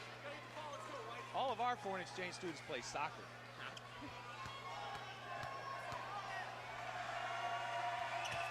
As a football coach, I bet you one of them was about 6'6", 240, don't you? Yeah, I need some of those Swedish exchange students. They're about 6'10", 290. 55-51. Range. And Range picks up a little garbage basket down there. There's not much you can do about that. Whoa, whoa. Cornell Battle trying to dribble through that press. Ball by Brian Range. 55 all. It's a little different picture now. 348. Little different press. A little more aggressive going after the ball. And I see Coach Edmonds wants timeout. And they got it with 3:30 to play. But now the Columbus Bexley fans on their feet as their ball club has come back from down 4 to tie it up.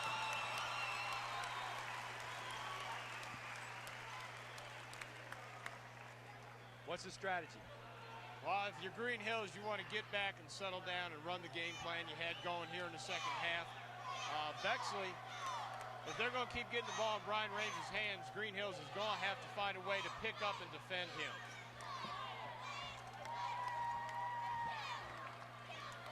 Because right now, Range has got 28 of their 55 points. He's got just over half. And for the most part, they're inside baskets. He's not shooting from the outside. They're running that motion offense, a lot of switch and come across, and Greenhills is just not getting hands up. Really, it might be the problem with the help side defense, not seeing those passes come across.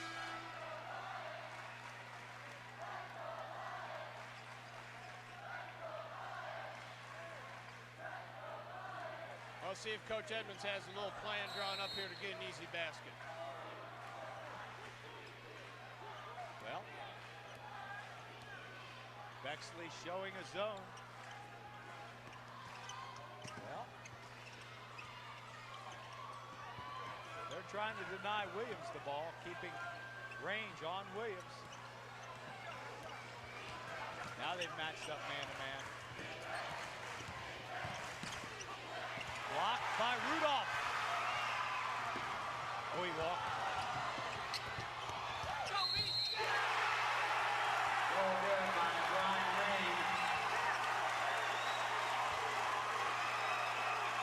Field goal, Brian Range, and a foul. And that'll be Marcus's third. Plenty of time on the clock, 2:57. A lot of basketball left. Range of the line with one throw. Gonna change the playing strategy just a little bit. Gotta think box out on this one. And Rudolph's over the back and gets away with that. Well, he's been playing tough with 3 fouls. And Bexley settles back into a 2-3. Up by 2.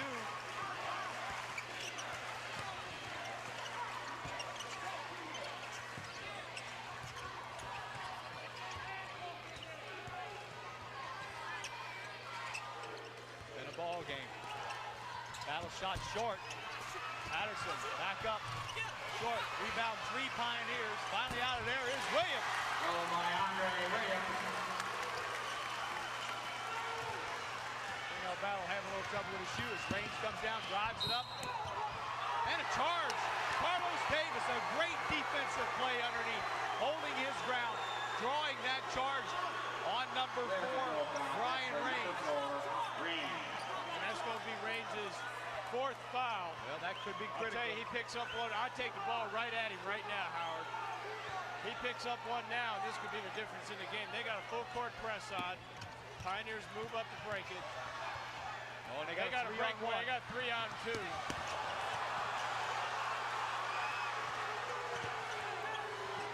Clock clicking, 2 minutes, 57 all.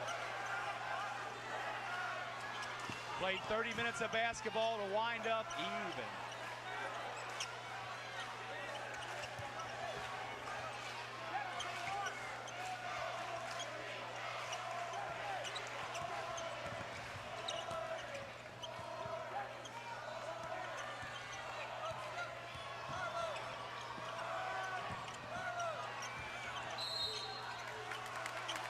Bellefountaine is going to pick up a foul.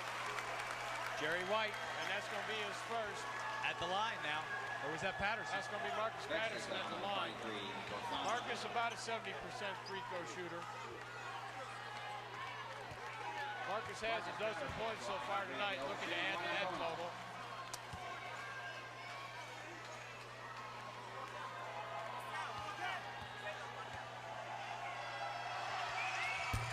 Good concentration by Marcus, and that gives him 13 for the evening.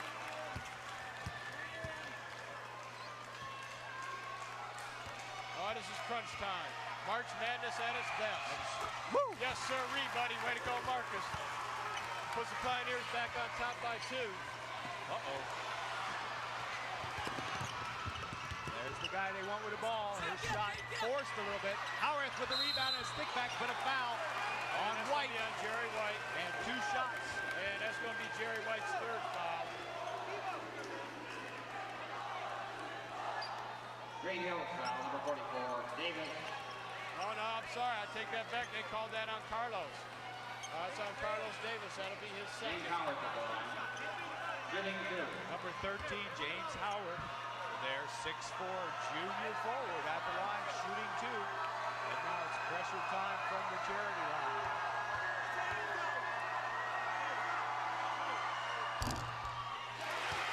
Good touch. Gets a roll on the front rim.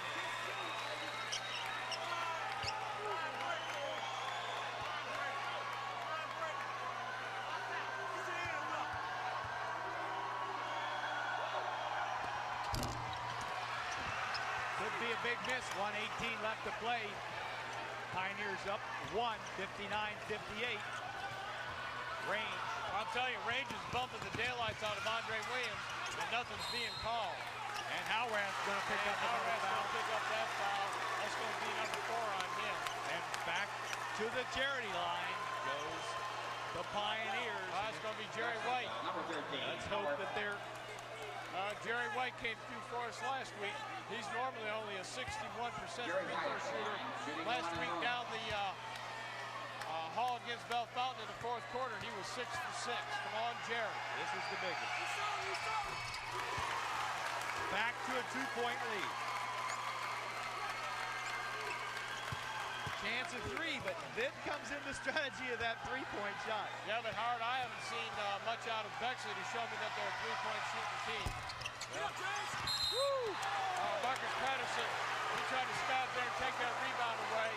And Marcus is going to pick up foul number 4. And that's going to put Howarth at the line. And he was a little bit short, but got a lucky roll before. 1:06 left to play, 60-58, Pioneers on top. But Howarth going to go back to the charity line, shooting 1-1.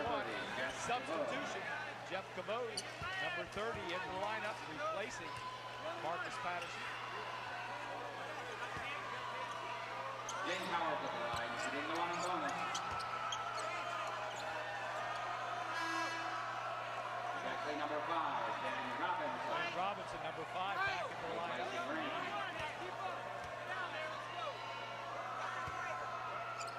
Looks to me like Bexley's trying to get some quicker players in, run that full court press trap a little bit better, and maybe get some better free throw shooters in there.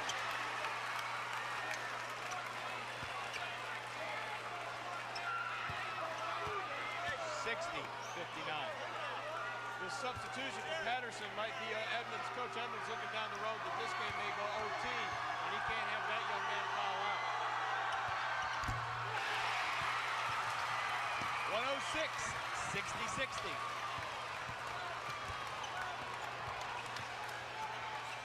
Cornell Battle takes it across the 10-second line. Hands it off. Looks like a power sweep.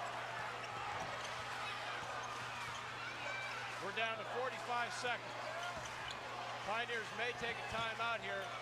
Talk over strategy for the last shot. We're down to 35 seconds. Pioneers would love to work it down to one shot. Well, I'll tell you what, if they're going to go for one, we're going to see Patterson back in the game and Range back in the game.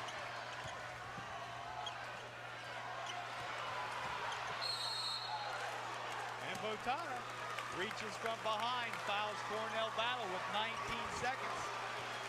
And now Cornell Battle's going to have an opportunity. Well, not Cornell Battle. Jeff Cabot acting like he's the guy. And I'll tell you what, I'd rather see Cabot at the line because we're looking at the difference between an 85% free throw shooter and a 60% free throw shooter. And a couple of substitutions here. Range, number 4, back into the lineup for the Lions. Jerry White staying there. Marcus Patterson has reported, but evidently he's going to be for the shooter, which is going to be Cabot. If Cabot makes both of these. Now Patterson's going to come in for Cornell Battle and keep Cabot in the game. 19 seconds. Jeff Cabot at the line, shooting the one and bonus.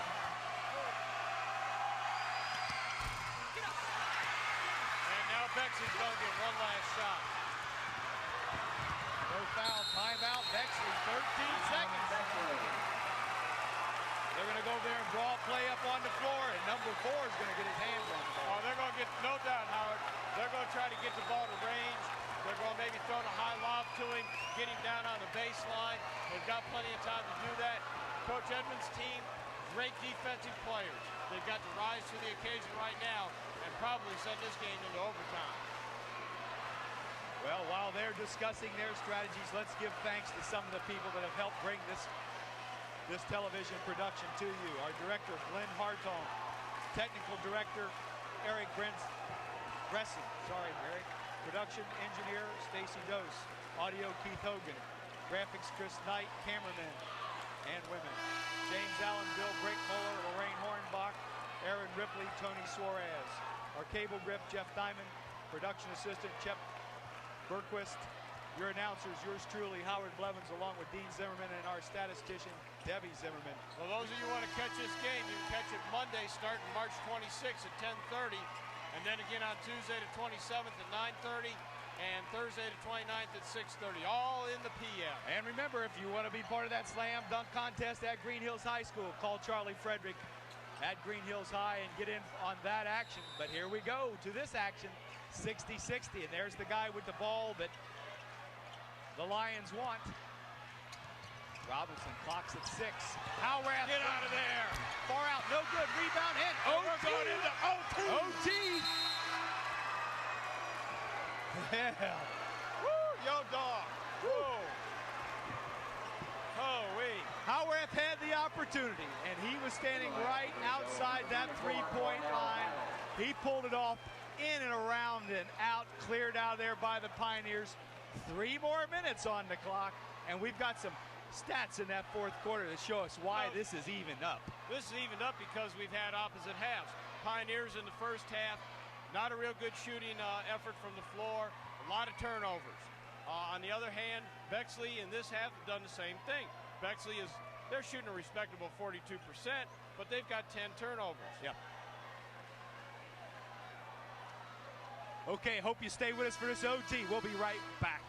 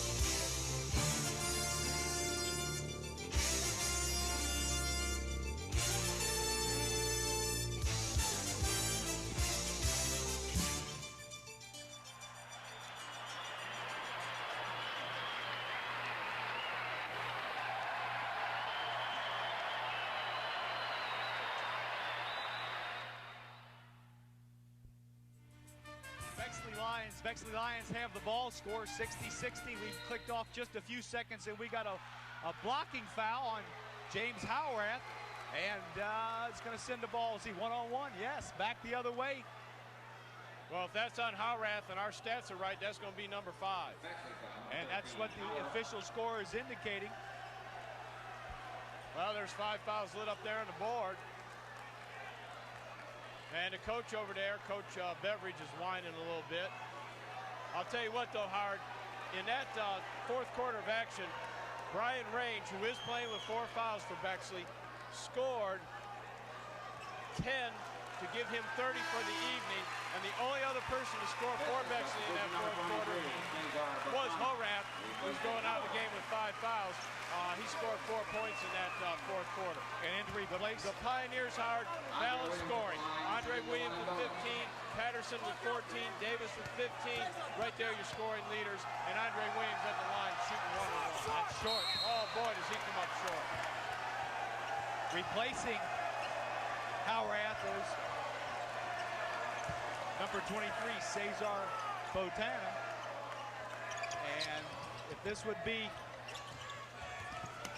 a tennis match, it would be right now Bexley's ad. They've got the ball.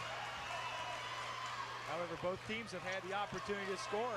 Well, everything's even, Howard. We got a lot of players on the court playing with 4 fouls.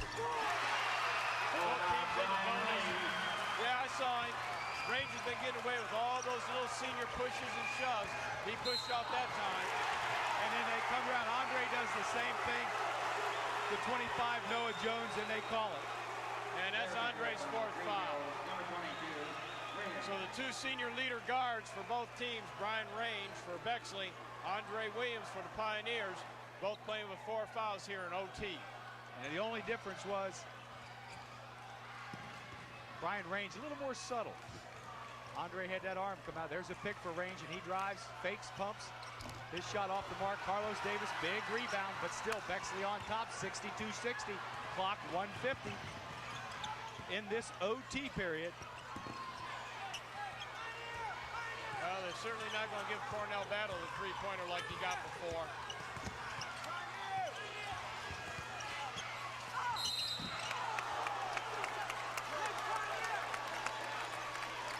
Well, let's go get called on the exchange student, Botania.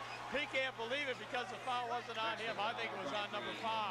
Yeah, I don't know where he even came from. But he showed good sportsmanship. He didn't argue, just had that look on his face like, why me? Well, Andre Williams needs to take his time and concentrate here.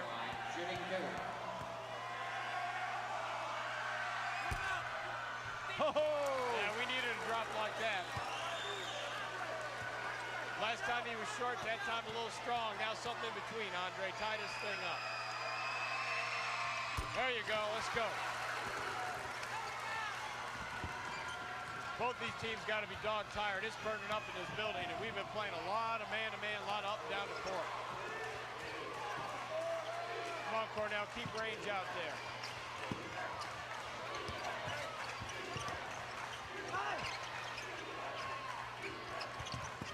That's the guy that they want to touch the ball all the time. From behind. Up ahead. Cornell Battle. That's 2 on a lay-in, buddy. Pioneers are now up by 2, 64-62. 1 minute. Hey, what was that squeeze? 56 seconds in OT. Come on. Oh, from Get 3 points. There. That's 3-pointer. Carlos Davis, big rebound. Andre Williams with the ball. All right, 45 seconds. Let's slow it down, fellas. Let's be smart. Coach Evans, the spread. Jerry White, foul from behind. And that's going to be on Range, and that's number 5, buddy. Take a seat. Take a seat. However, do you think we're rooting for the Pioneers, Howard? Is this broadcast just a tad bit biased? I'm completely neutral. I'm not. Brian Range, the senior. Outstanding night. Great night. 32 of their 62 points. A lot of defense. Oh, wait a minute. Wait a minute. Who'd they call that foul on? Oh, boy, did we get dogged. They call that foul number 25. That's why we're announcers and not referees. Holy Toledo. That's a miscarriage of justice. Oh, boy, did Bexley dodge a bullet there. With Jerry White at the line. Mr. Free Throw in the clutch. 66-62. 39. Pioneers up by 4. Play good defense, fellas. That's all we need. And a quick drive down the lane. Range picks up 2 more and instantly a timeout. 66-64, 33 seconds. That's the guy that we found out the game. Well, what can I say? I got all the fans' hope up on the television here.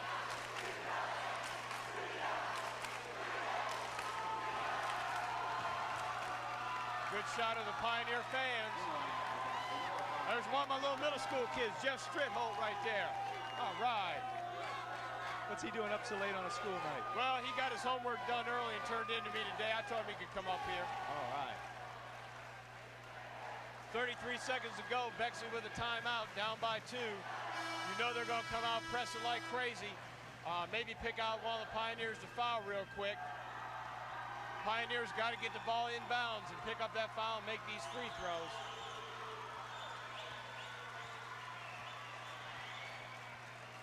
Been a very... Yeah, I just saw the coach flash. Now, I think they want to foul Carlos Davis if they can. Carlos or Cornell. Now, Cornell's going to be a little hard to foul. He's inbounding the ball. But maybe they're going to let Carlos go. Oh, touchdown pass. Oh, boy, touchdown pass. Marcus Patterson, he got stripped. He got fouled. Nothing was called, but the Pioneers maintained possession. Ho, ho, ho, ho, ho. Good rebound, Andre Williams. And we're going to have a foul on number... Wait. Number 21. I don't want to get too excited again. That'll be on number 21. And that's David Gross, and that's his first. Well, Bexley did some fine defense, stripping the ball on what appeared to be a couple of easy shots as the touchdown pass came up empty-handed. But 21 seconds.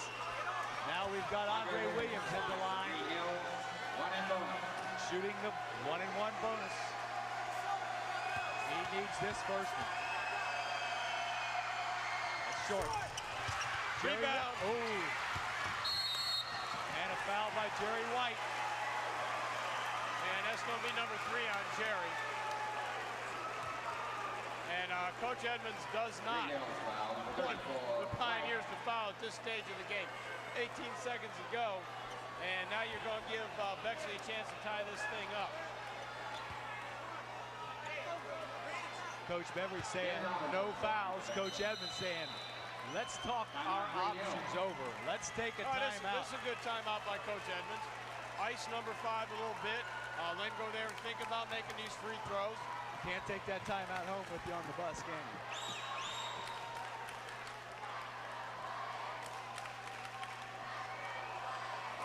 And I saw Coach Beveridge indicating to his team now, no foul. What they hope to do is make both of these, tie it up, play good defense, force Greenhills to take a bad shot or come up with a steal on the inbounds. Well, we're getting all the Greenhills fans up now. We're even getting the old folks over the center section up.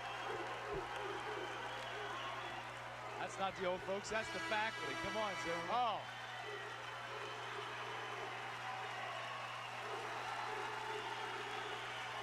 I see Coach Jacobs standing up over there. I think he's been standing this whole half. Next to him, Mrs. Broyles teaches at the high school. Good friends of mine. Well, let's see if Coach Edmonds' strategy worked. Missing a rebound. Missing a rebound. Ben Johnson.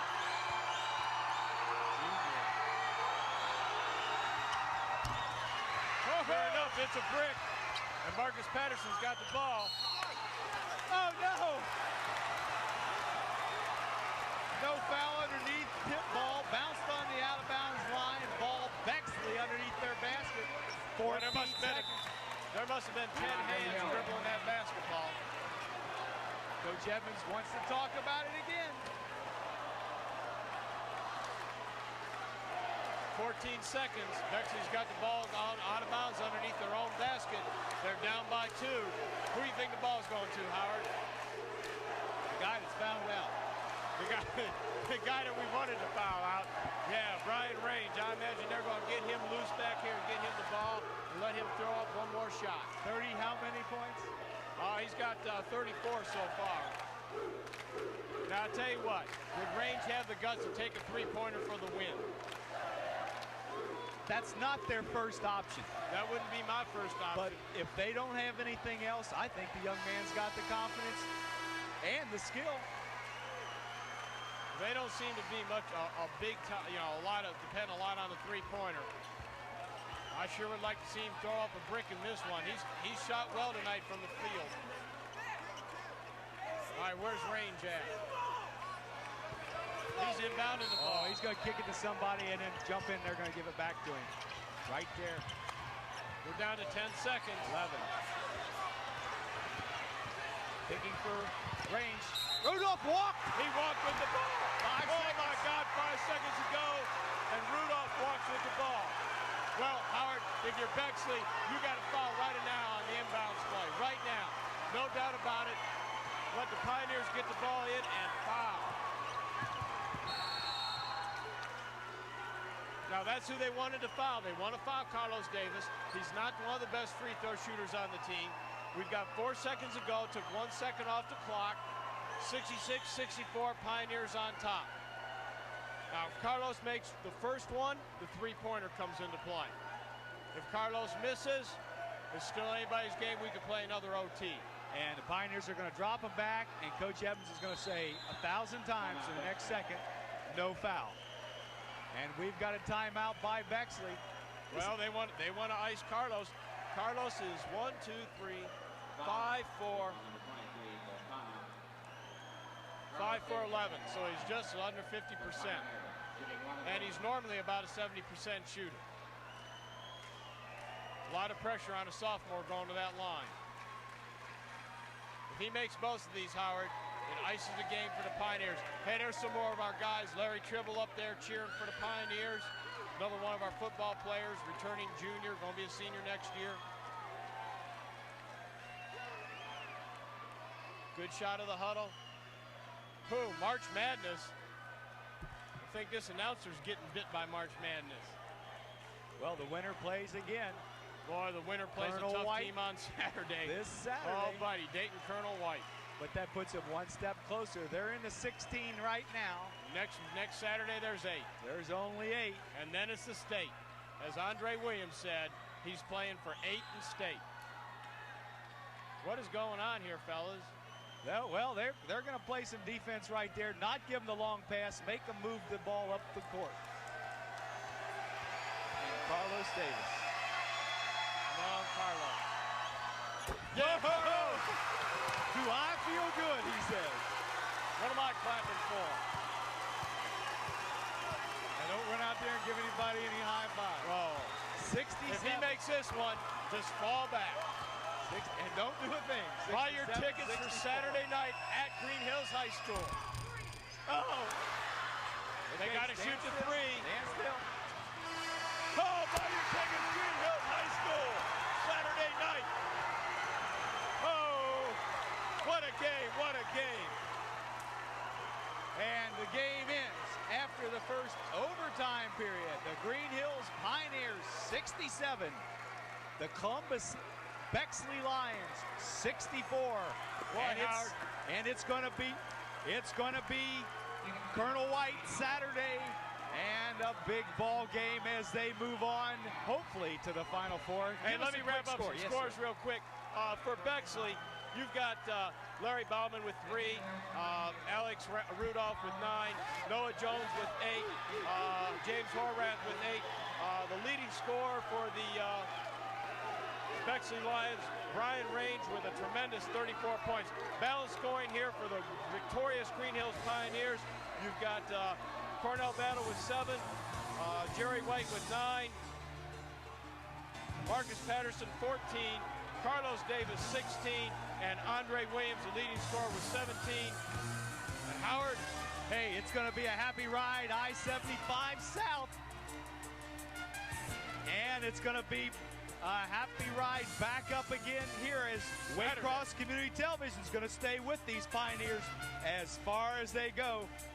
On behalf of everyone at Waycross, Howard Blevins, Dean Zimmerman, Debbie Zimmerman, bidding you all a good evening. Hey!